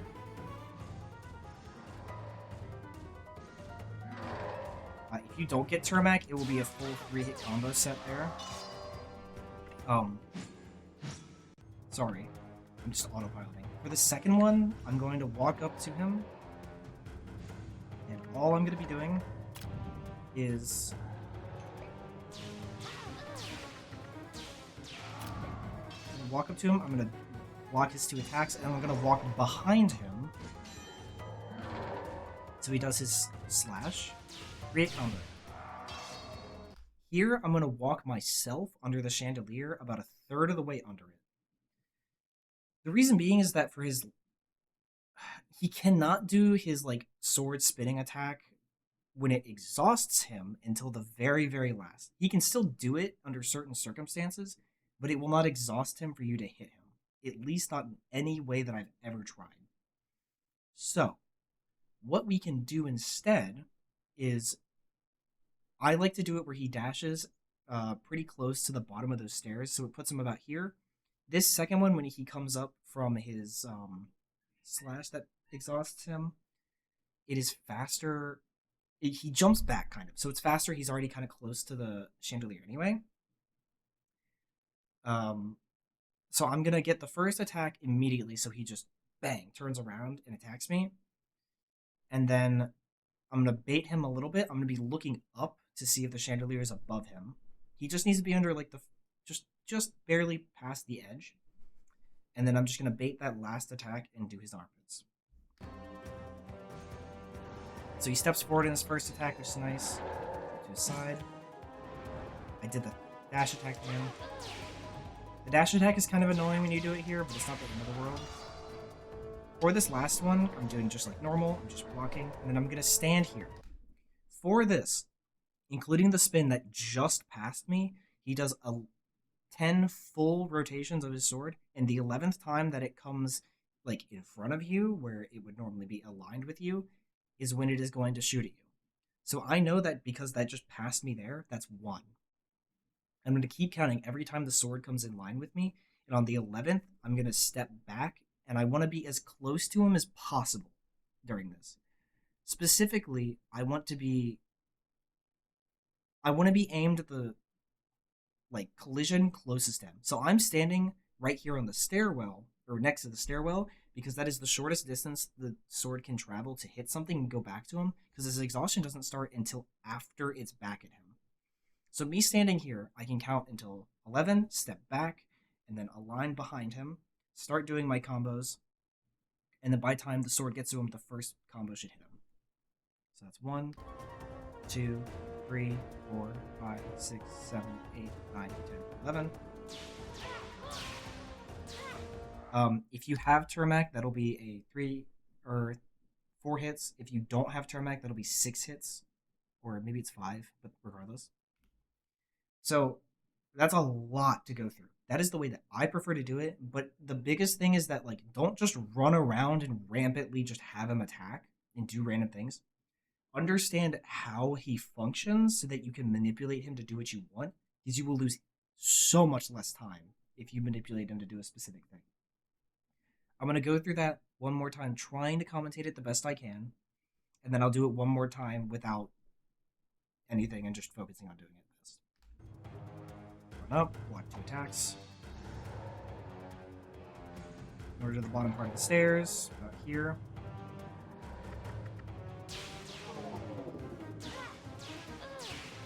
It's rough because I didn't pop my power potion. It's fine. Block 2 attacks right in front of the chandelier. This one I don't have to move for. I'm right behind him to wait for him to do his attack. I did not mean to do that. Stay right behind him so he auto attacks. He's under the chandelier now. Stand to his side. Roberto. Here I'm going to try and get the kick. I wasn't quite close enough. For the kick, I'm going to try and get it a few more times, but if he kicks you on this last phase, and he kicks you into the, like, on top of the stairs, he'll start immediately doing his circle with his sword. It's super minor time save, and I think it's a little bit RNG as to whether or not he decides to do it or just swipe at you even though he can't hit you. But it's something that you can note that you can try to go for, but it's not really going to do much for you.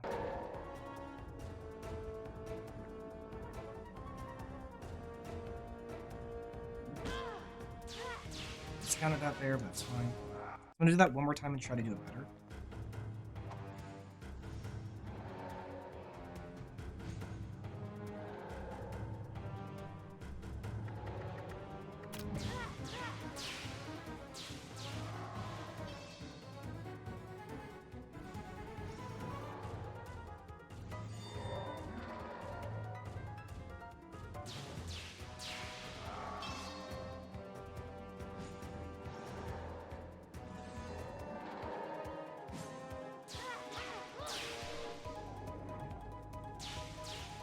I'm pausing there a little bit so that I can get him to... Ooh, I don't think that works. No, not quite. That one might work. Out of curiosity, just to show it. Okay, there you go.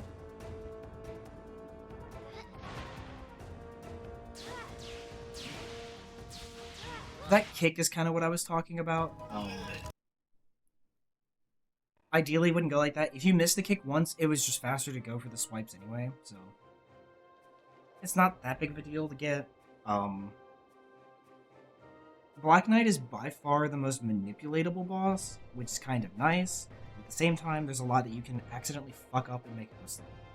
So, we've done Black Knight. Awesome. Here, I'm going to pop a speed potion. I'm going to run here. And I like to aim Roberta's head between this crack here and this black dot. So anywhere right here. So the tree is not perfectly straight. The tree actually curves a little bit to the right, which is why I'm not just going like, oh, the tree's going like this. I'll just aim it like way over here. I'm aiming basically below the what I can see of the trunk, and it'll bonk you on the tree and cancel your Ledgefly, which is exactly what we want. Normally the other strat is to come over to... It's the opposite side of this ledge and downwards Ledgefly through the wall, and it's kind of annoying. It's just easier to do that Ledgefly. So we've bonked off the tree. We're going to go this way, past the ruined chapel. And we're coming to the gates that we optionally could do that Ledgefly on. We're going to grab low grab and climb up this. We're going to center the camera behind us. We're going to put the cloak on, and without moving, we're going to input a cloak dash. Make sure you have speed here. Mine doesn't normally run out there, but it did this time. So just be very cognizant of that. So I'm not moving a single inch since I started, or since I climbed up. So I'm just going to cloak dash these inputs right here. If you move forward, you risk doing a Ledgefly, which will put you into a transition. And if you walk into that or if you Ledgefly into a transition, at least on console, you will crash the game and you will soft lock the game here. So, you've cloak dash down here, great. We're going to run to the left and run back through where we came. And we're going to go back down this ramp. And we're going to take a right and we're going to go into the weapon shop. And we're going to buy the Magician's Wand. Now... let me check one thing. Alright, sorry about that. So, we're buying the Magician's Wand. And the reason we're buying the Magician's Wand and not the Battle Blade is because Specifically, Werewolf King is like super awful to do with Battle Blade, but also we can only kill Jumpy 2 with Roberta. And that wouldn't be problematic if we had anything that was better than Stick, but we don't. So, there's a number of factors there. The reason we're not buying Battle Blade is that we can do pretty much everything with Roberta as fast, if not faster, than we could with Tor. So it's not really worth us buying the Battle Blade when all we really need him for would be GA, but it's not that impactful, to be honest, because GA can at least be baited with Roberta for attacks, which will make it more consistent. So, we bought the Magician's Wand. We're going to leave the store, and because we did a Cloak Dash over, so long as we held L2, we should still have low gravity. So we can come right over here to the fountain, and we're going to aim at the door up there. This is like pretty non-specific as to where you stand. If you stand far enough back, you can clip just barely the ledge of that and immediately get control of Roberta again, like I did there. If you're too far forward, you'll just bonk the wall, fall down, and then you'll have a collision here, or control here, whatever. It's super, super lenient as to how to do that, but the big thing is we come up here, because this is the fastest way back into the guild. Now, I made a save there, because this is a little bit weird, but what we're going to do is we're going to enter this door, and we're going to hold square and start spamming either up or down on the D-pad, so we can open a consumable menu as soon as possible. The reason is that the cutscene starts immediately upon us entering this door. I'm going to start spamming here. So I heard the noise of the thing opening, but it might not have been early enough. We'll see. It was.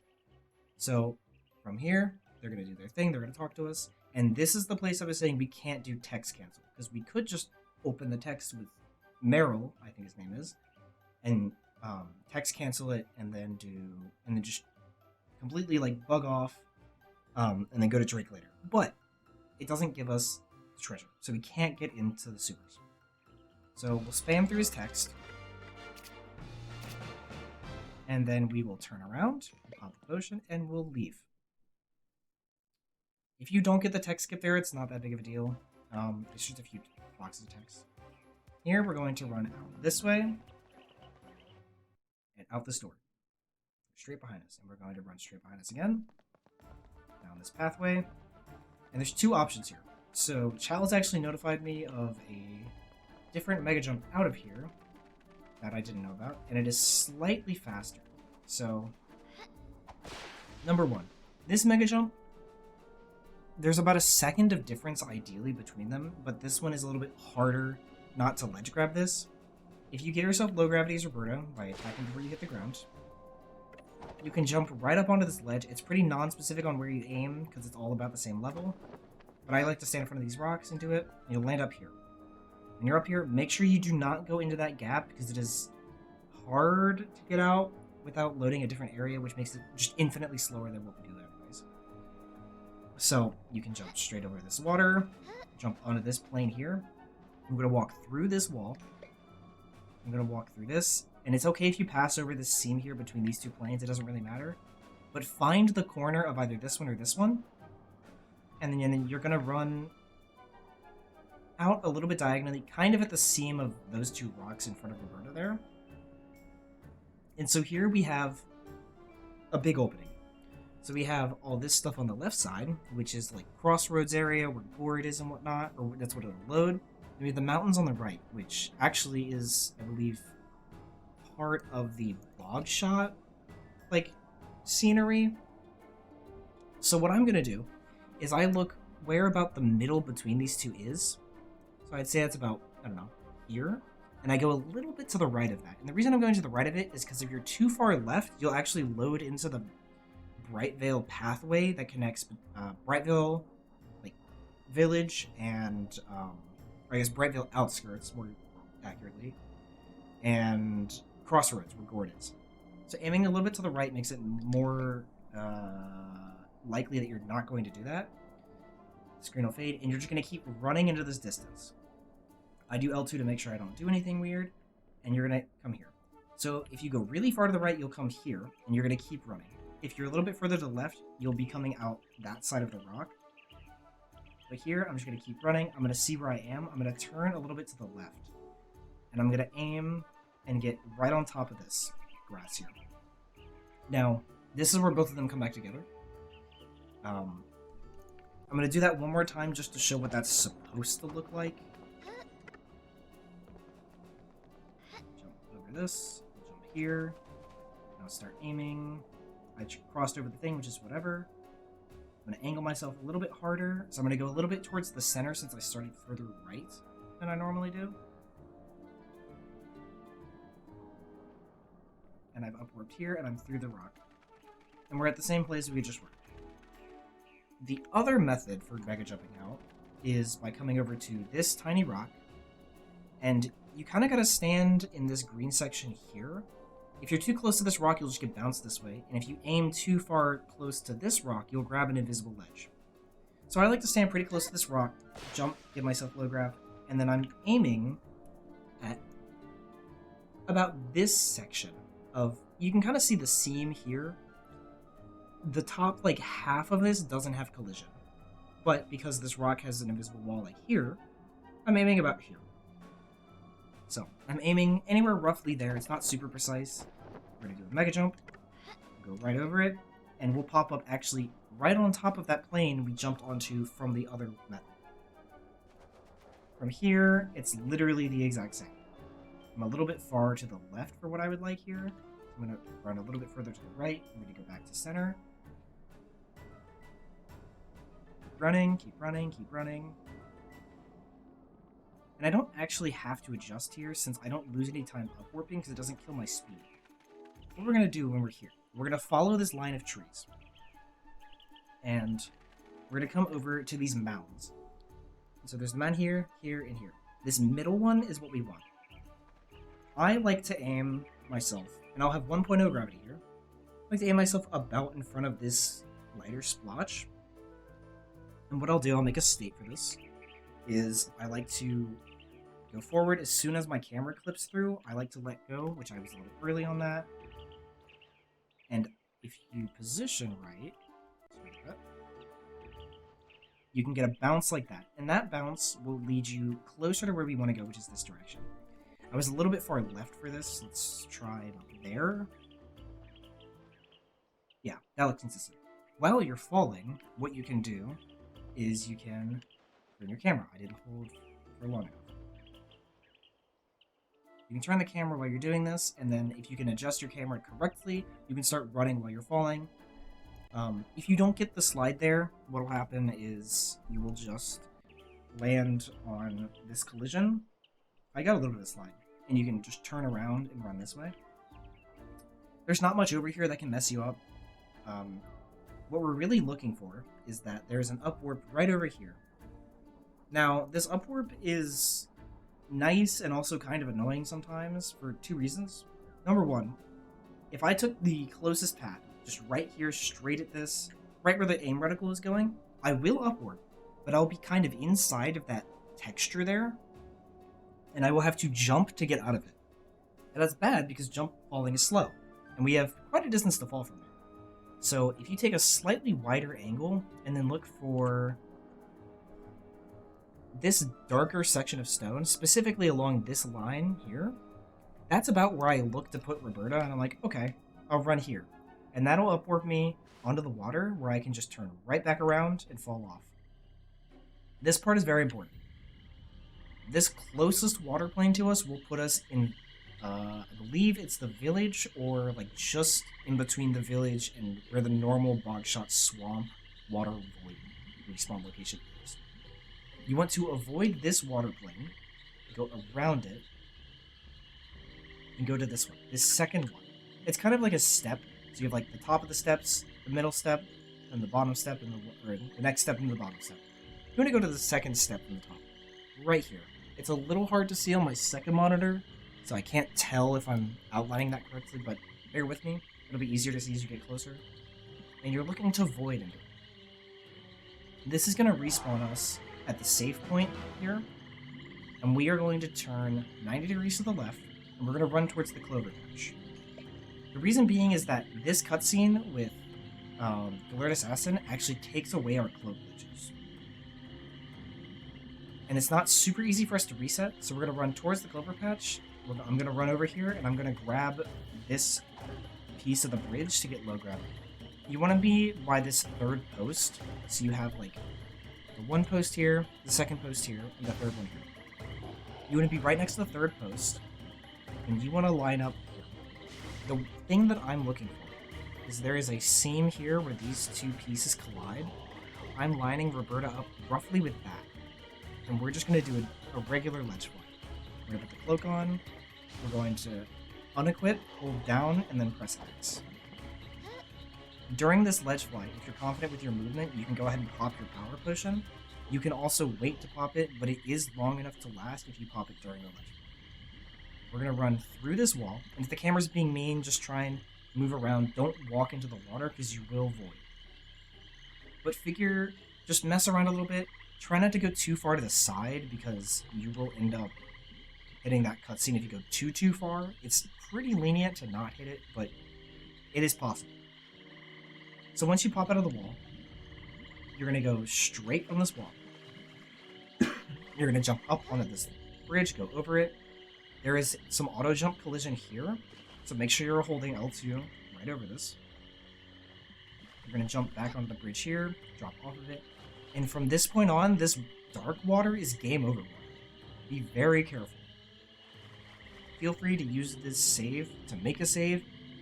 It would suck, and actually I can speak that it sucks to lose a run to this. We're going to jump on these platforms. The biggest thing with these platforms is that if you let go of your stick, you will have a period of time where you don't have control over bird. I think that is one of the most dangerous things for game over platforming. Just keep moving. Trust yourself and know that you can jump immediately. Small micro time save here. I'm going to go ahead and pop my potion. Micro time save here. You can just, as long as you're pointing at the edge of this platform to go into the light water, you can just L2 off of this. Otherwise, you can jump into it. Very, very small time save. Still dangerous, but what we're going to do here, and you do not need the Termac to do this. If you have the Termac, great. If you don't have the Termac, nothing changes about this strat. You are popping a power potion for the snake, and that's it. So, what we're doing is we are going to wait for this cutscene to end. We're going to readjust our camera. We're going to step up onto this broken platform that's directly in front of Roberta, and we're going to jump on the one to the left. While we're doing this, we're going to jump over to this side. We're going to make sure we have our supernova equipped, and you have to make sure you're standing on at least the midpoint or higher of this platform. The platform is slanted, ever so slightly. If you are too low, because Roberta's hitbox is lower, there is a very good chance the snake will miss her. So I'm going to actually adjust a little bit to the right, and I'm going to block. And as soon as you block the snake, you want to start a 3-hit combo. Because without the Termac, doing the 3-hit combo, the only shot of Roberta's that will one-shot the snake is the third shot. If you have the Magician's Wand, Power Potion, and Supernova mode. If you do not have Power Potion, Magician's Wand, or Supernova mode, you will not one-shot the snake, unless you have something stronger. If you hit him with the second bolt, he will have a little bit of health left. If you hit him with the first, he'll have, I think it's about 3/4 health left or something like that, which you lose a lot of time from his breaking the platform's animation and getting him to do it. He also has the freeze attack at that point, so he's just annoying, and sometimes he just won't attack you. It's just a pain. So I'm going to step a little bit to the side. I'm going to block him. In the moment I see that I've blocked him, I'm going to start my 3-hit combo and just let the game auto-aim and do its thing.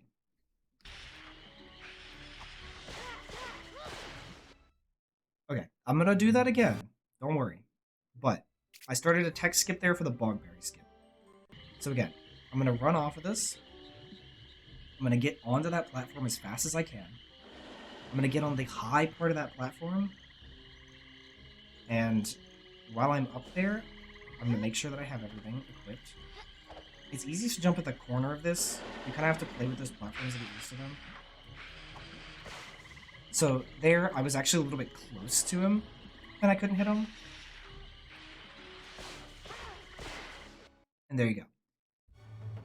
It's not super, super difficult to do. You just have to figure out, like, okay, I blocked him now. I can immediately... Is Castrolus a hero? I don't know. You can immediately start your 3-hit combo. It does have to be a little fast, but it's fairly linear. These platforms, I'll actually show this now, have really bad collision in certain spots. This one's fairly good, but like this middle you can't really grab.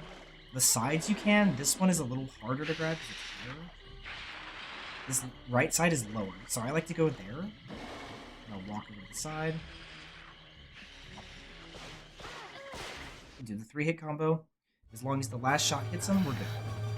During my 3-hit combo, or at least during the last one, I like to go ahead and start my tech skip. If you don't get it, it's like 2 text boxes or something. It's not that big of a deal. A fun little thing with this. So the dark water used to be game over water, and it is if you go way, way out there. Like, I know it is on the other side. Let's see. Just for an example. Not quite. It'll probably be farther than that, but if you go really far out, it is still game over, which is problematic for a lot of reasons. Because game overs are bad. I guess it's only on this side. But, as you're seeing, I'm getting warped back. That includes the middle water, which would also game over you in the fight if you fell into it. Because of this, or thankfully rather, the devs made it so that this game, Overwater, just turns into reset water. It's not even a proper void, as you can see. I'm just getting launched back to where I was. So, we don't have to worry about falling in this anymore. The funny thing is, there's a line of code somewhere that when you fall into the water, it says you suck, so that's enjoyable. But, snake platforming is annoying because the camera doesn't like to behave during it. Really just mess with this and get comfortable with it. But ideally this platforming should be, you jump onto the snake, take a few steps, jump, jump, jump. You'll probably still have some of your speed pot. Your speed pot should be out by now. I like to do a thrust into the water here, just past the, once you're off the wood platforms. I think it's a little faster, and then we'll void all the way back here to the save point. I'm going to turn 180 degrees around. I'm going to pop a speed potion. And actually, during that break I took before doing Market Town, there were new discoveries that were sent, and one of them is here. So I'm going to make a save right here. The first thing I'm going to show is the old method that we used to leave Bogshot, which was we would go running. If you come not on the bridge, but come to the side, you can actually just hold L2 and go through that. Keep going. I'd like to hug the inside line here. We're going to go through Bogshot Village. Go on top of this. Make sure you're holding L2 over these bridges because they have some really bad polygons. You can make a save here if you want. But we come to this ledge here. We want to not have low gravity for this one. Aim towards the wall and do a downwards Ledgefly. And you go into the wall and we'll be here. From here, you kind of saw the funnel cloud back there. But you're going to run off into the void straight with a speed pot and L2. You're going to walk up onto these. As you're falling down there, you're going to jump to get through that invisible wall. And I like to run at like the center-ish of this leftmost funnel cloud. And that'll put you up here. And this is where we came from. We will pick up here in a second. The other method, which was found to be, which was new and is significantly faster, is if we jump off of this bridge, we have high gravity, and we speed clip our way to that corner. So that's fairly easy.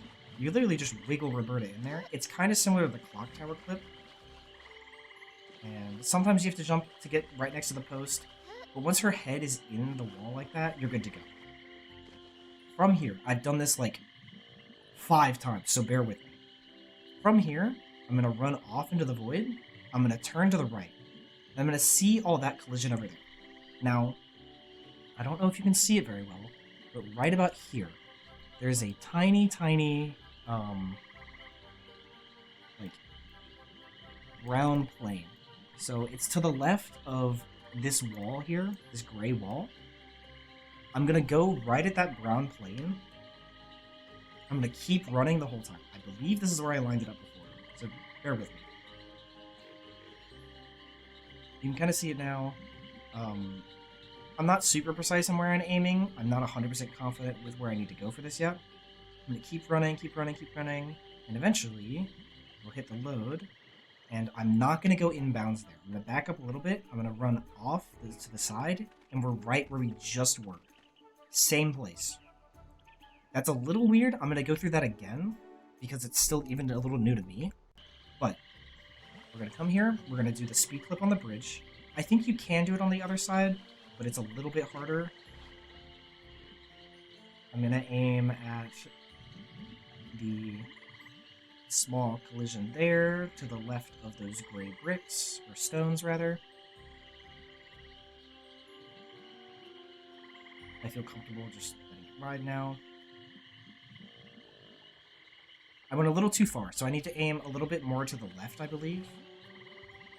Again, this strat is like very fresh. Like, I learned of this maybe an hour ago at most. I'm gonna try aiming at the far left side of this and see how that goes.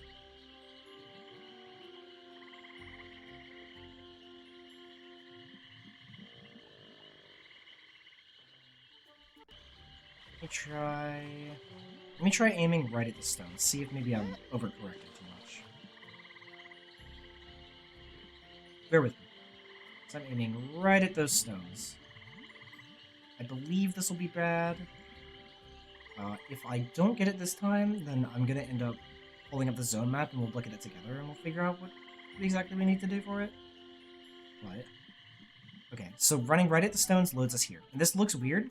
If you turn to the left, this is exactly where we were before. If I aim at the left side of that funnel cloud, eventually we'll pop up here. So that's what we're going to do. I'm going to run that back one more time.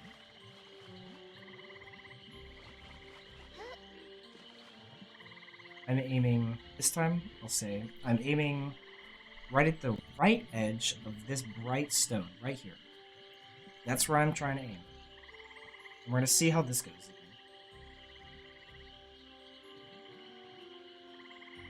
That seemed to work fairly well.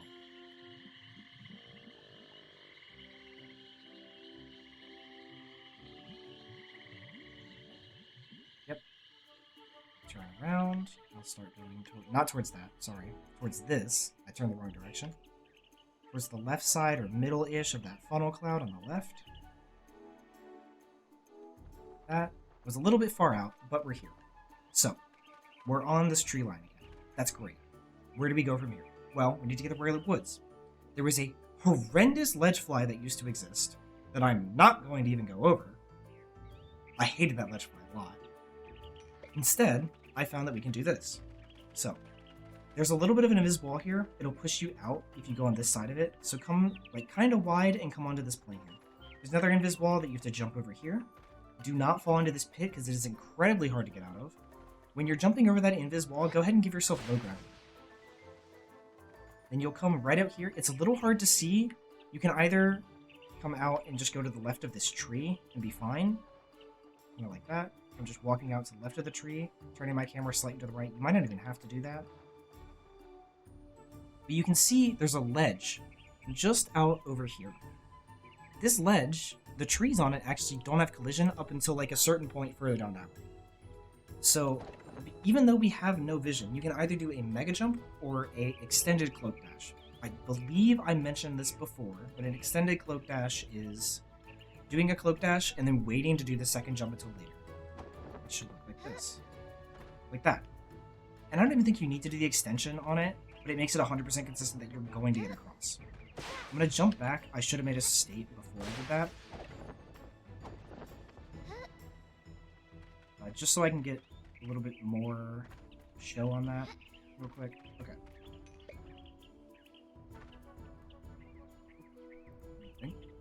Yep.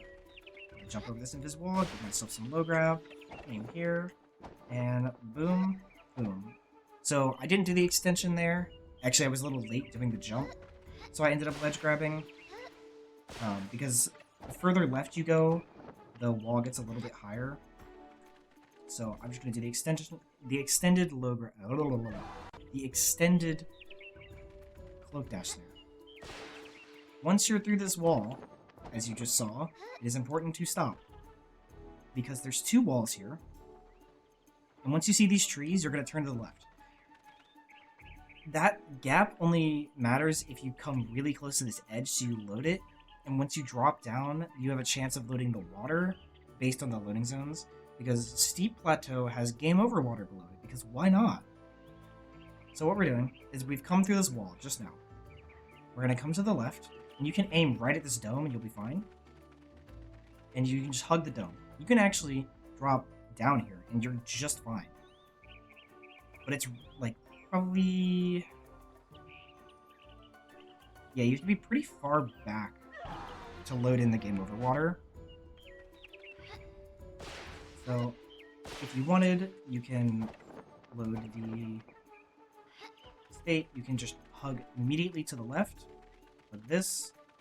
And then from here, we're going to go out this left wall. So there's the right wall here. There's the seam between the two. I think it's here. And there's this left wall. You're going to go out this left wall, like pretty much straight in front of Roberto. You can see how they have the light, dark, light, dark, light, dark, whatever. I go between these 2 light darks here, just because it gets you a fairly good angle to where you're going. And we're going to follow this out of bounds. So like you can hug that right wall if you want. I like to just go around the middle. It's a very, very wide open area. And we're going to go through this wall before we get to that waterfall. And this area can be a bit weird. I go through this wall and pretty much go straight from here. There's nothing below you that will kill you that I know of. I have done this a lot of times and I've been fine. Hitting that corner there is going to maybe shift your position a good bit, but you should be fine and stay in bounds. So I just run straight off with L2, of course. I just keep running, keep running, keep running. It tried to push me to the left a little bit. Wasn't enough. Keep going, keep going, keep going. And now I'm on collision. Now that I'm here, I'm going to start hugging the edge of this here. I'm going to go to the right. This is a little slippery.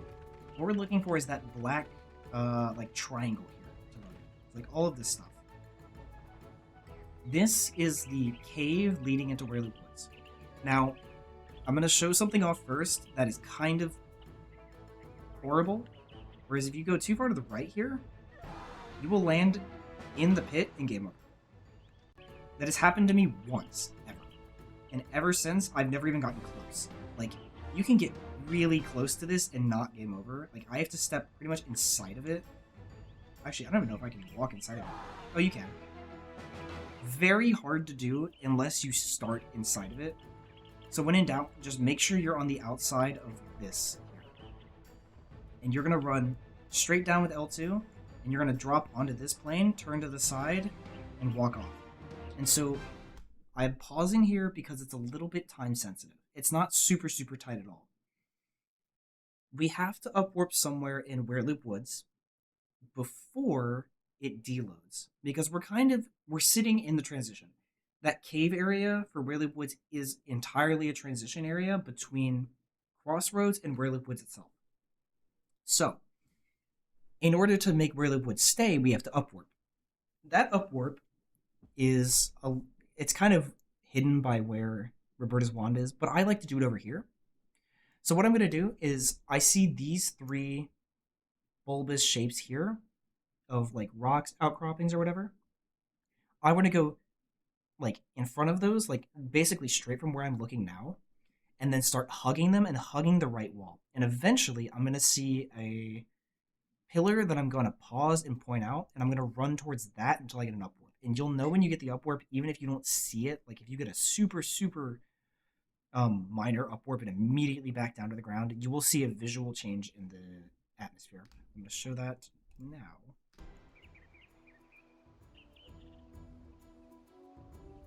Camera doesn't like us here, but here. Okay.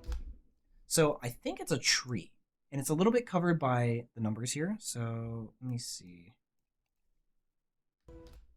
Okay. This pillar, I think it's here. Here. It's like, it's got the round base that you can see and the actual like pillar part of it. I'm running directly at it. And eventually, I'm going to end up upwarping onto an outside plane of Wereloop Woods, and the screen is going to turn It's a little bit more gray. It's like a fog is over the screen kind of thing. That's how you know you got the upwarp, even if you don't see it, if you don't get stuck. If you get stuck, you really just have to try and side hop your way out of this collision. The collision here on the outside is really, really weird and really bad. So I always aim at this pillar. I go forward at it. As soon as I get the upwarp, I jump back into the left. It's more so left than back, so that I can get out of that area before it like fully tries to lock me in, and then I can keep running from there. So I'm going to continue with that.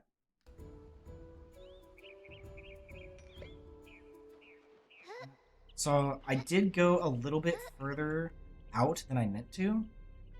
I might reload that and re-show that, but you can see how the screen's a little bit more gray. So I am going to reload that. I'm going to show that all in one piece. You don't have to do that strafe turn there. It is faster. You just want to make sure you turn somewhat there, even if it's not a strafe turn, so you don't go inbounds. There we go. Little bit of a weird spot. I'm messing this all up today. I've been doing this for a number of hours, to be fair, so let me try that again. That is some of the collision that I'm talking about. It is possible to get out of there, but it is really, really obnoxious to get out of there.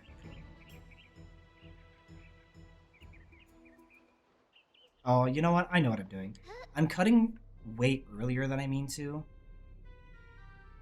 I'm meaning to aim at this, and I'm aiming closer to this, so I'm getting into the weird collision I'm not used to. For this, you'll normally hit like the ledge that the aim circle's on, and then immediately be able to jump right out. Regardless, we're out. Over here, I'm going to step out to the left a little bit so I can show it better. That white bit there, and in the aim reticle, is the skull that you would normally go into to get into Whirly Burrows. You're going to run pretty much right at that and stay a little bit close to the Whirlywood side. So just aiming like this, maybe going a little bit to the right. And we're waiting for all of that to load in. That's exactly what we want. From here, I'm going to turn to the left, and there's this... It's almost like a shield, like shielding, like plating in front of us of rock. You're going to go you're going to go clockwise around it. Do not get too close to it because you will upwarp onto things, and I do not know how to save the run from that, if you even can. Here, there's actually two options. I'm going to make a state right here, and I'm going to pull up the zone map to show what I mean. So you have the safe method, which takes a good bit of time, and you have the risky method. The safe method, as you might guess, is going all the way around here, super, super wide. The risky method is actually going through this gap here. The risky method is not as bad as you would think it is. I line it up by... There's this pillar here. I go on the right edge of this pillar and just run through it. That's literally all it is. Like, it's not precise at all. So I'm just going to run under this pillar. Bang. I'm going to turn left, and then this is where we're going to pick up with the other method. It's super... It looks scarier than it is. The other method, however, we're going to go around all of the collision, which you have to go pretty wide for because it's pretty big. So I'm just going to take my time. I'm going to go around one corner. I'm going to go around two corners. I'm going to go around this third corner as well. And this will put us right where we were before. Around this corner, there's that pillar we came through before. And here's this ledge. So this ledge in front of us looks a little bit like that. So it's a little bit further out than you would think it is. But really, if you just aim just past that corner, you'll be fine. There's two things that can happen here. Number one, you're going to run here with Meerca speed just straight forward. And either you will warp directly into the Werewolf King fight, or number two, you will be just outside of it, but we can save it just like super fine, super easy. So I'm going to try just running. It might be a little bit too far to the left. Okay, now we're good. So I'm in the Werewolf King fight. I will pick up here in a second. But let's say I'm too far to the left, or let's say I was just slower, my potion ran out. I'll be here. Sometimes you can get stuck in the wall and you can just jump straight through, but we're here. There's no way to get in through this collision. What we have to do is drop down here next to the water. We can see all this loaded in front of us. We're going to step to the right of it, so we're upwarped, and then we can walk in through the side of this collision and jump through it. Once we're here, we're in the tentacled area. which is just behind the Wyrlip King fight. This is like the secret passage out of the fight, the fast way to the top of where the burrows lower. So what you're going to do, since we're rooted here, we're going to jump and grab low grav, and then we're going to step just inside of this waterfall and then do a mega jump. And that's going to get us just over this ledge that doesn't have ground collision, unfortunately. You're going to be right here. So, here we are. This is going to be weird because it's something that we don't do anywhere else in the run. But we do it one more other place, but it's after this. This is a charge moat cancel, which I believe I mentioned in passing earlier.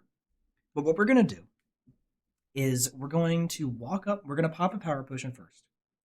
Then we're going to walk up to the Wyrlip King, and we're going to start charging an attack with R2 specifically, with Supernova equipped. And after that, we are going to let go of... We're going to open the moat menu while we're charging. We're going to let go of R2 once it's fully charged. And then we're going to hit circle to unequip the Supernova mode. And that seems weird, right? What this is going to do is it's going to make it so it eats 0 of our moat. But we're still going to get the effect off. This doesn't work the same with Tor, as you might have noticed we do kind of instant moat swapping, say for the Dark Knights outside of Market Town. His moats eat immediately, whereas certain ones of Roberta's, like this one that has a longer animation, takes longer to eat the moat, so we can actually cancel the use. It's a little confusing until you see it, but I'm going to pop my power potion. Ideally, I'd be doing this as I'm running. I'm going to charge this here, and I'm just going to release R2 and then do that. I did a text skip there, which is optional. It's one text box. I personally really like to have regular Nova on my shield, so I'm going to go put that back. But before I do that, I'm going to re-equip Supernova and start attacking him while the bolt is attacking him. Now, there's 2 outcomes to this. If you have the Turmac and you get the instant phase 1 like that, where you hit him with the initial charge bolt and he gets hit with the contact damage of the Supernova charge, you can get him with 1 cycle on this, where he dies just as the Supernova charge attack dies out. If not, your 2 options are to either do attacks, which are not as optimal and could lead you to not have enough Supernova for later in the run, or to use another charge attack cancel. So here, I'm going to use that. So I got 1 hit off there. You can see I still got it off. And that's Wyrlip King. And he's fairly simple. After that, you want to ideally set up a text skip going into that dialogue there. If you can't, it's whatever. It's like 2 text boxes, I think. And then we're going to pop a power potion. I'm actually going to refeed the Turmac since I've been dilly-dallying a bit. And we're going to walk out the way we just came in through the backup method. And we're going to skip all these tentacles. And we are going to grab this. Why do we need a lava moat, you might be asking? Well, we're pretty tight when it comes to using Supernova moat on this run, but the lava moat is what we use to kill the tentacles in the Jumping 2 fight. There was a 1-cycle Jumping 2 fight method. As I was recording this, Deesh was doing the timings on everything, and it turns out that the proposed route we had been trying was slightly slower, so everything up to this point, minus the dupes, which I would have corrected by this point, is going to be the same. And then I'm showing what is optimally our most up-to-date strats. So no need to worry about like, oh, this is out of date. Unless we find something else between me recording this and putting it out, everything should be up to date. But that being said, I would have 2 more potions of power because we would have bought all of them at the beginning. You would know that already. There's a small discrepancy. It's okay. So I would have this going, and I'm going to run out like this and jump over that gap. a big thing with this, so Roberta, she did it there. If you're not straight on with these, when you jump into them, she will most of the time, if you have a weird angle going into it, she'll walk back off the ledge. So I really like to make sure that I'm jumping early and aiming right into the ledge, so she's straight on with it and climbs up it, instead of doing her whole like, oh, let me just walk back down and then walk back up. Here, there's a very specific way I like to do this. Also, it's getting dark, so I might just turn off my camera in a bit. There's a very specific way I like to do this. There's a seam right here in this rock. I go to this side of that seam, just barely, and I will jump and grab this ledge. Sometimes she'll do the double grab there as well.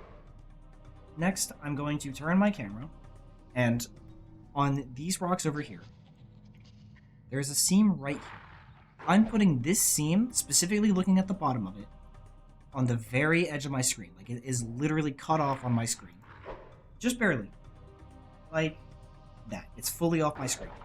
From here, I'm just going to stand still and do a downwards Ledgefly. He hit me there, which is annoying. It's fine. And we're going to do a downwards Ledgefly. My angle was strange. That's interesting. I wonder if him hitting me positioned me just enough. Weird. Do that again. Ledgefly out. There we go. And the camera's never done this weirdness before, but it's okay. We're going to be here. So you're going to immediately hold L2, R1, back, and just jump out. Here we are. So we still need to load Rayleigh Woods. I'm going to make a save here real quick. And I'm going to open the zone map to show you what we're looking at. I'm going to zoom in a bit. Oh, that's the wrong direction. So we just jumped off of about here. There's these two squares here that will upwarp you. Just make sure you're holding L2 or just taking a really wide berth. But that red outline square, not the collision square, the outline, that is what will reload Rayleigh Woods. So what we're going to do is we're going to step into that and we're going to see a certain thing deload and we're going to stop. So I'm taking a little bit of a... I meant to take it wider than that. That's okay. So when I step forward here, a lot, at least this, but a lot of this collision back here is going to completely deload. I just stepped into that red zone. So here we are. If you are really good with your angles, you can aim it so you hit it, so you hit that red zone closer to the edge, like straight in front of Roberta, and then you can aim to get right inside of here and skip the cutscene we're about to hit. If not, it'll look like this. So you'll look for where that skull is in the green. You'll run straight towards the green there. You'll keep running. You'll step a little bit to the left if it does that. If you get warped into here, you probably went a little bit too far left, or you got some weird side warping where the game will just decide to like displace you a little bit. That's okay. You'll still just walk right out of the skull. I want to show... Yep, so do that. You'll keep running forward. You'll hit the text box for the skull, and you'll hit the cutscene from the outside. Now, ideally, and I will try to hit this, but I make no promises, you can skip that cutscene. If, say, I got warped into the inside there, so let's say I don't even go for the outside shot. I just go straight towards this tunnel, jump through the wall, boom, here we are. You can text skip into this. Not that it matters, because you'll get warped back anyway. Hit the text box, boom. Let's see if I can do my old strat. It's a little difficult to do.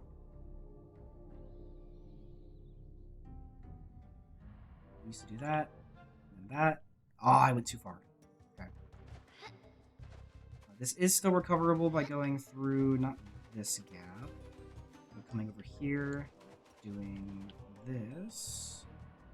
And then you would come back here, and then you would upwarp into the skull area. I'm going to try one more time to try and hit that. I went a little bit too far is what happened. As long as you're getting out of Rayleigh Woods, that's all that matters. I hate this. We'll hit the skull cutscene, it'll warp us in front of it, and we're here. So, from this position, we're going to turn around, and we're just going to leave Rayleigh Woods. I kid you not. I'm going to keep running. That guy was really nice not to aggro me there. We're going to hold L2 to keep our low grav during all of that.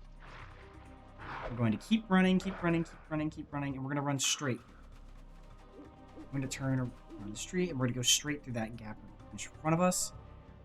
This is a good time to make a safety save, because this strat isn't hard, but it can feel sketchy. And if you fuck it up, you will probably die. So we have low grav here. You can always give yourself low grav if you need to by jumping and attacking with Roberto, like that. But standing anywhere in like this zone should be good enough. I like to just stand in front of this like rock here. And I'm aiming anywhere in this general area. We're just going to do a cloak dash over the game over pit. I'm not kidding. So I'll make a state here in case I do something wrong. I'm just going to do a cloak dash. Make sure you have speed. And go right over. And there you go. So I'll show a few things that happen. If I'm angled too far to the right here, what'll happen is none of this stuff deloads, as you saw like it did before. You need to be kind of close to this rock for everything else to deload, like you saw in the background there, and we'll upwarp here. That's what we want. So if you aim a little bit too far to the left, I believe you'll go directly into it. If you aim here, yep. If you aim further left, I actually don't know what'll happen, or if you can even make it out here without game overing. Let's find out together. Oh, wow. The collision here seems a little too weird to be reliable, but that's a fun little fact. So when in doubt, aim about at this down-facing branch here. Cloak dash right through. We'll hit the loading, and then when you're here, I didn't mean to move there. Give me just a second. I'll make sure not to move this time. So I'll deload it, and I'll stop. So here's this dark collision here. There's dark collision over there as well. If you walk into that, you'll get upwarp to where we first came into Rayleigh Woods, which, kind of thinking about it, might still be fast. I'm actually not sure. But what we can do instead is we can walk out here. And just for reference, that's Rayleigh Woods. And so we're going away from Rayleigh Woods. And we drop down here. We do some interesting invisible wall. We'll do some movement right here. We'll hug the left. We'll go through 3 invisible walls, and we're out of bounds. Let me see how that feels going the other way, because I've never actually thought about that before. Go here. It's a little bit blind. Nah, we still have to go through this, so never mind then. Yeah. So, regardless, we're going to Cloak dash at this. See all that deload. We're going to start stepping to the right. Don't start stepping to the right too early, or you will reload Rayleigh Woods. The correction to that is find where that rock is that we looked at before. Go next to it, and then like hug the invisible wall that's kind of around it until you see the rest of the stuff deload, wait, and then once all this is loaded, you're safe. We're going to run here. We're going to run off this plane. We're going to turn and start facing... I've never gotten caught on that before. Going, like, aiming up into this green collision here. You should be rubbing against an invisible wall. Then you'll run straight through one wall, to the side, and to the side. We're going to keep running. Just like before. Here, we're going to run through this wall, and we're going to be looking for this little thing here. Right here. It's easiest if you come to the side here, and then you bonk right off of it just by L2 R1ing off. Just like that. I didn't make a save, I'm silly. Sorry. Give me 1 second. So I was almost too early there, but I was okay. Going up on the left stick. Inwards. Good, good. I know Kit Kat. It's almost dinner time. Oh, it is dinner time. Okay, let me show this first. So we're going to come through this wall. I'm going to make a state here. And you can either look down to aim at this, or you can just get a feeling for it. As long as you bonk this thing here, you will load the next area. You'll be fine. And in the distance... This won't drown me, will it? No. Okay. In the distance, we have a few things.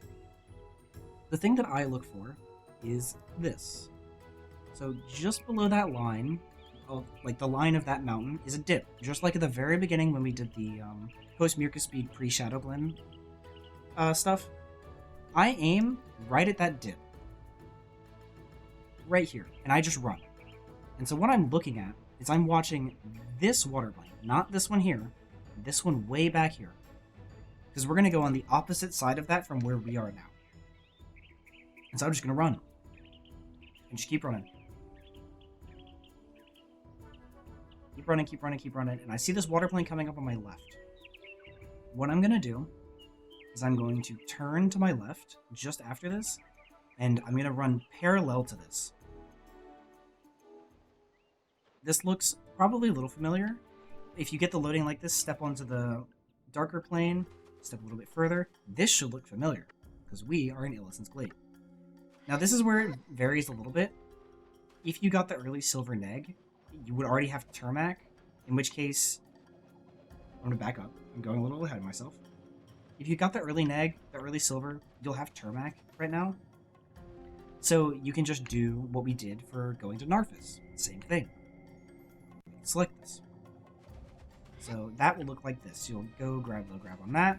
You'll come right over here. You cloak dash. Same way as before. And you'll run straight forward. My potion ran out during that, which is a little sketchy, but it's fine. And you'll run straight forward like we did before. If you do not have Termac, you will come through here.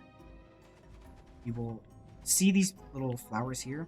If you take it too shallow, you'll get kind of caught on this, but you can really just come flat on with these. You'll jump through this wall, and you'll come to the left here. And there is our friend the Poggle Fox, and we will feed him, just like that. And he will be our Termac replacement if you don't have the Termac. Now, I'm going to keep the Termac just because I have him. It doesn't really change anything. I tested it on a few things, and the damage values look no different. So, I'm just going to run over to the Upwarp space on Illusen's. Make sure you're not getting that auto jump. That second one would have worked, but I didn't trust it. There we go. Remember, you can always, since you're Roberta, you can just do that, or you can do this again. If I hit that, that would be funny. I need to show that anyway. So you'll do the cloak dash like that. I forgot to show this. When you grab Poggle Fox, let's say I grab him here, blah, blah, blah. I'm going to come over to this ledge, and I'm going to show it here while I'm sitting here. This ledge right here is slanted downwards. This one is flat. Make sure you are on the flat ledge. You're going to turn the camera, and there is a... So you have like this line here, and this line here, and this darker section in the middle. Going like kind of through it like this is a little vein. I look at that vein, and when I aim the character at that vein, I'll do my Ledgefly, just down X, and then I'll start holding L2, R1 forward, and if I don't have one already, I'll pop a power potion, and just continue running forward. That's all I did there, was I continued holding forward. What that does is that will allow you to go right over the water plane that is to the left. You will go over the gaps and all that. Sorry to defeat Poggle Fox. I would not repop a potion until after this. And just do my Ledgefly, pop a potion here if I had to, keep running, keep running, keep running, and bang, right through here. We're going to fall off this, we're going to jump because there's an invis wall, and right here should look familiar from earlier. We're just going to run right over to this, and you can do your instant upwarp if you figured it out.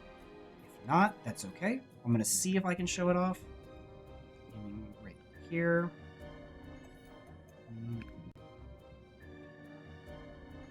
There you go.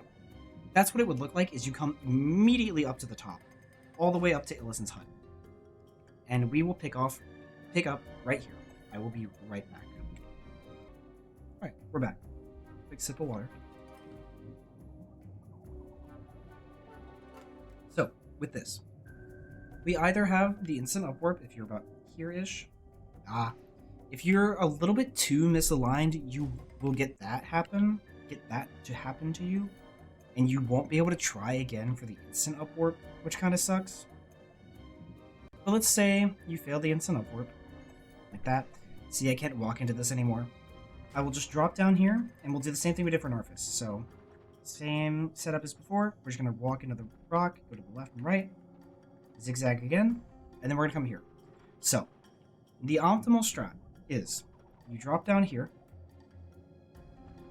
You have two paths. I haven't actually timed them. I'm going to say going backwards is probably faster. So let me just show that properly. So I'm going to come up to the top. You're going to come backwards. What I did there is I just turned around midair. That is risky because you can, if you angle that wrong, you can just fall off. I fell into this time, which is okay. Regardless, you would drop down to about here from above us. I'm going to jump here. I'm going to go ahead and grab low grab on that jump so I don't have to do it again later. I'm going to hold L2 over all of these seams between things. I'm going to keep coming, and I'm here. On this path, I'm going to make sure I'm stepped away from the wall, and you can see the rope for the lift there. We're going to cloak dash right at it. Like, I'm not kidding, right at it. And you will make it just fine. And I like to do a text skip midair there, because there's text right here. So, you technically have two options. You can either drown here, and it will spawn you closer to where we need to go to get back out of bounds, or you can drop off there and stay with your potion and go that way again. It depends on how many potions you have. If you're low on potions, I would say opt to go this way instead of drowning here, but it's okay regardless. So, I'll run through that again. Let's say I go the other direction this time. I will continue to go straight. I'll come up this first set. I'll come up this second one. I'll grab low grab here and drop down. And I will do the cloak dash from here. Text skip.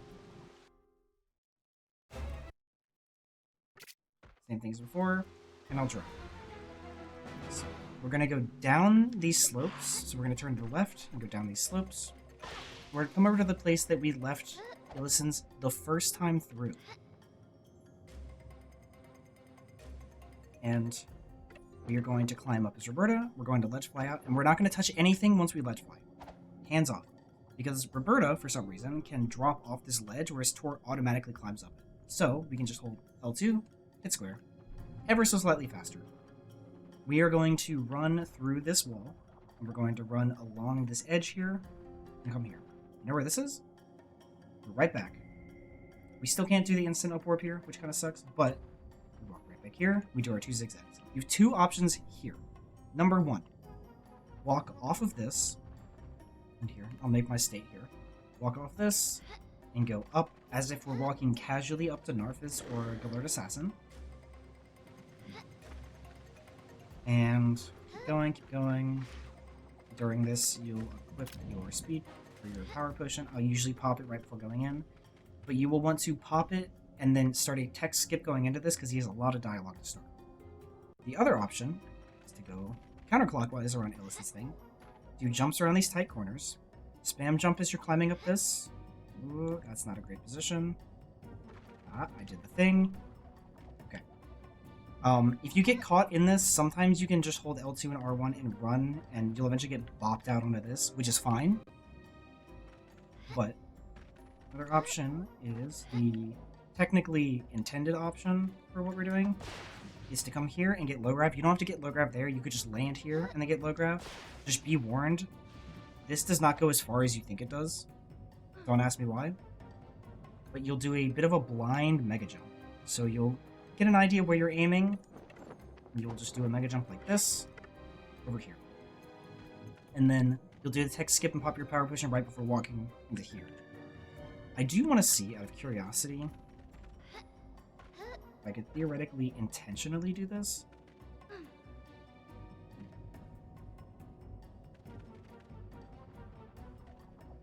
It doesn't seem like I could reliably get out of it very well. Not on the correct side, at least. If you land on this side, you can do a bit of jump spamming to kind of get out of it. I'll try that one more time just to see.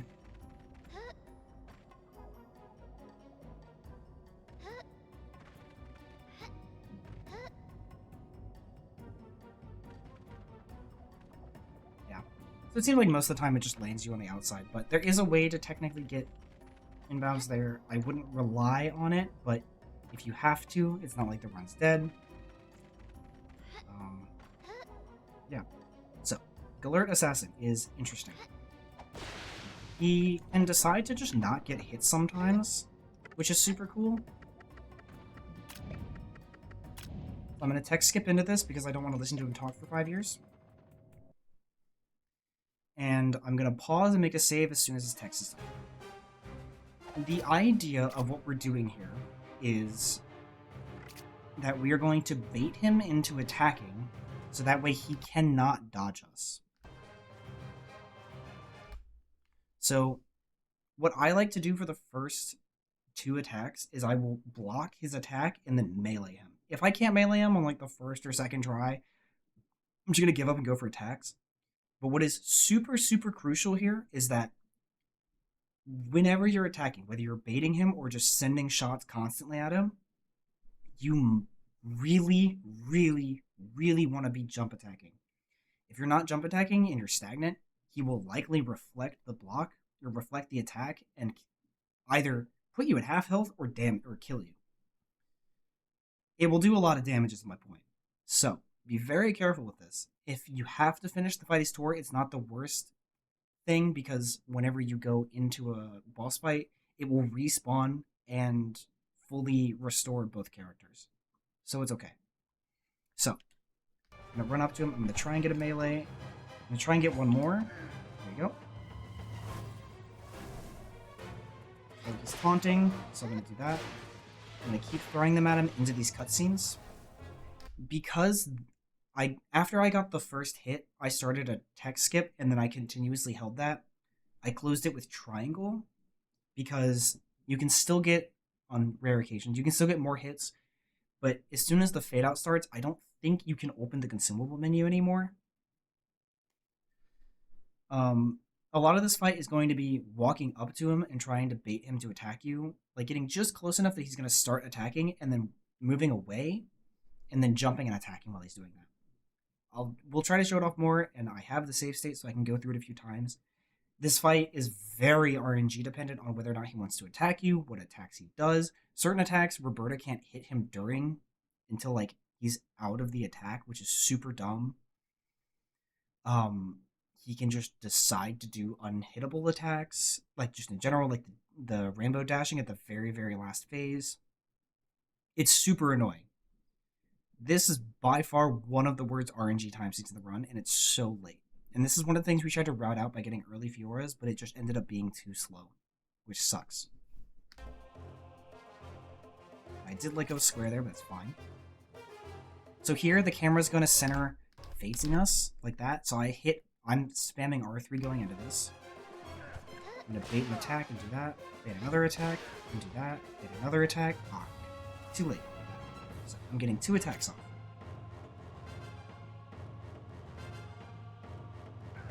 Bait an attack. Well, I didn't turn hard enough.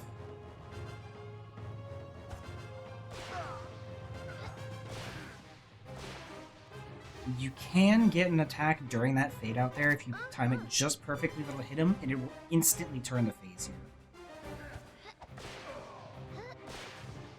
There he reflected it. There he hit me.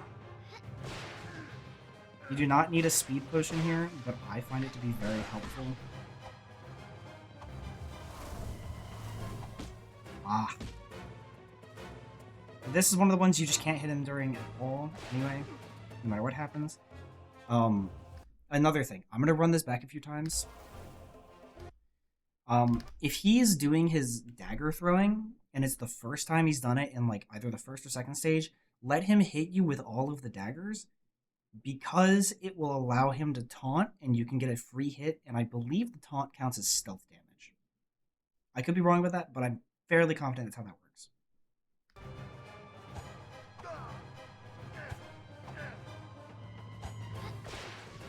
There I attacked too early, so I couldn't hit him during his attack. Certain attacks are like that, which is kind of annoying. You can't really do anything about that when that happens, so you're just gonna have to roll with it.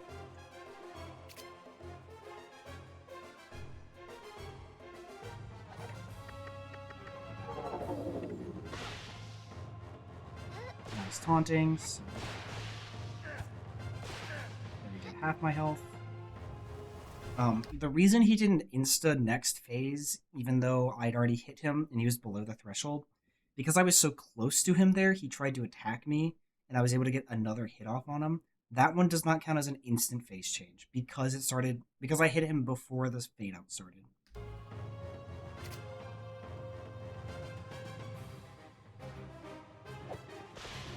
So this one, he's not guaranteed to he's not guaranteed to taunt anytime after the first that he does the daggers. It was really nice that he did that there. I tried to see if there's a way we could manipulate him to do his, like, taunt, but I couldn't find a way. That time Roberta just missed because she's Roberta, and she has the worst aiming scheme in the entire game.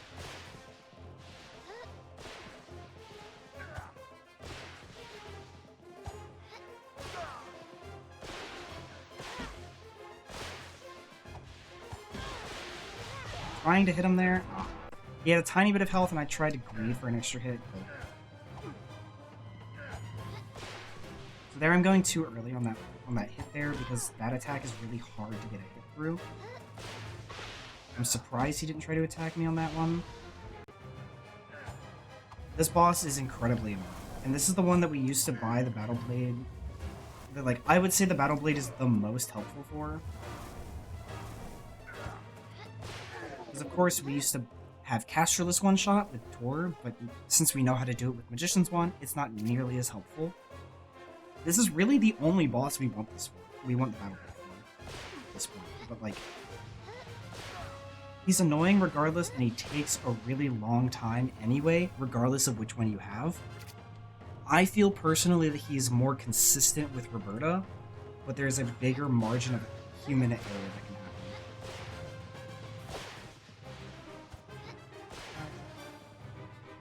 The fact that you can bait his attacks as Roberta is infinitely better.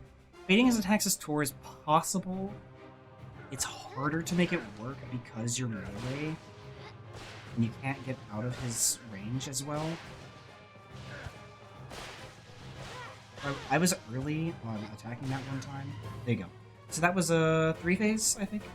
Let's do that one more time.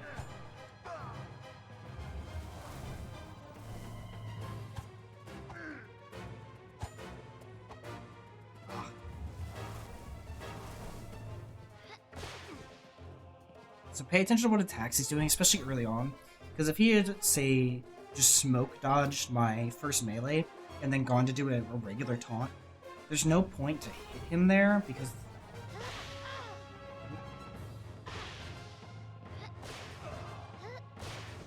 There's no point in doing the, Come on. There's no point in meleeing him because I don't believe you get any stealth damage, or at least it's very, very small stealth damage.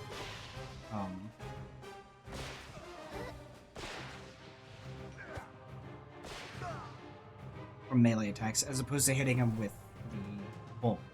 And again, we're using Supernova for this, so just don't forget that you have to have that.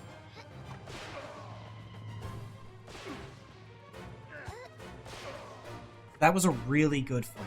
I was able to bait him out of the phase transitions, which saved me a ton of time. So, that was a decent fight. I'd be happy with that. Here you don't need to do anything. You just need to run into the Illusen cutscene. And then you can hold L2 R1 forward immediately, like during that cutscene, and you'll run straight off. That'll put you here. You'll pop a potion here. And we'll go just like we did when we were exiting the first time. From here, we're going to climb like normal. We're going to do the same thing we did before where we don't hold anything after we do this downwards Ledgefly. So we can square off of it and then move to the side. We're going to come through this wall and we're going to go like we were going to warp into the castle in Act 1. From here, we're going to do the same upwarp here. And from here, we're not going to actually go to the castle because we still have to do the Jumping Monster battle, which we had a one-cycle strat for with Fiora's Rod, but because it was slower to get and do all that, it ended up not being worth. So, here we are. I'm going to walk through this. This is all the same as before. Stop here. wait for it to load. I'm going to turn around, go through this wall, and I'm going to jump through this wall to the left of that tree and get low ground. I'm going to get not too terribly close to this edge, and I'm going to cloak dash across this gap. I can extend it if I need to. I'm going to walk through this wall, walk through the wall to the left, and keep turning left. I'm going to run to the tunnel here for Shadowglen. This is going to load in like Shadowglen proper, whereas right now we're still kind of in a mix of plains and a little bit of outskirts loaded. And we're going to turn around. And so we're going to run right at this, like, so there's the mountain that's here, and there's the mountain that's here. I run at this smaller one here, which is the edge, and I'm looking up to determine where I am in relation to the rest of the world. So here's where I'm going to make a mistake, because there's two ways you can do this. One, you can run right up onto this collision and then go from there, which I'm going to show first. So I'm just going to run straight at this. I'm going to upwarp onto it. I'm going to jump through this wall. I'm going to go up this. That. I'm going to put on the lava mode. And I'm going to, whoops. Go through this. We're going to go into the boss fight. The other option is that we can see, here's this plane, and here's this plane that kind of goes like this. We're going to stay in between them, ideally. And if you upwarp onto one of them, it's okay. It's not the biggest deal. But you can kind of see this one on my left is kind of following where I'm going. If you touch them, it's fine. It makes it a little bit harder to see. But you're doing the same thing regardless. So now that I'm out of that like dense area, there's this triangle above me right here. Going on this left half of this triangle is more consistent to let you in. If you have not touched any of the collision in Shadowglen, I believe you can just go to any of this. But the left half generally makes it 100% consistent that you'll get in on it. Instead of falling down at first and having to do all that. I'm going to pop potion. And I'm right here. I'll jump through this wall. And we're in the cutscene. Or we're in the boss fight. I'll show that one more time. I'll show it as if I upwarped onto something. So I'll tap this real quick. I'll fall down. I'll look up to see where I am. I will go to my right, or to my left rather. I was looking just now to find this like triangle-ish shape of darkness, so I could know that that's where I'm aiming for. Or I guess that's the opposite entrance of where I'm aiming for. I'm going to come right over here, I'm going to upwarp, and jump through this, right into the boss fight. Super, super easy. I'm going to do that and like actually put on my lava mode, that'd be awesome.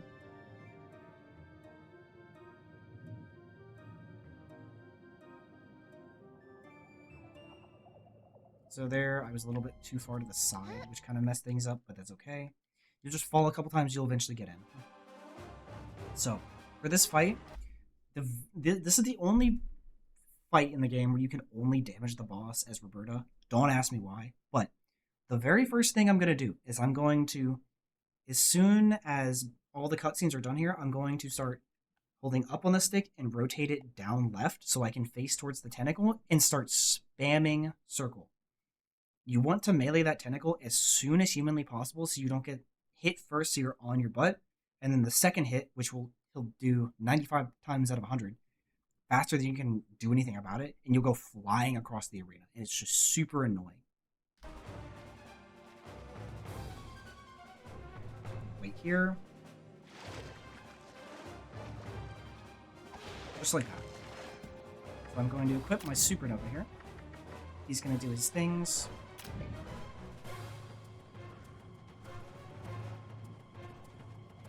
I'm getting insanely unlucky. There are certain ways you can stand that will entice him to attack, but it's not like super... It's not known what exactly those parameters are. For now, he's just kind of being a butt. There we go. So, what I did there... I believe I made a state for that. What I did there, if I didn't make a state, sorry, I'll try to figure out something to do, but is that I intentionally used the camera to enable the manual targeting system in the game, which is that like red spiky circle. And I did my first 2 hits of a 3-hit combo to the side of Jumpy Monster. And during casting the third one, I turned the camera so the reticle was facing at him to hit him with the highest damage one. It's not really that impactful since we can't do the 1 cycle anymore, but it should theoretically reduce the number of hits we need to do, which should save us Supernova mode, if that makes sense. Here again, do the same thing as before. Here we're going to walk over here. So I will run this back to show that. That's why we want the lava.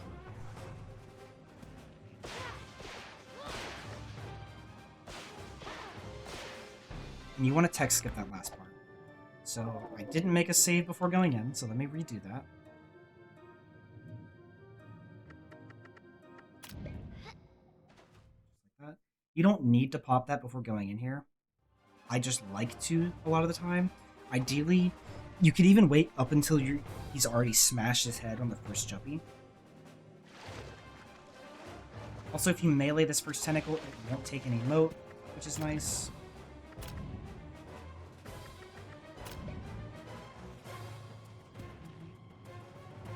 Bang, bang, bang. I'm switching to lava there so I don't waste Nova mode that I don't need to waste. Attack.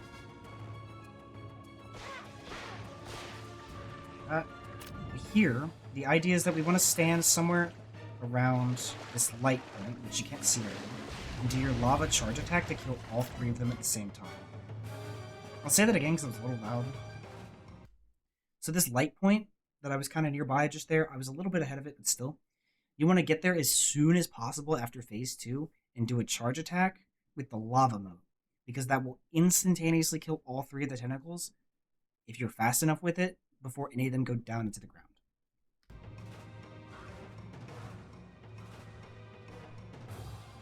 He's being mean.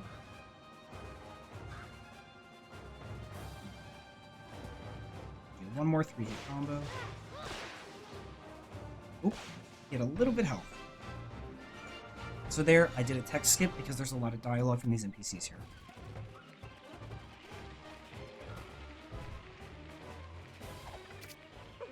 Okay, so here, we're not going to go out the normal entrance. We're going to turn around, and we're going to come to this jumpy by the block. There's actually 3 ways to get out of this room. So I'm going to show all 3 here. Number 1 is you can ledge grab this jumpy, which is kind of annoying as Roberta, and Ledgefly out. She will not always be that nice with that ledge. Number 2 is you can go up on this jumpy, get low grab, mega jump out, pop a speed potion to run out like that. And the third is one kneel foul, where you can... Let's see if I can do this. It's been a minute. Might be on this side.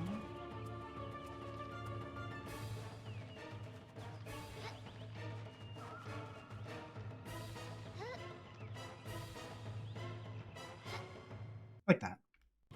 You do need a speed pop for that one. It's a little bit of finesse to get. It's not super, super hard. It's probably overall slower than both other methods. Maybe it's not. It is definitely consistent. It is just hard to do the right inputs because it's a weird clip. I actually wonder. I haven't messed with this a whole lot. It might be better. I might start doing this, to be honest. Because we have to pop push in here anyway. So if you just put your camera flat, and I'm running into this wall and pushing to the right to get kind of a tag against the boulder and then going back forward, and then I'm flicking the stick to the left and jumping. All with L2. And I believe, yeah, you don't even need to hold L2 for that. You can just do that, bang. You might not need L2 at all. Okay, so you need L2 for this first part, so we'll L2 into this, right into the rock, a little bit. Back up into it. And left, bang. I wonder if low grab makes this harder or not. It doesn't seem to make that much of a difference, if it's any difference at all, which is surprising. Remember, you're pushing into the rock first for this. This room is notoriously difficult to get out of. I'm just doing this a few times to solidify it for myself. Yeah, not terribly difficult of a clip, actually. I thought it would be worse. Here, we have two options. I'm going to show you the atrocious option that I think nobody should do, but it exists if you really, really want to. First. So, you're going to turn towards the water here, and you're going to go straight off into the water. And from here, you're going to pop a potion, go over to the right here. Ideally, you would equip this here, so you can hit these plants. Ideally, you don't need to hit the plants, but you would grab that ledge there, Ledgefly off of this. They were incredibly nice that time. And then walk down through this, walk a little bit forward, and to the left, until you see stuff deload. And there you go. It didn't deload there, which was interesting. But not how I'm used to that working, but it worked. The method that I much prefer is that you can literally just hold R2, L1, or R1, L2, and just run straight through this wall. Come to the left side of these rocks, jump down these, and just kind of, there's an invisible wall on the left and collision on the right that's going to kind of push you into a line. You're going to want to stay towards the right side, just outside of Shadowglen. And you're looking for this collision here. It kind of looks like a muffin, almost, where it has like the thinner sides and then the poof on top. You're going to want to come to this far side of it and back up onto it, drop down, and you're going to run towards this diagonal plane there. And that is going to put you in the same spot. And the collision is being weird. There's a section here that is invis walled off.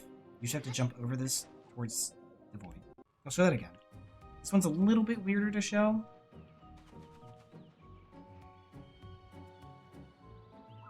Keep going, keep going.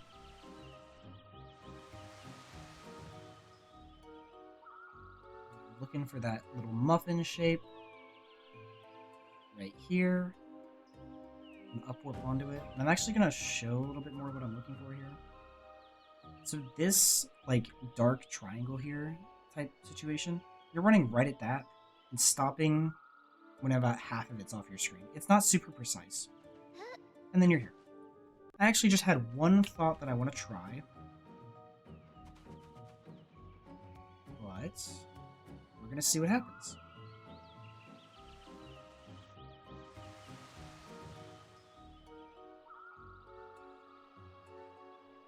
I'm just going to try not upwarping onto that piece of collision to see if we even need it, because we might not. I'm going to run straight at this. Stopping about half of it's off my screen. We don't. Okay. Well, there you go. A little bit faster. So we're here. Here we're going to want to immediately... Well, you don't need to put the cloak on yet, but it's better to do it sooner rather than later so you don't forget. I'm going to R2, L1, or R1, L2 off. I'm going to jump over this invisible wall. I'm going to turn this way. So what I'm looking for is there's this gap here. So this gap here is, you can see a little bit of it when I move this, but there's a spire from Meridell there. We're going to run just here, so just to the left of it into that collision, or into that texture. And there's going to be invis walls that push us, we're just going to run straight forward the whole time. And so now that more stuff is loading, I'm going to come under this wall, and you can see that there is this one that we saw before, and this one that's overlapping it. I like to go in between where these two overlap and just keep going. It will disappear sometimes, that's fine.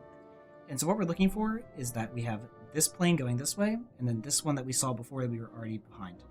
Right about here, there's a water plane that'll void us into the Meridell Moat, and that's exactly what we want. Just like that. From here, we're going to turn to our right, pop the potion. Or sorry. I lied to you. I'm getting things confused in my brain. We're going to turn to the left, pop a potion, and run straight this way. Where are we going? To Rory. It's time to talk to Rory.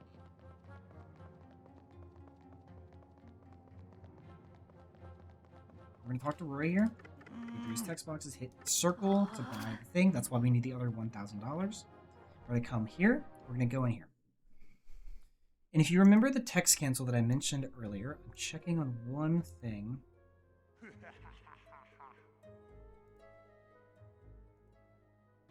1 second.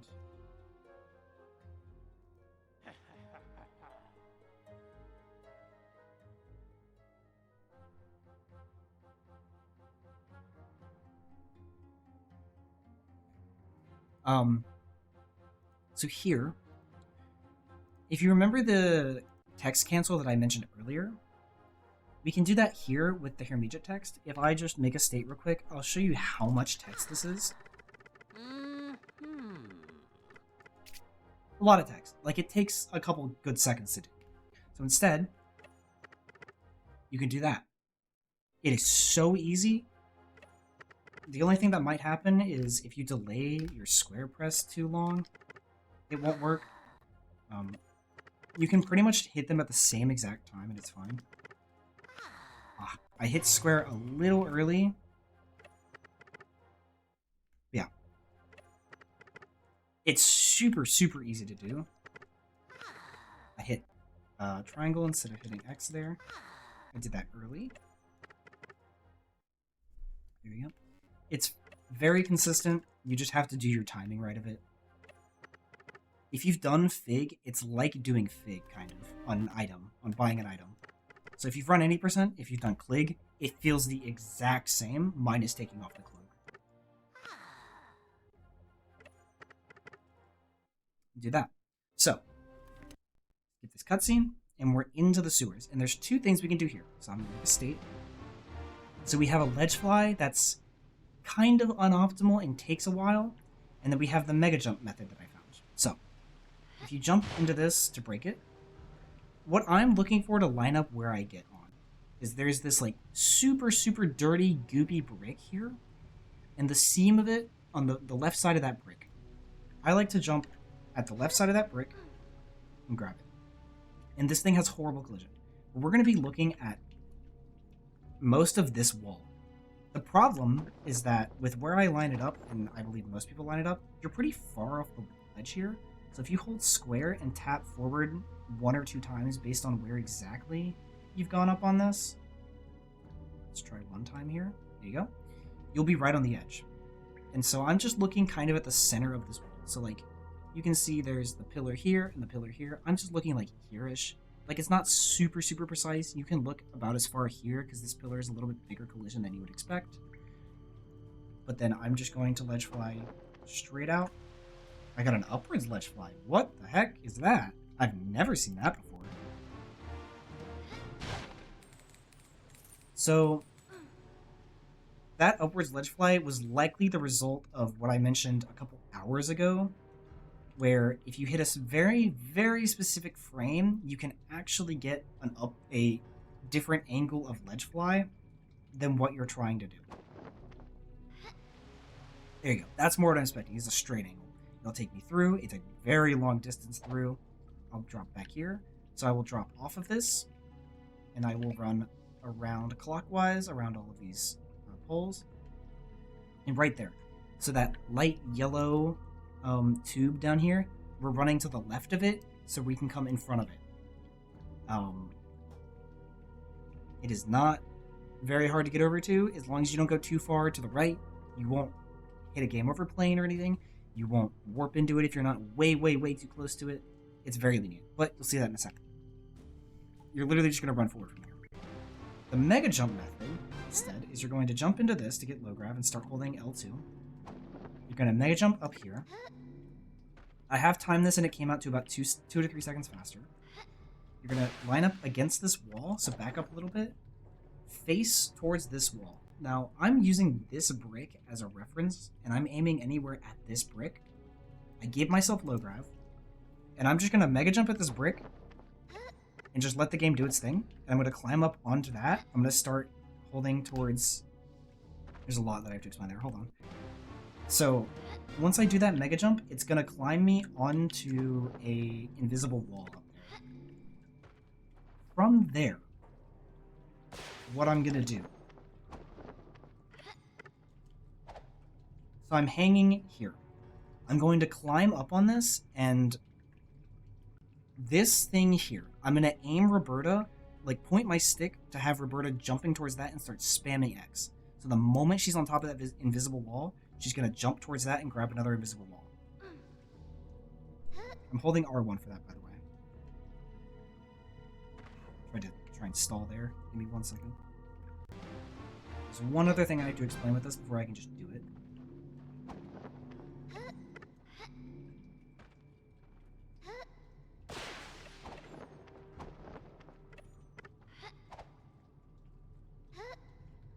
I'm here. So while Roberta is pulling up on this invisible wall, I turn my camera to face about this direction. I want to be just to the right of this, because if you're too far to the right here, this is the water that goes up and down. You can kind of see it on this plane over here, and the water like bounds is pretty wide to the point that if the water is above your head level, you will just game over drown right next to it. And that can happen regardless. But with this, it is way more pertinent to take care of going wide around it. So I'm going to climb up this wall, and I'm going to pop a potion, and I'm going to just hold L2 and just run straight off. There's an invisible wall right here. I'm going to jump over it. Now I'm going to turn towards this. I'll go over that one more time because I forgot to say things. So I'm grabbing low grab. I'm holding L2. Doing the first mega jump. Second mega jump at this wall.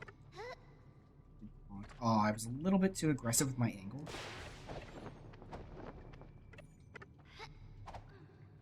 Come towards this pipe thing. Pop a potion here and L2 R1 forward. Keep going, look for an invisible wall, like that, and boom. So now we're going to take a little bit of a wide berth. And about that's fine. And we're going to run in front of this dark section of this tube. That dark section is the door you would normally come through to the gear puzzle. You're going to walk around it. And on this side. So this pillar you're going to walk into. Ideally, you can start a text skip into it. It doesn't matter. Do like that and back up.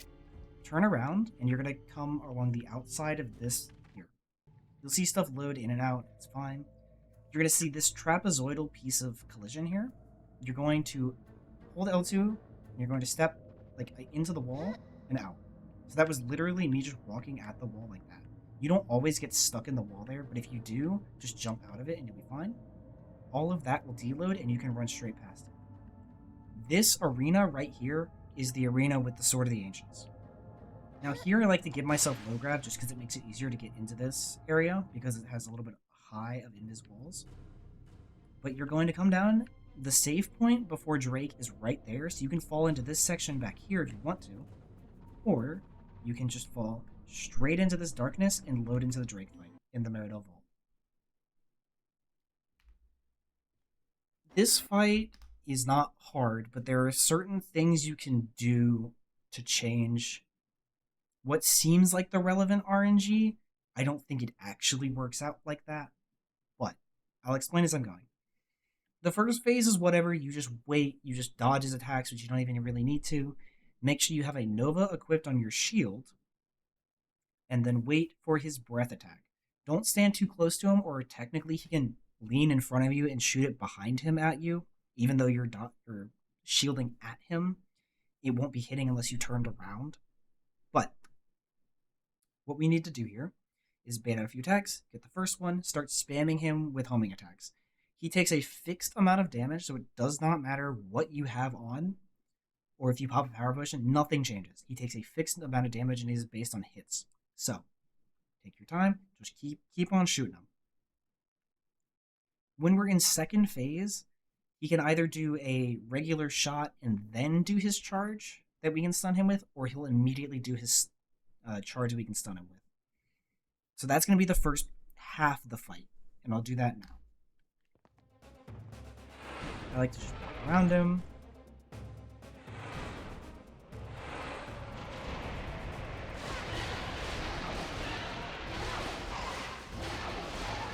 Stand here and attack. Stand here and attack.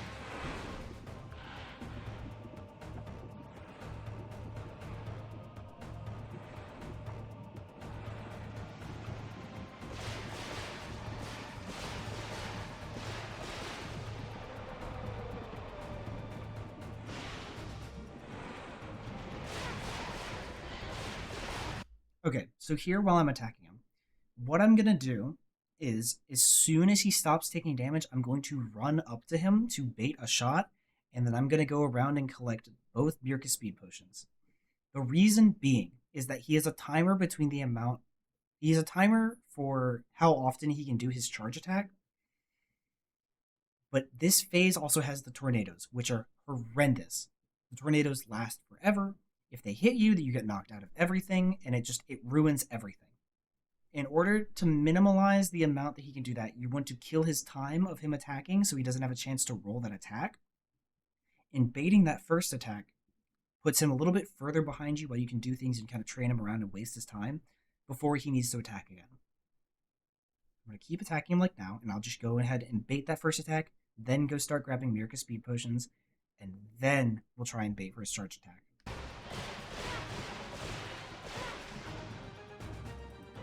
That, we're going to run over to the Meerca speeds now, and we're going to try and get close enough to him. I tried to not let him get close enough to aggro me there. When he starts getting really close to you, you know he's going to do it. And when he starts standing still, you know he's going to do that attack. If I managed to avoid it by pulling him away, but it did lose us some time. For third phase, you're just going to spam him into the forever. Right as he dies, like after his head like goes really high up in the air, you'll see it when it happens. I'm going to swap to TOR because TOR is infinitely safer and easier to set up this Ledgefly.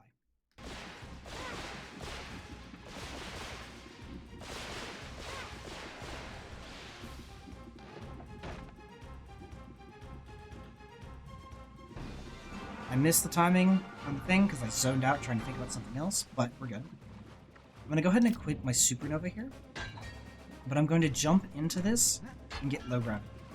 I'm not going to pop a speed potion. I guess technically it would be better to pop a speed potion there, but regardless. You're going to walk kind of close to this edge. Remember that everything below us is game over. So I'm going to stab into this ledge since it says TOR a specific way about from the ledge. I'm going to hold L2 and R1, and I'm going to hold back on the stick.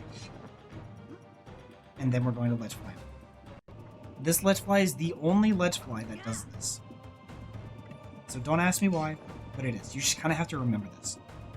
Big, big, big flashing lights warning for this. When you get out of bounds, the camera will completely kill itself. And the flashing lights are horrible. The biggest thing to make sure, never let go of L2. So use your middle finger to hold L2. And as soon as you're in the Ledgefly, start spamming L1 and R1 together to swap characters, because that's the only way to fix the camera. If you let go of L2, and even if you're holding L2 technically, there's a chance you will slide once you hit the y=0 plane that's above us, and you'll start falling. You cannot swap characters while free falling, and if you hit anything out of balance that isn't some collision, which there's not much of to hit, you will just game over, and the run is dead. There's nothing you can do about it. Holding L2, however, means that you can actually get some air control of the character, which will allow you to recover it. What you'll want to do is you'll want to open the map and move away from the main body of the map, like just out. That's the only way to save it. Also, there's been one time where I lost a run because even though I was holding L2, I was spamming L1, R1. I think it probably had to do with the fact that I might have hit it on frame 1 of warping up there, but still slid into the void and fell down. So be wary of that. Start spamming. Oh, I have never done this before. Let's discover together. Nope. That's okay. Okay. You want to aim at the bricks, apparently. I did not know you could bump on that. But you want to aim at the bricks here. Here.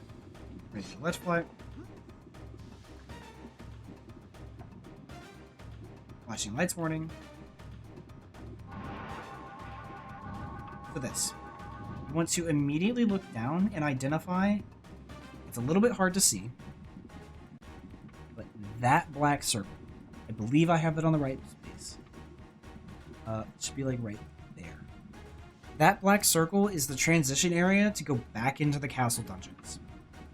So what I like to do is after this Ledgefly, and I'm going to make a state here, is the way I did it before is I would pop a speed potion, and you have to make sure you're holding directly straight up on the sticks for this to work. Specifically on the camera stick, otherwise you're going to stall their movement in midair. But I have to hold straight up and just aim right at that and just go straight. Straight off. I'm using the left stick only to adjust my movement. A thing I did back when I was really grinding for time is I would line myself up at the left side of spires here and just run, pop potion, run. And so I'm actually going to try and do something here in a second.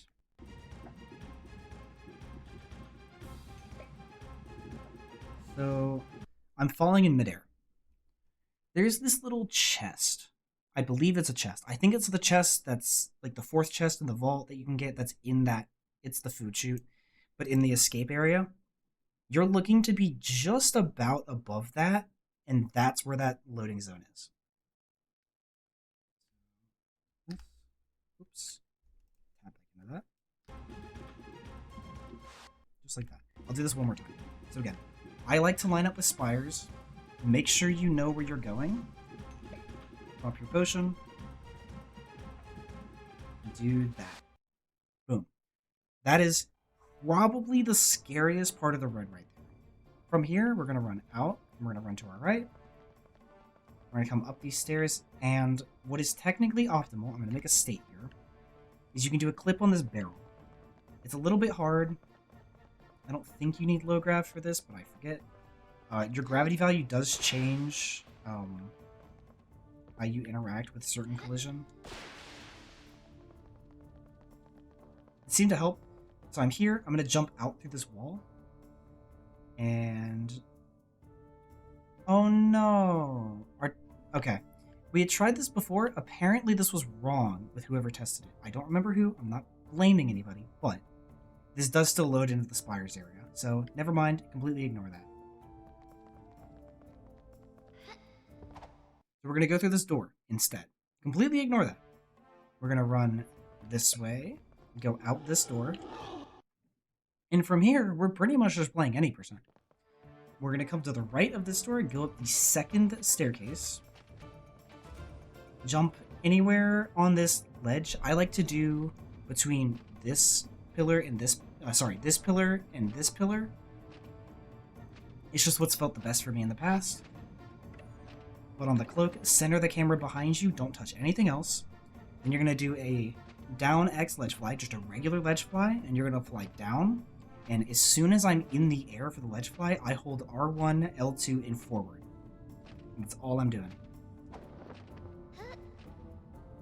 Ah, my camera got a little weird there. Let me try that one more time. Oh. Accidentally pulled the cord of my controller.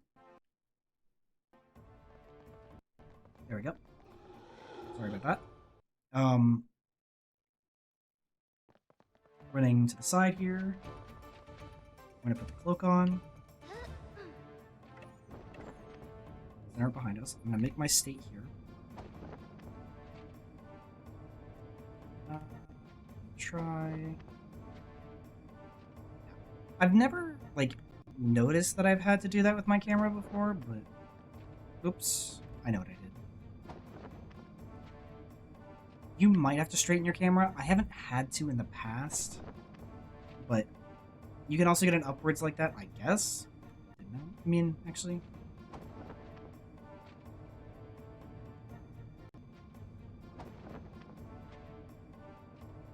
That's probably reliable. So you can also do an upwards there. So if you hold L2 forward, if you have a speed potion, you do not hold R1. If you do not have a speed potion, you do hold R1. Ledgefly, and then when you're in the air, start holding R1, and it'll put you like this. A very important note. You want to go over this. What is this? This zone right here, you'll see if I walk into it, it'll auto jump me. This loads the Sisters cutscenes. So when we finish Gauntlet, it'll immediately put us up into Sisters. And then, assuming you got that Ledgefly and didn't go back in balance, you'll come here and we'll kill Sisters. However, let's say this Ledgefly went wrong. Why did that not work?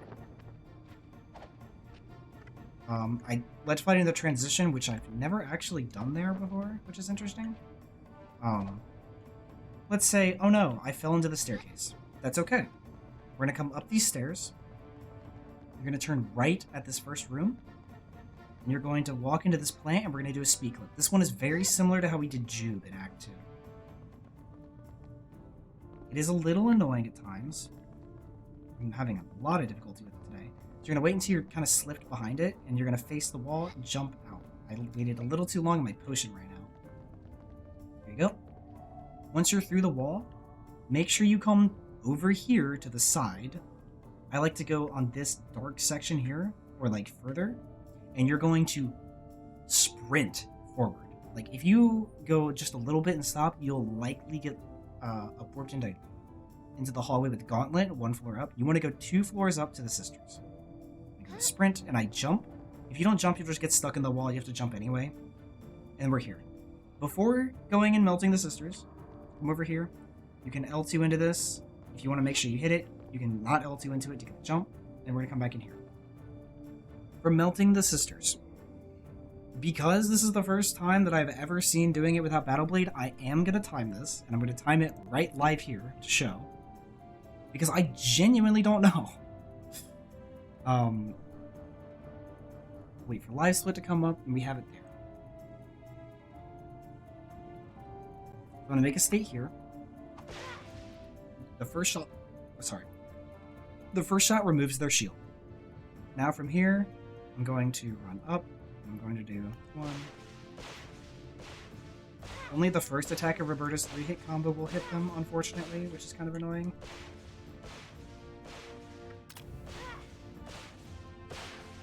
Fairly confident this is slower since we use so much of our Nova mode for that.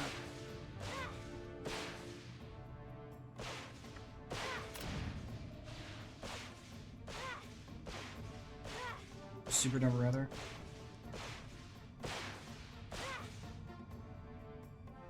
I'm fairly confident this is going to be faster with TOR, so we'll take it away.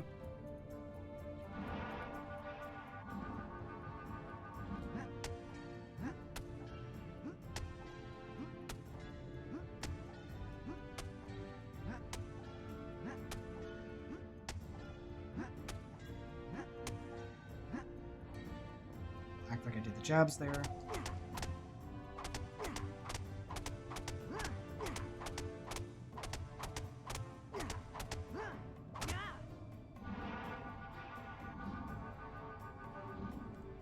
$30.77 versus, let's say I did like this.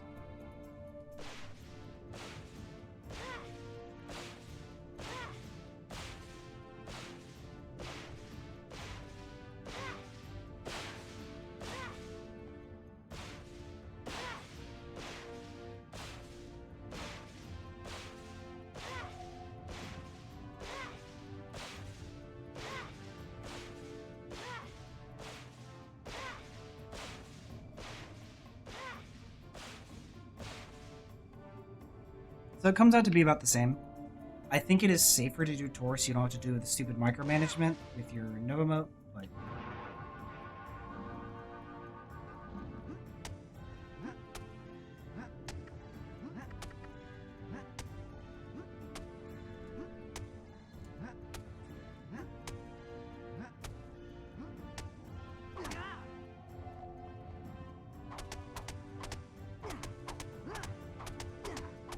for Sisters here, the first one is just jump slashes. It's not bad.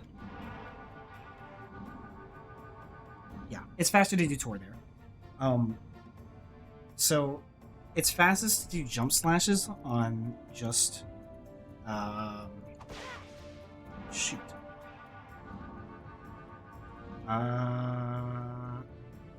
Getting your name. No. Vanity. You just do jump slashes on Vanity.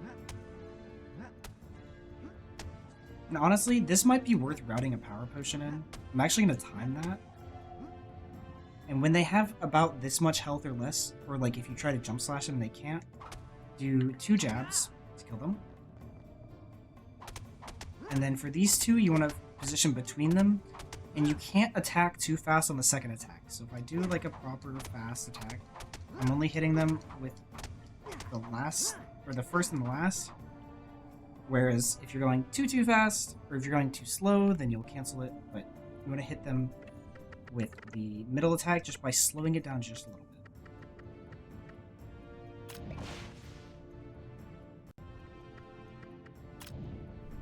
I've split back up real quick.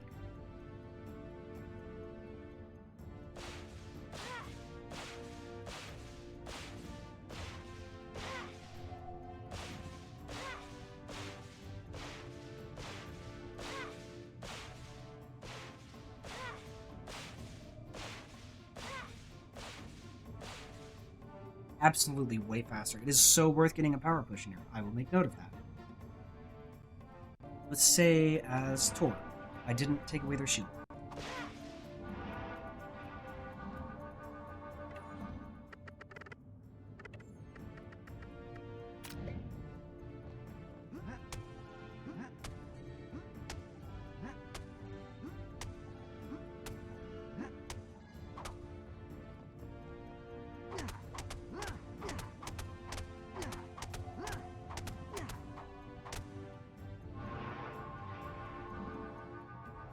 Add another 2.5 seconds of that, it should still be Roberta. Okay.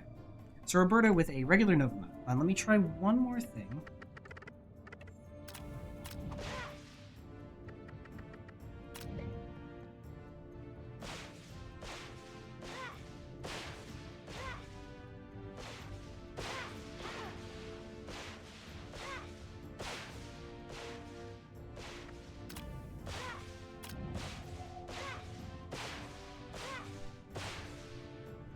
It's faster just to do the full Nova mode, unfortunately.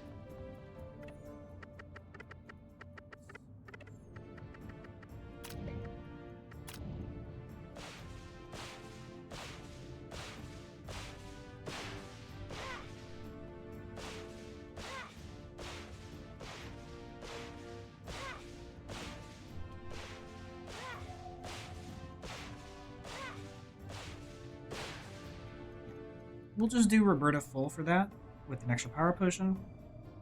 And then from here, we're going to do the Ottoman Ledgefly. You do not need to pop a power potion for this. I just do instinctually. You're going to walk up onto this Ottoman. It's going to auto jump you on top. And you're going to... There's 2 ways we can do this. I like to do the regular displacement Ledgefly. Other people prefer to do the easier straight Ledgefly, but it takes longer to set up. I'm aiming to have Roberta in the center of the Ottoman, so I'm actually going to move her a little bit to the right. There we go. So she's in the center of the Ottoman.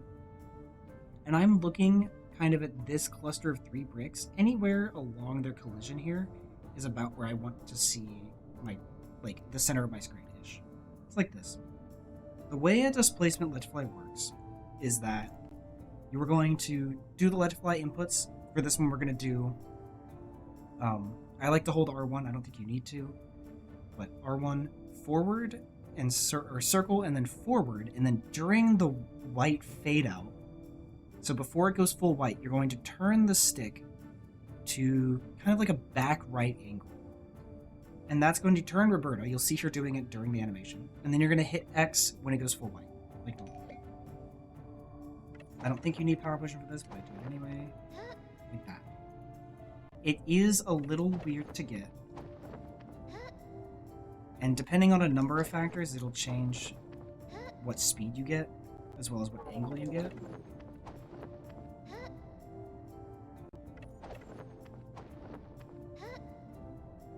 Depending on how harsh you go on your, like, how far down you are, it'll change the speed you get, how fast you turn the stick, I believe, changes things. There, I actually canceled the Ledgefly into a Cloak Dash because I went too far down. There you go. If you don't want to do that, the other method is to stand on the Ottoman, look straight down, using L2 and looking up, stepping on the edge of it, kind of. And I'm looking to have basically the center of my screen at this corner, That corner is pointing straight at the wall. I'm going to make a state here, just so I can pull it back. But I'm just going to do a regular down X Ledgefly, and you'll go right out the wall. Technically, there is another way out of this area. It is not very well established. I will try to show it off. But if you come here, I believe it was about here or so. Further back. Didn't do the right thing. Too far. It's right there. It's pretty precise what I'm trying to do, but you can clip through the ceiling here, or the wall here rather.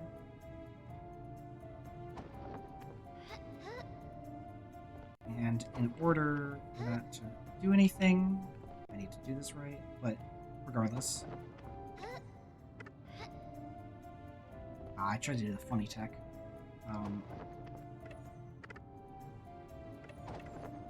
Regardless, it's not very easy to do. It is actually really hard to do. It's kind of not worth, to be honest with you.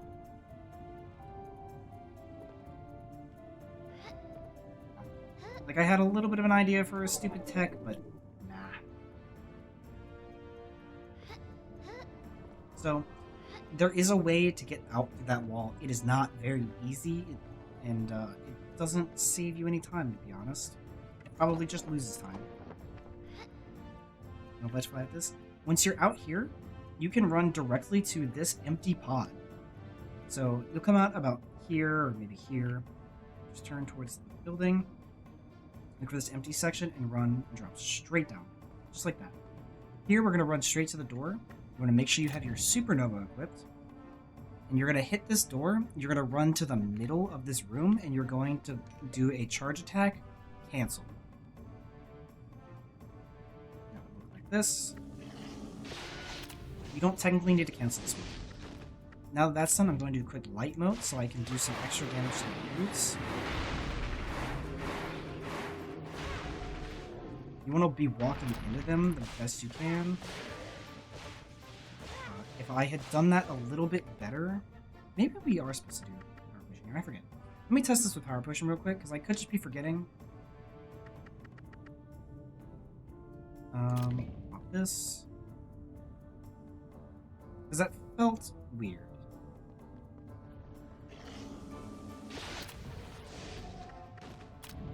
That feels better. Again, hitting the brutes with the actual melee of the attack is good. Shoot them. We'll re-equip our Supernova mode there. And for the sisters fight here, start off by doing a few spams, because we hit that cutscene, it brought us up here immediately, and since we've already taken our shield away, it's playing the shield away cutscene. So, start with a few spams. You're going to go into the second cutscene here, skip it. Once this cutscene is done, you can send like 1, maybe 2 shots, and then start jumping and attacking, like we did with the Alert Assassin. This is because they do an enormous amount of damage, and will kill you very fast. Like that. Start doing jump attacks. So I killed 2 there. Around. Bang. That's what you want to do. I don't know why I text skipped there. It doesn't matter. Let's just show this off one more time. In the center of this room.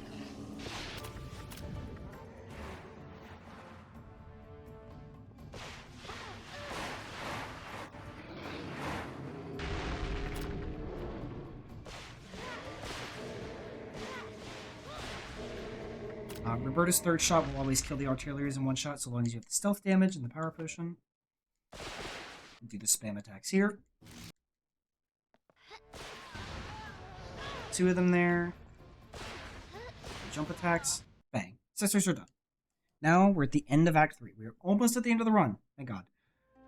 Going to turn around and I'm going to run. I'm going to go to the right side here like we did the very beginning of Act 2. Come here. And you're going to run with the speed potion just straight into this corner. Sometimes L2 helps, sometimes it doesn't. It seems to be like a kind of day-to-day thing. You're just going to shove yourself into the wall and kind of just wiggle the stake and you'll pop through here. From here, you don't have to touch the camera at all. You can just hold left, or you can turn the camera and then run like that. We're going to come here. We're going to run straight to the library door, and we're going to go in the library. We're going to come down on the stick and to the right. We're going to follow this wall till we get to the endless staircase. The endless staircase is the exact same as before, so I'm just going to gloss over it. We're going to drop down the backside. We're going to go past the first Quiggle statue. We're going to look for the 1, 2, 1, 2, and do the back around. The Quiggle statue, 1, 2, 1, 2, go around, and we're good. From here, we're going to hold back on the stick to come straight towards us, turn the camera around slowly, and we're going to do the reverse of this doors. So it's right, left, left, left, right. We're going to hug the right side here. We're going to go down these stairs. We're going to go down these stairs. And we're going to go straight towards Fiora's quarters, I guess. So I'm gonna make a quick save here.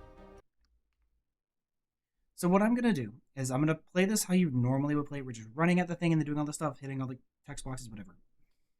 There is a way to skip, I believe it's 2 of the text boxes if you're fast and have very particular movement. I'll show that in a minute, and I'll explain what's happening.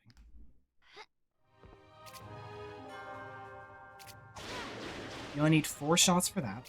Come over here and do left, left, right. So left, left, walk over, do the right,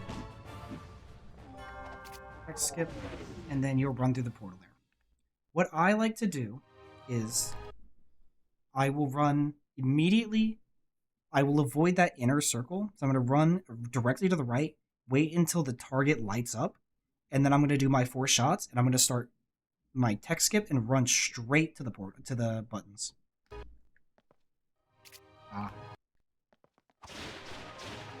That text skip, buttons, the buttons, left, left, right still. I got stuck on the button, but it's fine. Text skip, run through the portal. It's a super minor optimization, but it exists if you want to learn it. If you face too close to the Darkest Faerie, she'll just deflect your shots. I face kind of in this corner towards the portal almost. You know, her shots kind of just went, instead of to the portal, it went to the target. Just to make sure you're close enough to the target that it lights up. Otherwise, she won't target the target. Text skip, go through the portal. Cool. That's the end of Act 3. We're in Act 4. The first thing we're going to do is swap characters. If, for whatever reason, you run out of Supernova, which is fine, because it doesn't matter, because we have a Nova mode anyway, you can go pick up that Nova up there. Say you didn't have either. You're going to want to go pick up that Nova mode that's up there. You can just walk up the stairs to go up there. It's okay. I'm not going to go over that because it shouldn't be the case. But we're going to come to Tor. We're going to immediately pop a potion and go to our right. Go up this left set of stairs. Go up this right set of stairs. Jump onto here. Slash at this wall to get set away. And Ledgefly out. And then we're going to... Normally you would just L2 R1 forward. But if you look at this elevator, you can drop down. I'm going to try and go on the outside of it just to show something. There's these rings on the elevator. So there's this door here. And you have the first ring here, the second ring here. You need to be just inside the second ring for it to actually start the elevator. See if you can land like here. It's optimal. From this, I'm just going to speed through this because it's an elevator. The same side the door started on is the same side the door is going to be on down here. So you're literally just going to speed through this. There's a couple methods of doing this. I'm going to show 2 of them. Number 1 is you can just walk over here and you can do a mega jump. You do not need low gravity for it, so you just sit here. Mega jump inputs. Jump over, you'll get over the wall, and you'll be fine. And that's trial skip. The method that I like to do that is faster is doing a spin launch. See, I got caught on the ledge there. Or this here. That's the risk with this, is it is faster, but you risk doing stuff like that. There, if you're getting something like that, you're not waiting long enough for your jump for Tor to turn around. Like that. There you go. It's a pretty lenient timing, but there you go. Once you're down here, you're just going to do fast menuing for light, fire, air, dark, water. I'm messing myself up by trying to say while doing it. Earth. If you did Meth Warp, then you will not have Dark Moat there. But all is good. You'll hit those. You will walk into this, and then you're going to start holding down and wiggling the stick a little bit to get instantaneous movement. Instead of being stuck running in place for a second, do the same thing here for this cutscene. We're going to hold L2 and go forward at the Dark Faerie, and there's 3 ways to do this. I'm going to very briefly go over 3 ways. The first way is literally blocking her attack, walking up to her, and jump slashing her. The first one doesn't matter. Jump slashing is by far the slowest, and I'll explain why.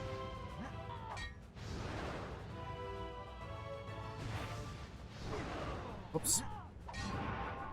If you get like a frame perfect entry there, you can do that. As Roberta, the biggest thing is you want to make sure that you back away from her a little bit so you can just spam at her. Back away a little bit, step right next to her, run stop. The second method is using the 3-hit combos.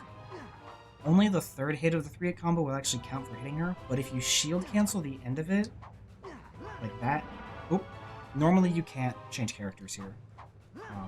Once you're actually in the fight, you can. If you shield cancel the last bit of it, you can run away just before she can get the blast off, which saves more time than doing the jump slashes. Also, if you jump into this cutscene, it makes it more consistent for it to work.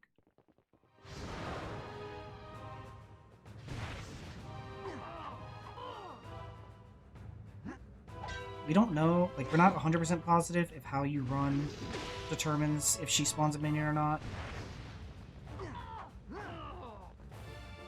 Like, there, she's spawning them twice, which is just kind of unlucky.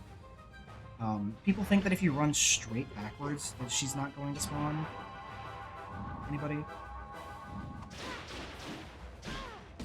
If you're ever in a situation where you're automatically running as Roberta after you get the automatic character change, it means you were holding a direction during the character change starting.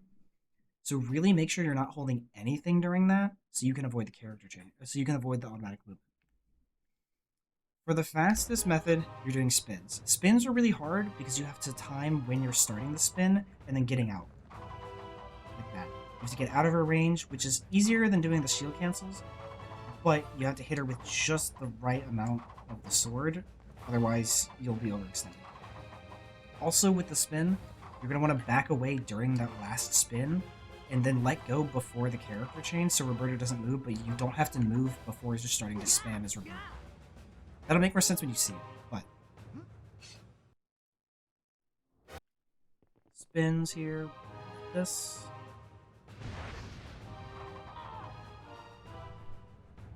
This is a really slow cycle, just being mean.